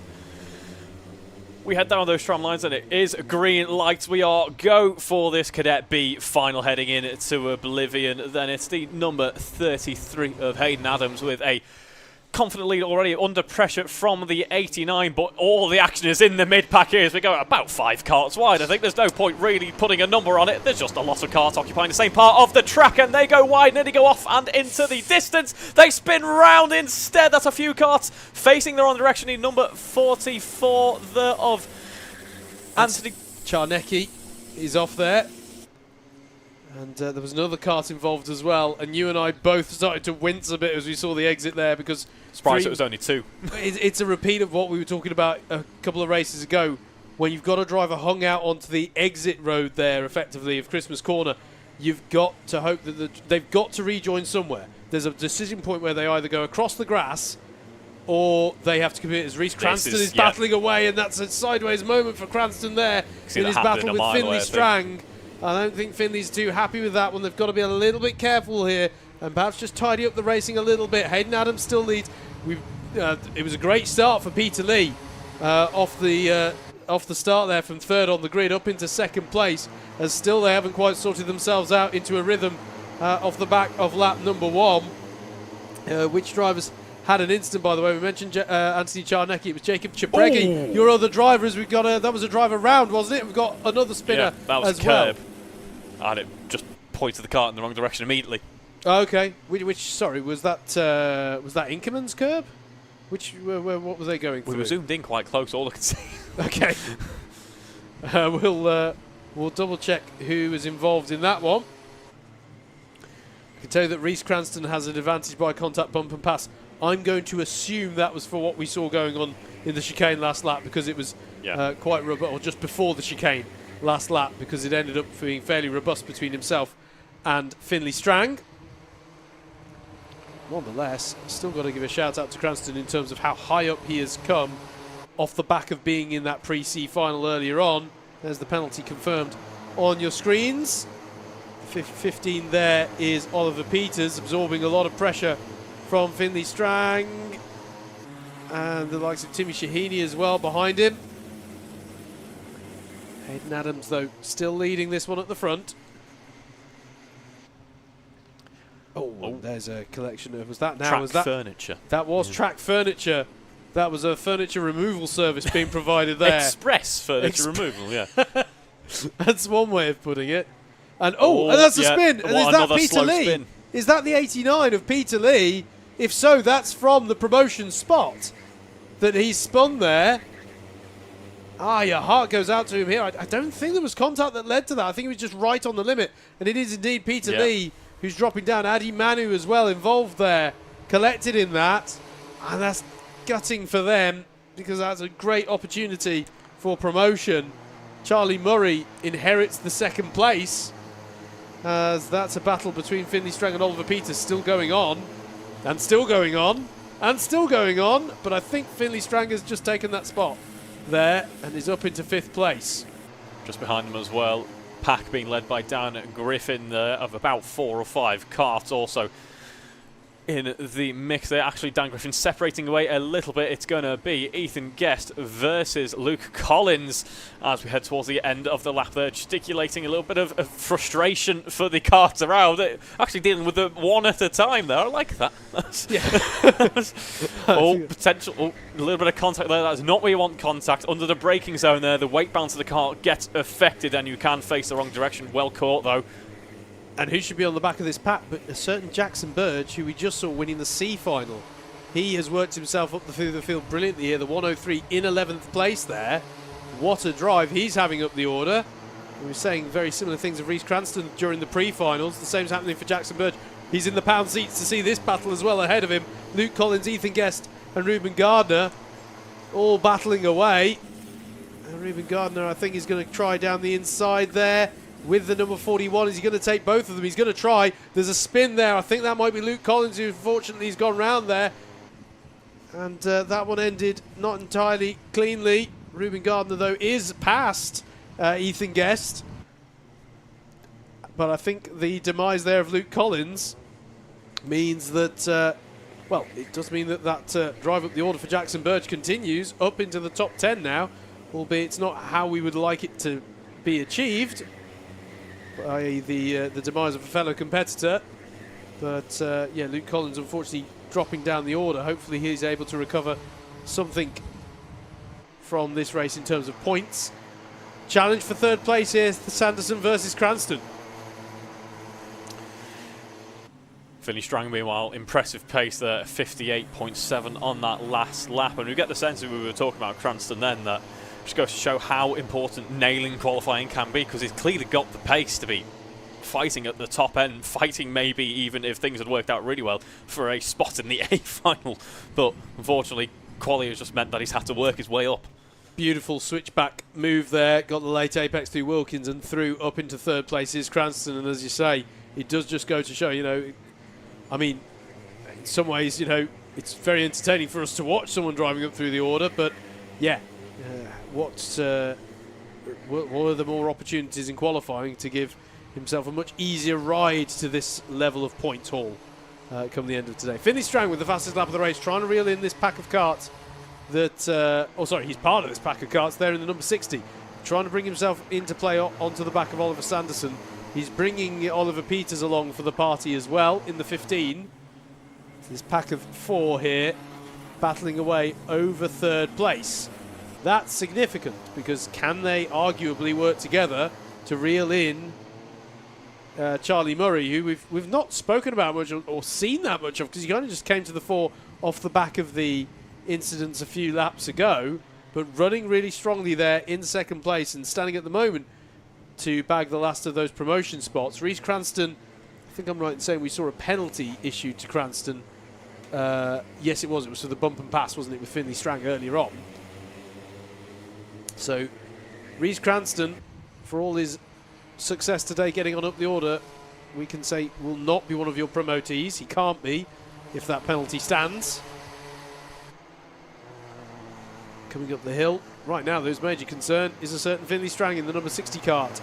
Cranston goes defensive. It's a good run through Christmas though for Strang, and he's going to have the advantage surely just as they come through Inkermans. And that was a nice bold move there from Finley Strang.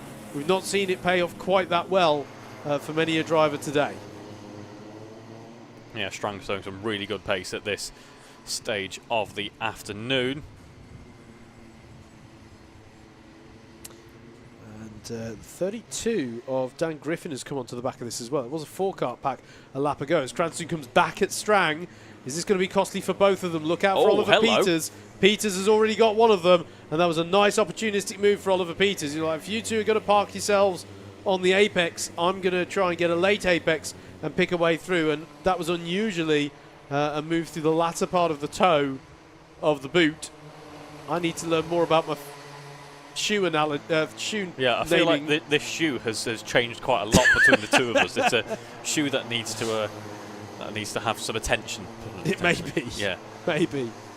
I have been known to talk cobblers. So as the battle comes through Ashby, Oliver Sanderson having to defend hard against Dan Griffin.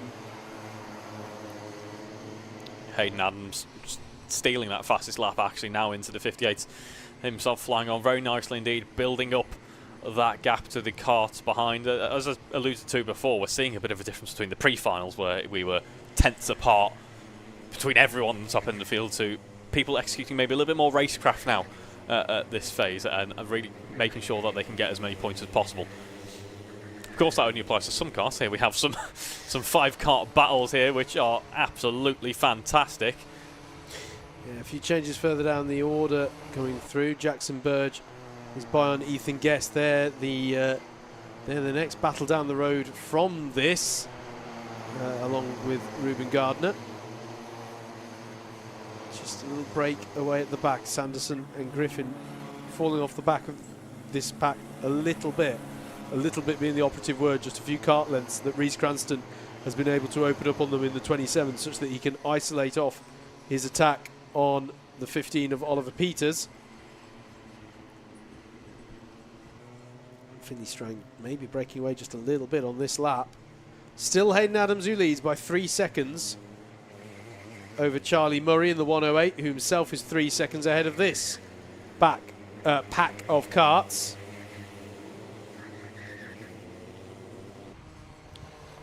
Final minute on the clock, sorry. We were both saying the same thought. Hive mind. Telepathy in the comms box. There's your race leader. We've not seen too much of him. There's Charlie Murray. Not seen too much of him. Testament to how well they're controlling this. There's Reece Cranston going up the inside of Oliver Peters. Oliver Peters fighting back, but he's going to run out of room to do so.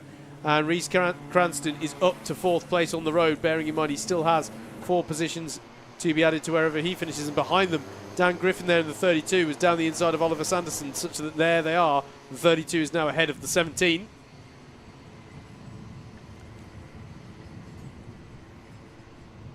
Onto the back straight they come.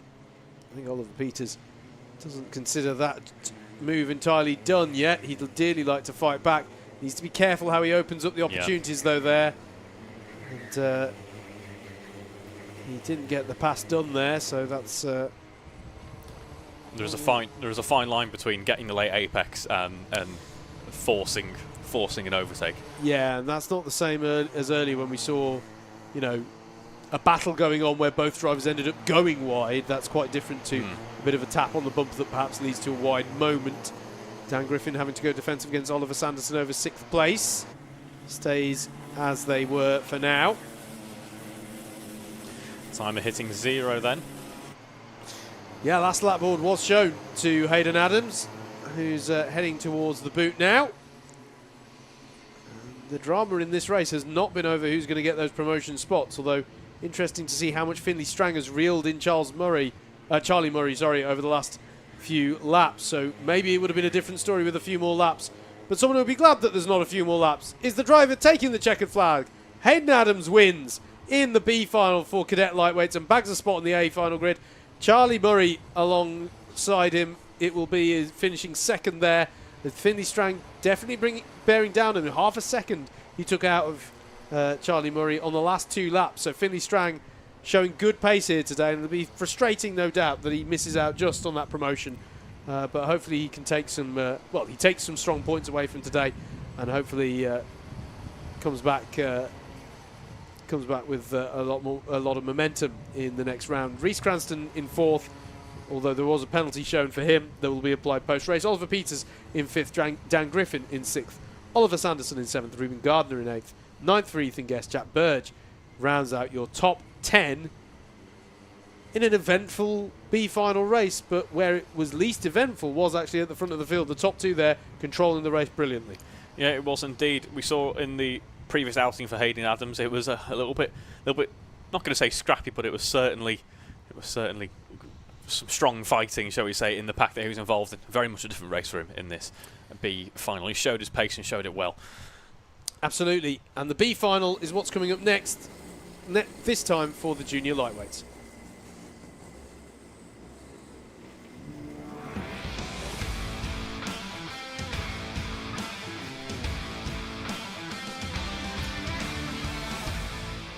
Let's have a look at your grid then for the B final in junior lightweights for round 3 of the 2024 Club 100 Junior Championships. Hudson Gordon-Huntley and Jacob Aquila are your front row, with Oliver Armiger and Samuel Chiltern on row 2. Salvador Newman and Ollie White are on row 3. Jack Philpott and Dan Treadwell are next, ahead of Jack Whitehouse and Dylan Edwards. Jacob Lammas and Keaton Longstaff are your 6th row of the grid. Next up, it's Cameron McDonald and Baxter Rawlings. Jacob Lee and Marcus Allen are row 8, with row 9 occupied by Ewan Thomas and Henry Lopes-Gracie. Rounding out the top 20, it'll be Yusuf Yakub and Ned Booth. Connor Thompson and Anjana Rupi Safranova are your 11th row. Zachary Parkhouse and Ben Richardson are your 12th row. Ben Richardson, the first of the promotees from your lightweight C final, because Christopher Sipthorpe will round out what is a 25 kart grid, according to the grid I have here in front of me in the box. So we expect to see the 97 on the tail of that grid as well.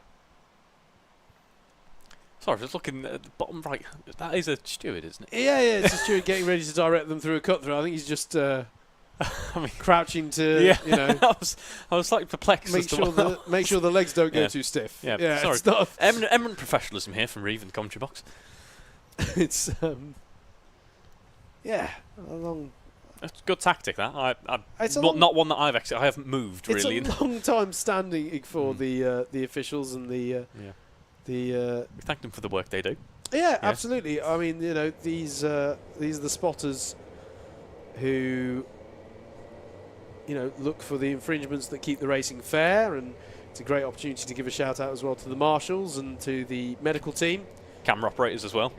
Camera operators as well. Baking out there, I imagine. Camera operators either seem to be absolutely drenched or absolutely boiling. There's never a nice, comfortable day for them, is there? But as we can see, we are getting a short run to the next. We said boiling. The producers just said sunbathing in our ear. I think that might be a contentious one with the camera crew. I don't think that. I'm still sceptical that the best way to get an even tan is with a high vis on in front of a camera. Do you reckon they get confused when they go on holiday? Sat on the beam, they think they have to bring. Anyway. I don't know. We'll ask them afterwards. Yeah. We'll ask them afterwards. That'll be the subject of conversation in the media room afterwards.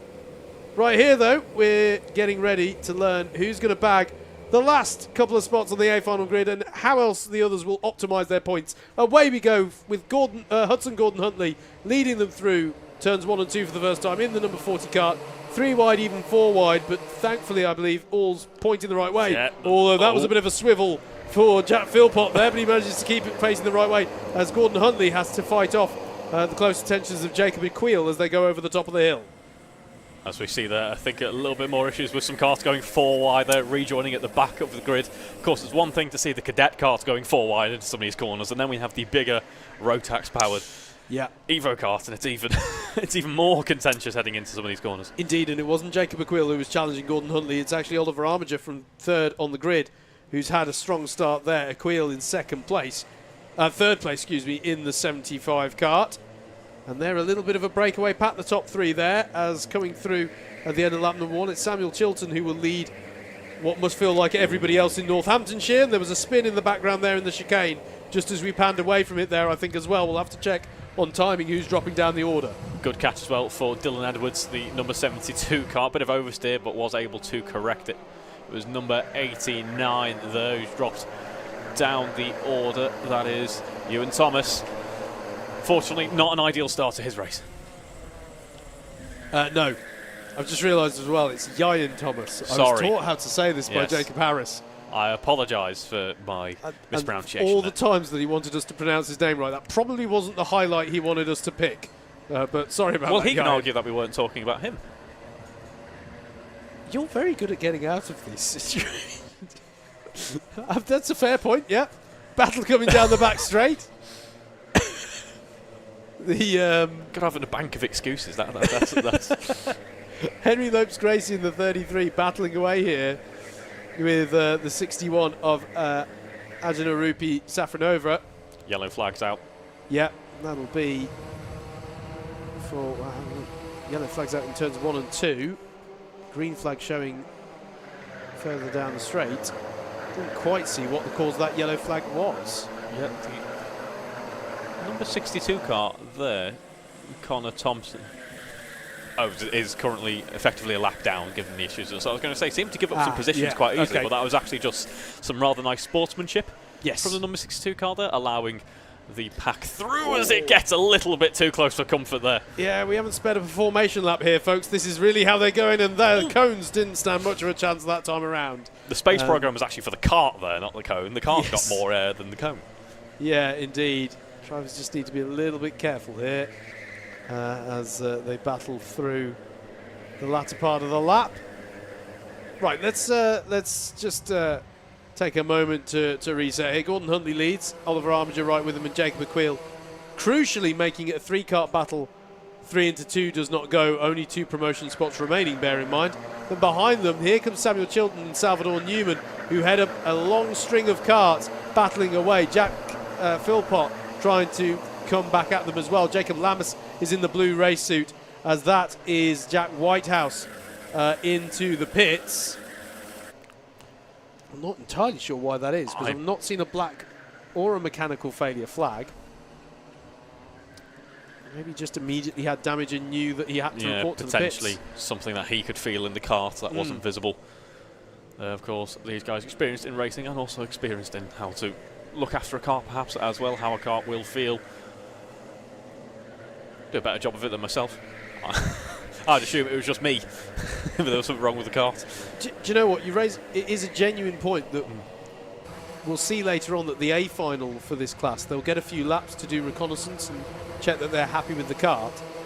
The first time you get in a position where you do that, you start to psych yourself out going, well, I don't know, is the cart good? Yeah. Is it me? It's actually a skill to learn, to have the confidence to go, I know how this cart should feel, and I know where, you know, what the characteristic of the cart is, that it's not just me, being able to make a proper assessment. The better grasp of the cart that you have, the more confident you can be on the lap as well. Absolutely. Does pay dividends. Dan Treadwell battling with Jacob Lammas, it was there as they head onto the back straight. The 67 is Treadwell, the number 19 is Lammas, is behind them. Salvador Newman battling away with Ollie White. That's a repass for Newman because he started the lap ahead of Ollie White. Little tag of the cones. Drivers need to be careful here. I'm seeing every so often a cone warning coming up on my timing screen. I think there's a lot of drivers on their last warning with regards to cone penalties. There's the battle over second place. Here is the battle over fourth place. Samuel Chilton again under pressure from Jack Philpott, and through goes Philpott. And he had to go right onto the limit then of braking to get that move done. But he has got that move done, and Philpott is up into fourth place. And I think that was battling as well. Dan Treadwell under a lot of pressure from Jacob Lammas. Once again, the 67 versus the 19. You can see in the background a shot there. The number 19 through, and that is Jacob Lammas through. Driver in the blue suit there was just through, you could see as we cut away from the shot. This battle, though, goes into the boot, and I'm very glad to see that they didn't come to blows then, because it got very close there on the apex. But Jack Philpott has been able to hold on to that move that he did there, as that is Ben Richardson in the 94, one of our promotees, doing battle as he goes through the chicane. We do need to keep an eye on how things are going in our second place battle here. It's just going through the top part of the lap. We're looking here at the battle over fourth place. But bear in mind, here they are, the top three. And Jacob, and there we go, just as we pick it up, Aquil having a look down the inside of Armiger. This is for the last promotion spot. How did that one play out? It's still Armiger in second place, but that was a very earnest look there from Jacob Aquil, a statement of intent, if nothing else, that he seeks to get the last of those promotion spots, as it's neutralised for now by yellow flags out at the boot. That means for the just under 4 minutes they will have at full race pace, that is going to be close quarters. There's going to be a fight now between Armiger and Aquil. He knows that the fight is on. Yeah, absolutely. Hudson Gordon Huntley has the fastest lap of the race. He set that a lap ago, and he'll be hoping to just stay ahead of this battle and let them fight it out for the last of those spots. And I think that's the calculation that Aquil has now made over the last few laps. Is like, okay, we're not going to catch up to Hudson. My only way through here is not by working with Oliver, but by attacking him. And he's not wrong. That is the best way for him to get through at this point. But passing is easy to say, not so easy to do. It's one thing to catch up, it's another to have the pace advantage to actually get ahead. Absolutely. Quite a lot of drivers improving their lap times last lap. I don't know if they just had a lap where they didn't battle so much, but about half the field setting a new personal best on that last lap. Onto a new lap then.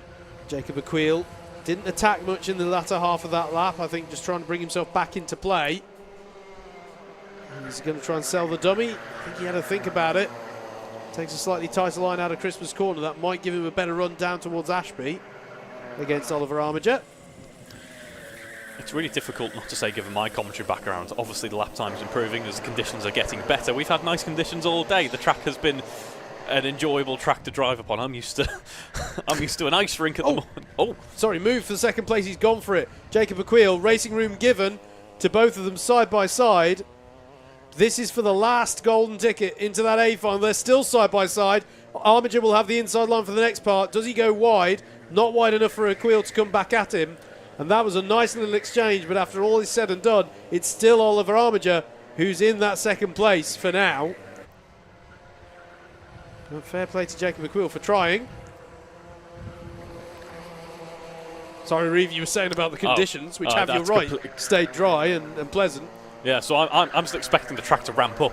We're already at as good as it's going to get today. It's a nice temperature, the karts are happy, the drivers are hopefully happy. Well, I imagine these two probably a bit about as we see heading into Ashby's here.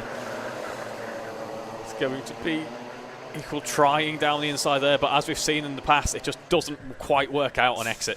Yeah, and that one really compromised Aquil because that's allowed Oliver Armiger to get a few kart lengths now out in front. I'm just wondering how many more laps they're going to... I think they'll get 2 more laps in here. Thank you to the YouTube comments who've pointed out that that kart that pitted earlier was due to a cone being stuck in the kart. Ah, okay. Okay. So that's not quite the space program, that's more of the transportation. I mean, I'm not blaming Jack Whitehouse specifically, no. but the cones could be forgiven for fighting back a little bit after some of the treatment today. How about this, though? Looking really hard to the inside there from Jacob Aquil, but he still just couldn't make it work. It's a loose exit, though, for Oliver Armiger, and that'll leave him exposed once again. Surely Aquil tries down the inside now, Ashby Corner. You can tell how much these drivers want this. Side by side on corner exit. They're going to still be side by side. It'll be the inside line at Wilkins for Armiger, but that'll give the switchback opportunity for Aquil. Will he dive down the inside? He does dive down the inside. Side by side again into Ozier's, and they're side by side onto the back straight. There's a clip of the cone, but it stays with Armiger for now. They do have to be careful with how they're going racing, but to be fair, you know, big opportunity on the line here. If you can get up into the A final and just make up a few more places, it's big points that are on offer here. Final lap board has been shown. Hudson Gordon Huntley leads by now nearly 5 seconds over these two drivers, and well he might, because he doesn't have to worry about battling every single corner as these two have been. Yeah, we're going to be fighting once again. There's big contact between those two, fighting for P2, and it is all over that battle. And in fact, it's not even going to be P3 anymore. It's not, because Jack Philpott, who's got by on Salvador Newman in all of that, I think, as well, unless I'm mistaken. Such a costly moment for Jacob Aquil. There was just too much pod-to-pod contact there, and it just really checked up the driver of the number 75. And these two have got to be careful as well. This is Samuel Chilton. Is he even on the same lap, actually? I'm not sure what's happening there. I'm not sure. Hudson Gordon Huntley, sorry, Reeve will come across the line, though. Takes a dominant win there in the B final and bags himself a spot on the A final grid. Oliver Armiger will come through and take the second of those spots. They're still battling through the last corner. Salvador Newman is third. Jacob Aquil in fourth. Heart goes out to him. Jack Philpott in fifth. Ben Richardson in 6th, 7th for Baxter Rawlings, Dan Treadwell in 8th, Keaton Longstaff in 9th, and Dylan Edwards rounds out your top 10. And then everyone else in Northamptonshire makes up the next top 10. It feels like that was a frenetic end to that one as well. I'm not quite sure what the situation was there with Samuel Chilton, because he was very much battling away there. Now my timing shows him a lap down. I don't know if that's genuine or a transponder issue. I'm not sure. I'm not too sure either. We saw a driver trying to wave through someone who was pushed wide. We did, that's true. I'm not sure if they were trying to avoid or forcing a driver wide penalty, which we've just seen come in. So if that was the case, maybe we'll have to look at the confirmed result on that one. Crazy end to that race. It was, yes. That was the number 19 who was involved in that, who's just received that penalty on the timing system. Okay. Again, only on our timing system. Results are out for timing for the confirmed results. Hudson, Gordon, Huntley and Oliver Armiger, provisionally at least we say, your 2 promotees into the A final. And it's the A finals we're heading to next, getting towards the business end now. Cadet Lightweight A final is up next.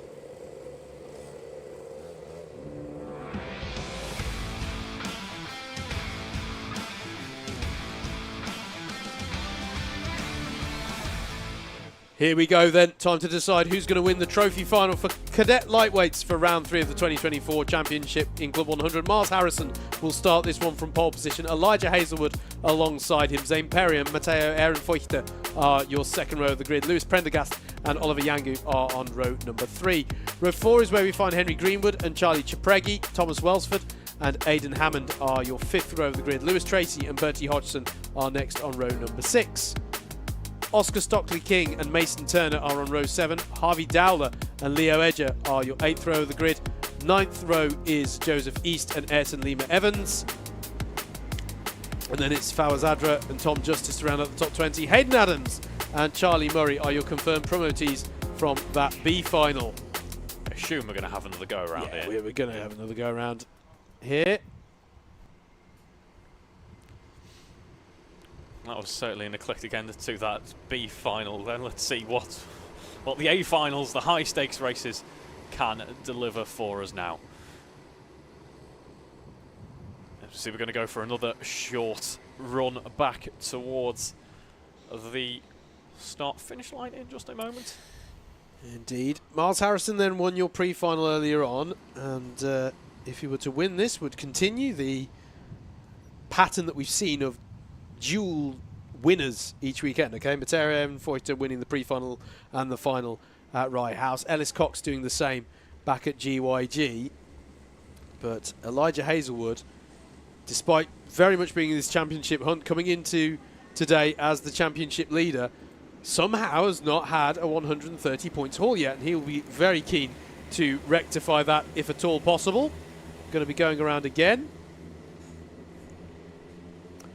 And then you've got Zane Perry. He's been driving so well today in that number 16 car. Matteo Ehrenfeuchter in the number 6.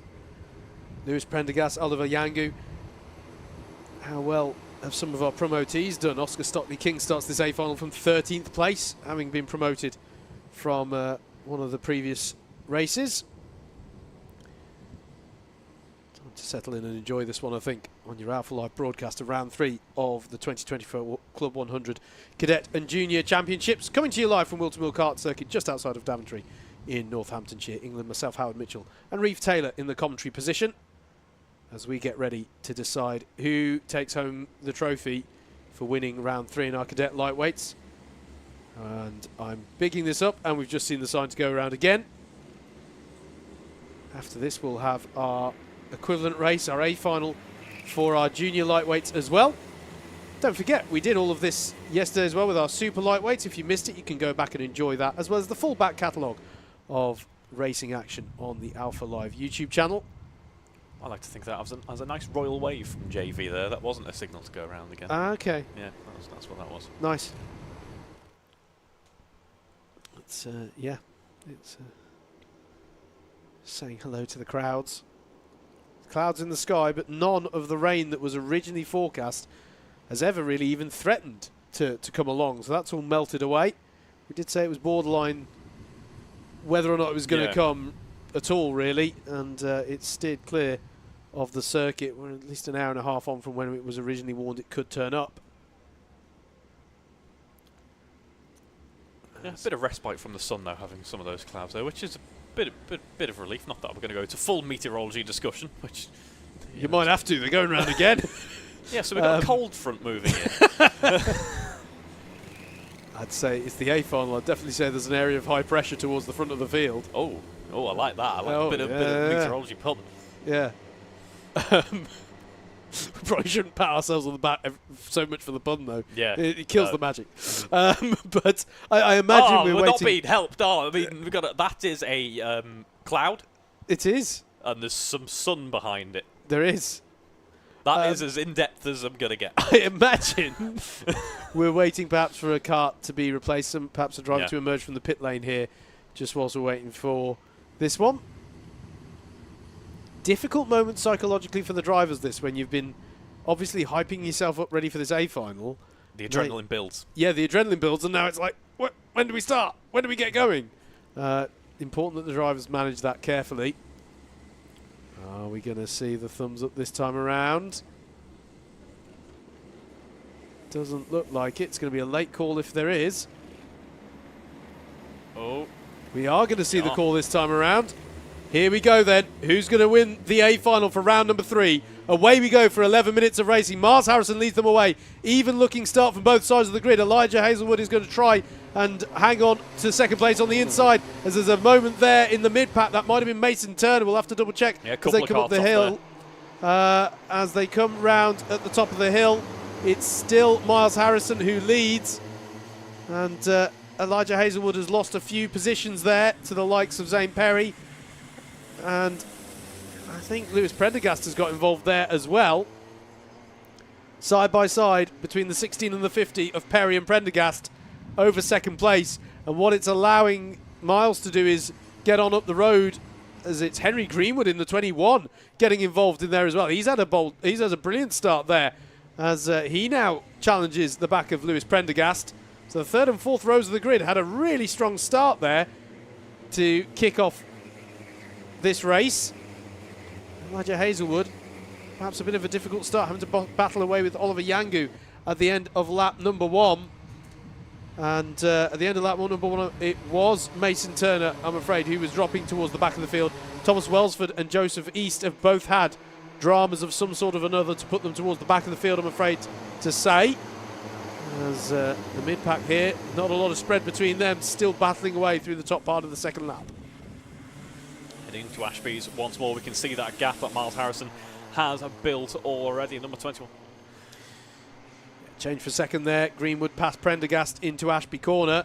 The 21 up to second place. This is crucial, in my opinion, Reeve. That there's got to be a decision made amongst these drivers. You can see there that Greenwood is certainly on board with it. They have to work together here, otherwise Miles Harrison is going to fully check out at the front of this race. And in some ways, he may already have done so. But this is a crucial moment now. Are these drivers going to unify to push on up the road? It's one of my favourite elements of being involved in the cadet racing, seeing these young drivers already thinking strategically like that. It's only an 11-minute race, but they're thinking like professional endurance drivers here, as we see Zane Perry versus Aaron Foyt as we head into Christmas. Pressure building once again, of course. They had plenty of experience battling each other in the previous pre-final race. Yeah, absolutely. As Foyt versus Perry, as you say, and then battles further back. Oliver Yangu and Bertie Hodgson doing battle over this lap, over 7th place. There it was, just ducking into your shot. 2nd, 3rd, 4th, 5th and 6th, though. These 5 drivers coming through. And I think it has been a better lap for Henry Greenwood and Lewis Prendergast in terms of trying to get onto terms with Miles Harrison. To see how the gap has changed. Yeah, they've managed to reel in a quarter of a second on that lap. Elijah Hazelwood at the back of that pack with the fastest lap of the race. Here's the next pack of carts headed up by Bertie Hodgson. Lewis Tracy in his wheel tracks as ahead of them. Battle going on here. Zane Perry under pressure from Aaron Foyt and Hazelwood, and both of those two have gone through. As meanwhile, Hodgson and Tracy go side by side through the top of the lap. It's still Hodgson. It's still Hodgson, and he's managed to hold off that attack there in the battle over 7th place.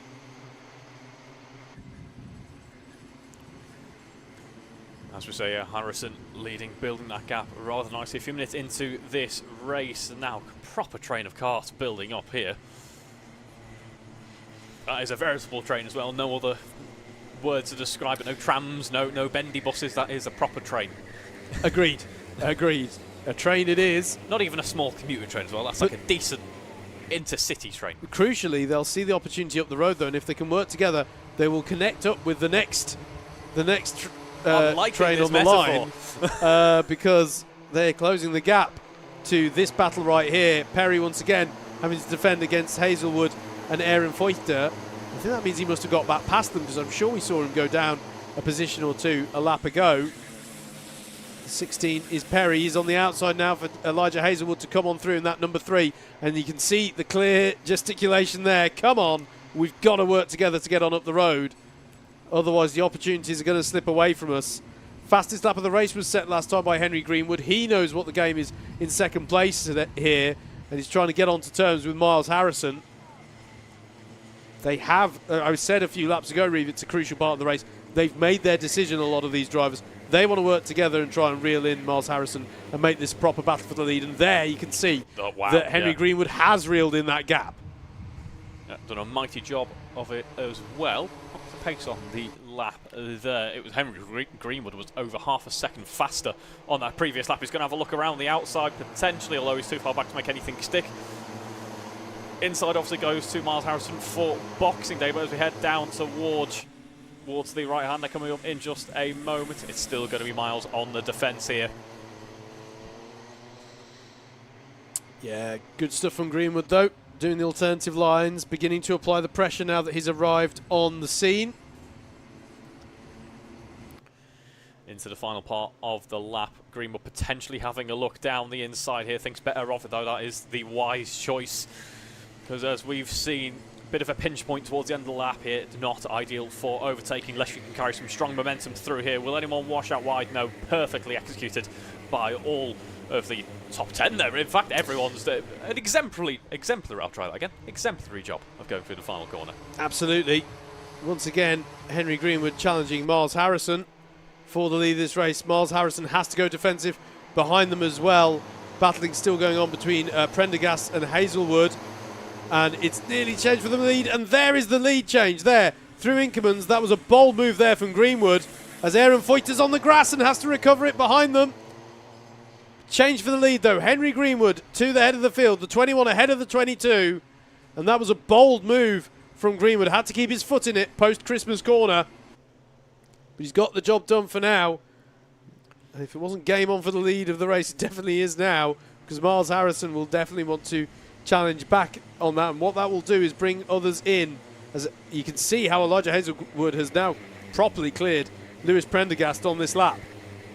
Yeah, Harrison is not letting this one go at all now, so we head back into oblivion. He is very close indeed, 1/10 of a second as they cross the line, but it's going to be less as we head into Christmas in just a moment, I feel. Having a look down the outside, potentially. Can he go later on the brakes? No, that would be a little bit too brave perhaps as we run down through Boxing Day.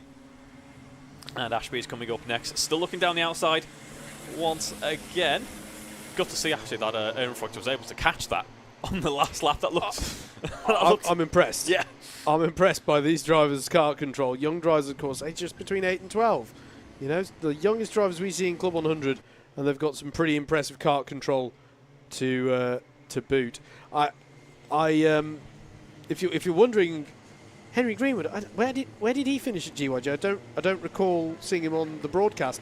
He wasn't at GYG, but he did have a 10th and an 11th place back at Rye House. So in a similar way that we've spoken about Ellis Cox, who took that double win at GYG but wasn't there at Rye House, Henry Greenwood out of position, as it were, on the championship standings. So unsurprising to see him as a factor in this race, albeit we didn't get to see this when he wasn't with us at GYG. And Elijah Hazelwood is definitely coming onto the scene now to make it a 3-kart battle for the lead of this race.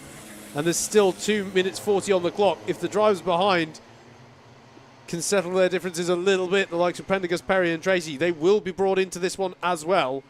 Just in case that occurs, a little bit of housekeeping is that Lewis Tracy has a contact takeout penalty, which I seem to recall is 6 positions off the top of my head. So even if Lewis Tracy were to come to the fore in this race and say get one of the podium spots, he wouldn't be classified as stuff. Miles Harrison opens the door. He's going to have to go round the outside of the chicane, though. That's not going to work, and that's going to open the door for Elijah Hazelwood, surely, as they come on to a new lap. Henry Greenwood leads, and it is Hazelwood just ahead. Can he hold that round the outside of Oblivion and have the inside line for the crook? Yes, he can. Nice move by Hazelwood, but has Harrison got a better drive off of that corner to counter-attack as they come up to the top of the hill? Hazelwood on the defence there. That was great capitalisation by him heading through the final corner. I think, if anything, that little bit of oversteer might have saved Harrison there. We saw he was going fairly guns blazing into that corner, and that oversteer kind of derated him, slowed him down, dropped him back, and avoided any contact with the other cart around. But as we say, yeah, great move by Hazelwood. Really jumped at that opportunity. Is now fighting for the lead against Greenwood. Greenwood very much on the defence. Don't count out Harrison, though. It's going to be a three-way battle for the lead until the end. I'm pretty sure it will be. I've got to say, I've seen no more creativity. I've seen the most creativity of anyone trying to open up opportunities into this new configuration of the boot from Miles Harrison. We've seen several moves today where he's managed to open up the gaps, and he tried to do so there for the lead of the race. It just didn't quite pay off. He didn't quite have the overspeed to go around the outside at the point where the chicane turns in, but he very nearly made that work for the lead of the race. But obviously, if you commit to a move and it doesn't pay off, it often leaves you exposed, and that is how Hazelwood got by. Hazelwood looking to the inside. He's going to dip some wheels on the grass, I think there. It's going to be side-by-side between him and Harrison at the apex of Inkermans. Into Ashby they'll go. Elijah Hazelwood will be... And look how they're battling behind as well. I was about to say, yeah, let's not forget. Battle for fourth. Zane Perry, Lewis Prendergast and Tom Justice it now is, going 3 wide into Ashby corner there. Very impressed that we're not seeing... drivers falling, off to the side of the track in this. Their racecraft is superb at the moment to give each other just enough room. I know Hazelwood and Harrison may have been feeling a little bit aggrieved up at the top of the hill on this lap, but they're still in this fight. They're giving each other the racing room. Final lap of the day for our lightweight cadets, at least. Who's going to take the win here? You're looking at the drivers most likely to fill out those podium positions. It's looking a little bit better for Greenwood this time around, it has to be said, but there's Harrison down the inside into Christmas. Has that compromised him on exit? Possibly. Still just about a car ahead. No, still side by side. We're going to be side by side heading to Ashby's as well. It's Hazelwood down the inside. Who comes out on top on exit, though? It's too close to call. It's still side by side. Hazelwood will have the inside line at Wilkins. It's gifting it to Greenwood, it has to be said. He just has to bring this one home now. But this is Hazelwood versus Harrison for second and third. Zane Perry is having to hold back everyone behind for fourth place, by the way. Bertie Hodgson has come to the fore here and is now challenging for fourth place. He's had a stellar last couple of laps. Again, Miles Harrison tries to open up the opportunity. He's going to have to go around the outside of the chicane, but maybe he's compromised Hazelwood. But Henry Greenwood will take the win for round 3 in lightweight cadets. And Elijah Hazelwood hangs on just about for second place ahead of Miles Harrison. And there is Bertie Hodgson. And what's happened to the likes of Tom Justice and Lewis Tracy? Tom Justice down the order. Yeah, Tom has come across the line. Goodness me, if only we had enough cameras and commentators and voice left to cover it all. Bertie Hodgson, what a last few laps he had to come up to fourth place. Zane Perry battling hard there to hang on to 5th place. Oscar Stockley King in 6th. Oliver Yangu in 7th. 8th for Hayden Adams. Matteo Ehrenfeuchter in the end in 9th place. Aidan Hammond rounded out the top 10.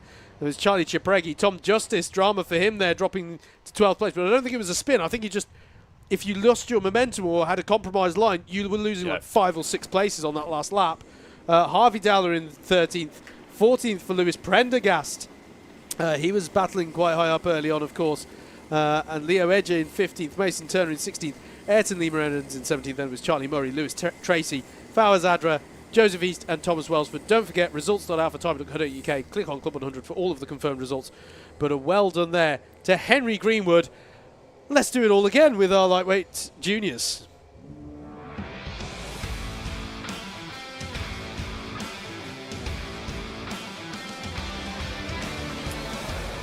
Last race of what's been a fantastically entertaining weekend here for Club 100 Cadets and Juniors at Whilton Mill Kart Club. Bobby McGeer will start this one on pole with Sam Masters alongside Leo Jackson and Zachary Watson on row 2, with Ben Yangu and Finn Davis on row number 3.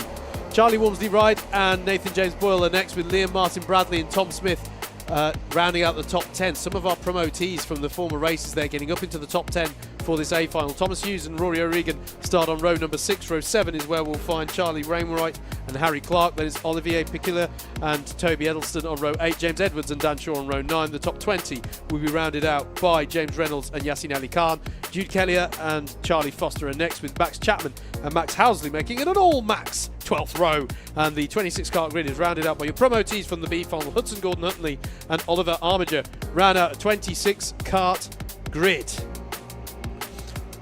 Well and I done. don't know why I rushed through that, because they get the reconnaissance laps. Sorry, go on, Reeve. I was about to say well done to our cadets to completing their days running, but there's still one last race to go for our juniors. Sorry, we appear to be starting sentences at the same time a lot this afternoon. It was just, it's telepathy It's like again. you said, hive mind. We're syncing Yeah. up now. Yeah. The drivers are going around at particularly fast-paced for formation laps. You might be thinking, just as a reminder, as the drivers who have made it through to the A final, they have earned their right, whilst Club 100 do a fantastic job of keeping these karts on parity with each other. The drivers have earned the rights to be, I like to think of it as discerning customers. They're able to go out there and check that the kart is absolutely to their liking. Lorry. Sorry? Someone's picked a lorry. Someone's picked a lorry in the car park, yeah.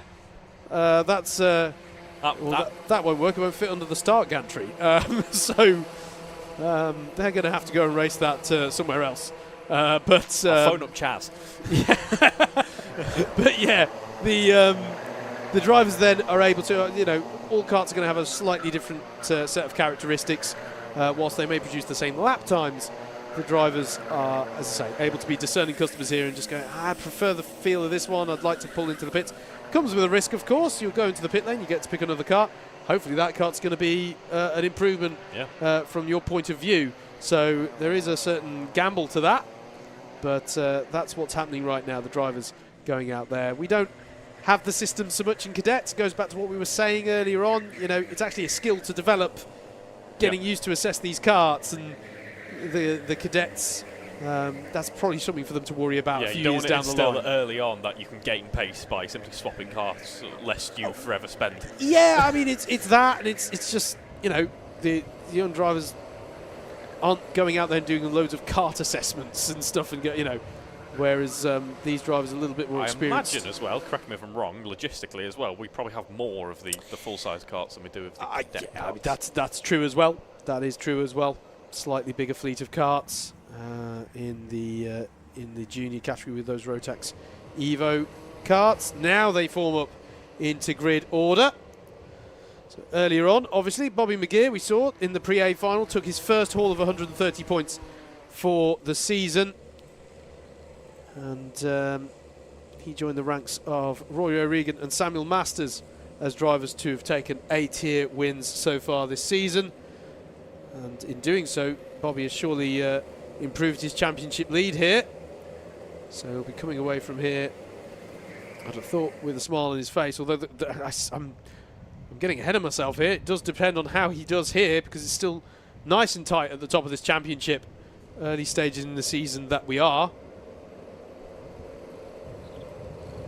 It's just as we're waiting for them to form up here, it's worth mentioning that next time that cadets and juniors are in action is round 4 on the weekend of the 26th and 27th of May. That's at PFI. Then the championship moves on to Ella Park on the 22nd and 23rd of June. And then we'll be back here for Whilton Mill. I'll finish it out with round 6. There are 10 rounds to the championship, but round 6 will be here again. Whilton Mill, the 20th and 21st of July, which I believe, off the top of my head, is also the next time that we'll be broadcasting the action as well. So put that date in your diaries, the 20th and 21st of July for that one. William the Wasp has returned. William the Wasp has returned to the comms box, and well he might. It's the exciting, it's the premier race of the day in the lightweight juniors.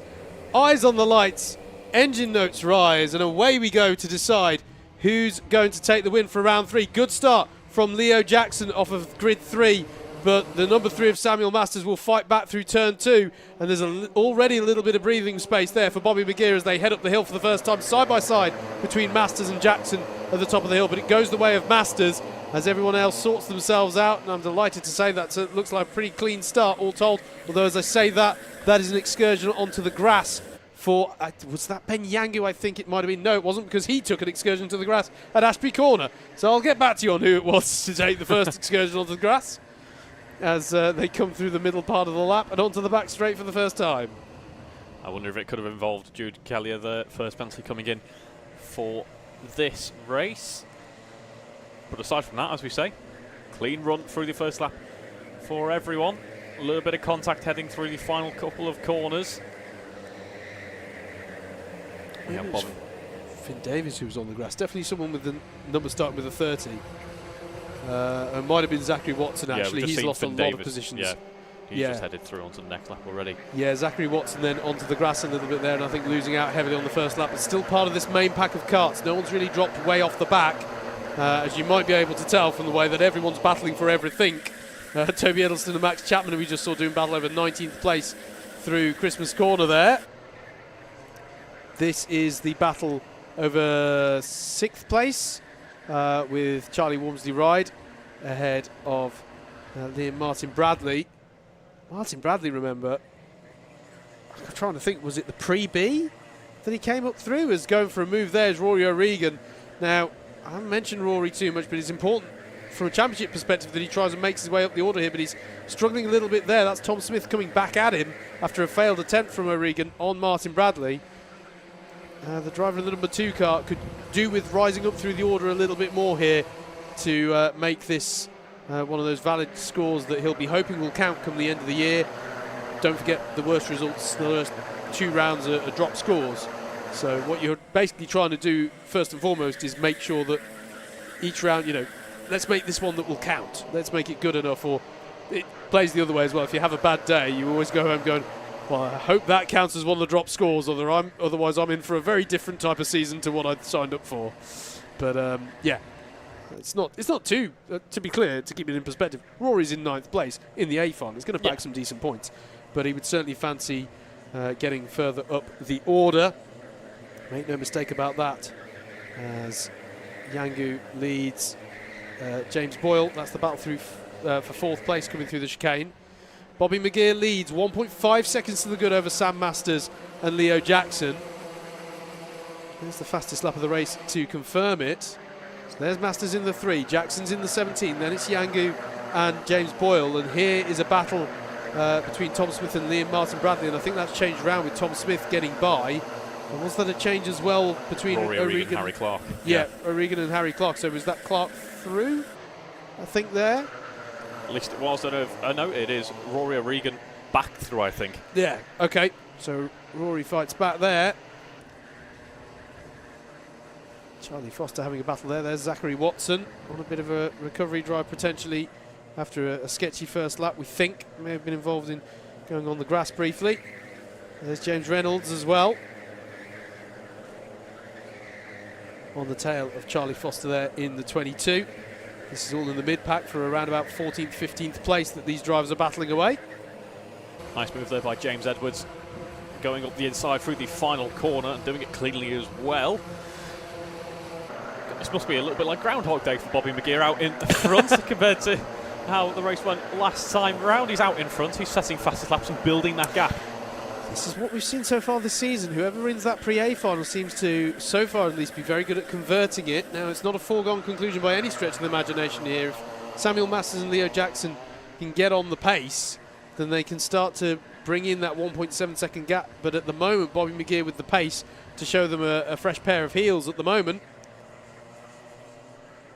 There's Rory O'Regan and Harry Clark. And then here's this pack from 11th place down. Thomas Hughes in the 51 leading. In fact, it's not Thomas Hughes in the 51. I think Olivier Piquilla has got by for 11th place this lap. So that was Oliver Armiger going through the chicane as well, having a battle with Yassine Ali Khan. We have the top number 20 of Tom Smith up the inside into Christmas. Nice move there. Seems to be becoming a little bit more prevalent throughout the day, that move, actually. Yeah, it's an interesting one. I don't know, it can be some of the weirdest reasons why different moves start to chop and change. It can literally be as simple as the sun's not in their eyes anymore, and it was before. Yeah. Little things like that. You can see the shadows starting to lengthen just a little bit as we get deep into the afternoon sun here at Whilton Mill. Thank you for reminding me I need to get a proper visor for the 24-hour race coming up. My pleasure. Got clear. Yeah, make sure you've got a clear visor. So unless I'm driving at night, in which case, fine. Yes. Yeah, it's that... a tinted visor, as you can see, a few drivers having some rather nice helmets, as we said earlier on, with some really cool Zadie tinted visors with some interesting colours on. Very helpful in sunny conditions like these. Yeah, when you're watching a 24-hour race and you see a slew of teams doing pit stops one lap after the floodlights are turned on, you You know what mistake's been made there. Into Ashby Putting corner. Reeve in the cart. Sorry? Putting Reeve in the cart. That's the first mistake that's been made. Your for words, our not team. mine. Your words, not mine, mate. But, yeah, Ben Yangu here in the 36, running in 4th place. Nathan James Boyle in that 25 cart. One of your promotees. Here's where you can get to if you get up through those repechage spots. Battling right in the thick of it in the top 10 here. In the top 5 for Nathan James Boyle. Then comes that battle between Tom Smith and Charlie Walmsley-Ride, which we saw switch around at the start of this lap. And then comes the 21 here of Liam Martin Bradley with Rory O'Regan and Harry Clark in close company. Another fastest lap from Bobby McGeer, a 55.585. The pace here. Is that one of our fastest laps of the day? I'm going to check what this was, what that was. I think we might have seen a 0.4 at some point, but other than it's up there. I think you might be right. Heading through Christmas once again.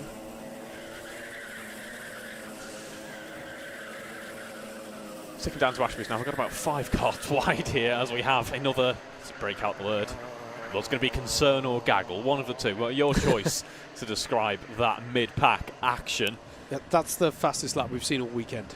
Right, okay. 5.585 from Bobby McGeer. That's an insanely quick lap. As James Reynolds there puts in a move. That'll take him up to, I'm not sure, that might have been on Piccolo. It definitely wasn't Zachary Watson he was going by there. There's been quite a change around in that pack here. 73, he was going by on James Edwards by the looks of it. No, he's not gone by on Piccolo at all. Yeah, I think he was repassing James Edwards, having been passed by him earlier in the lap. Yeah, highly impressed by Bobby McGeer's pace here today. And 3.5 seconds the gap he has at the front of an A final. I mean, let's just be clear here, folks. None of these drivers are exactly slouches around this Whilton Mill kart circuit. And Bobby McGeer is doing some stellar work to get that kind of time out of the kart. Samuel Masters and Leo Jackson still running there in 2nd place. Ben Yangu and Nathan James Boyle, by the way, beginning to reel them in. In fact, this is, well, no, sorry, this isn't. This is the Martin Bradley O'Regan Clark pack of karts, battling away over 8th, 9th, and 10th. But it is beginning to become a 4-kart battle for 2nd place, because the likes of Ben Yangu and Nathan James Boyle are reeling in Samuel Masters and Leo Jackson. Here is Clark having a go at O'Regan, and just clipped the curb, unsettled the kart. And a costly moment there for Harry Clark. And immediately Charlie Foster, he might be grateful. Yeah, he might be grateful for the little. I would be. Yeah, the kickstart there. Yeah, that could have been much worse. That could have been a lot worse. He's lost positions, but he hasn't lost too much time. Yeah. If he'd gone into that grass, that would have been unfortunate. Yeah, and Charlie Foster employing a little bit of the conservation and momentum laws to get him going again. It's good sportsmanship. Yes, I'll assume it was intentional for the sake of being. That's what I'm going with. Yeah, let's go with that. There, the friendship will probably end. I think Charlie will now try and execute a pass, but such is the nature of racing, momentary alliances and such. Here is your battle. Oh, I said it was closing up for 2nd place, but actually Leo Jackson's fallen off the back of Samuel Masters just a little bit.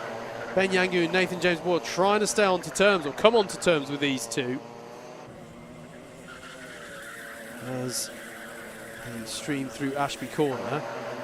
And then behind them is Tom Smith and Charlie Walmsley-Ride themselves. Kind of in no man's land at the moment. They need some battling ahead of them to bring them into it. Talking about the drivers of the 20 and the 26.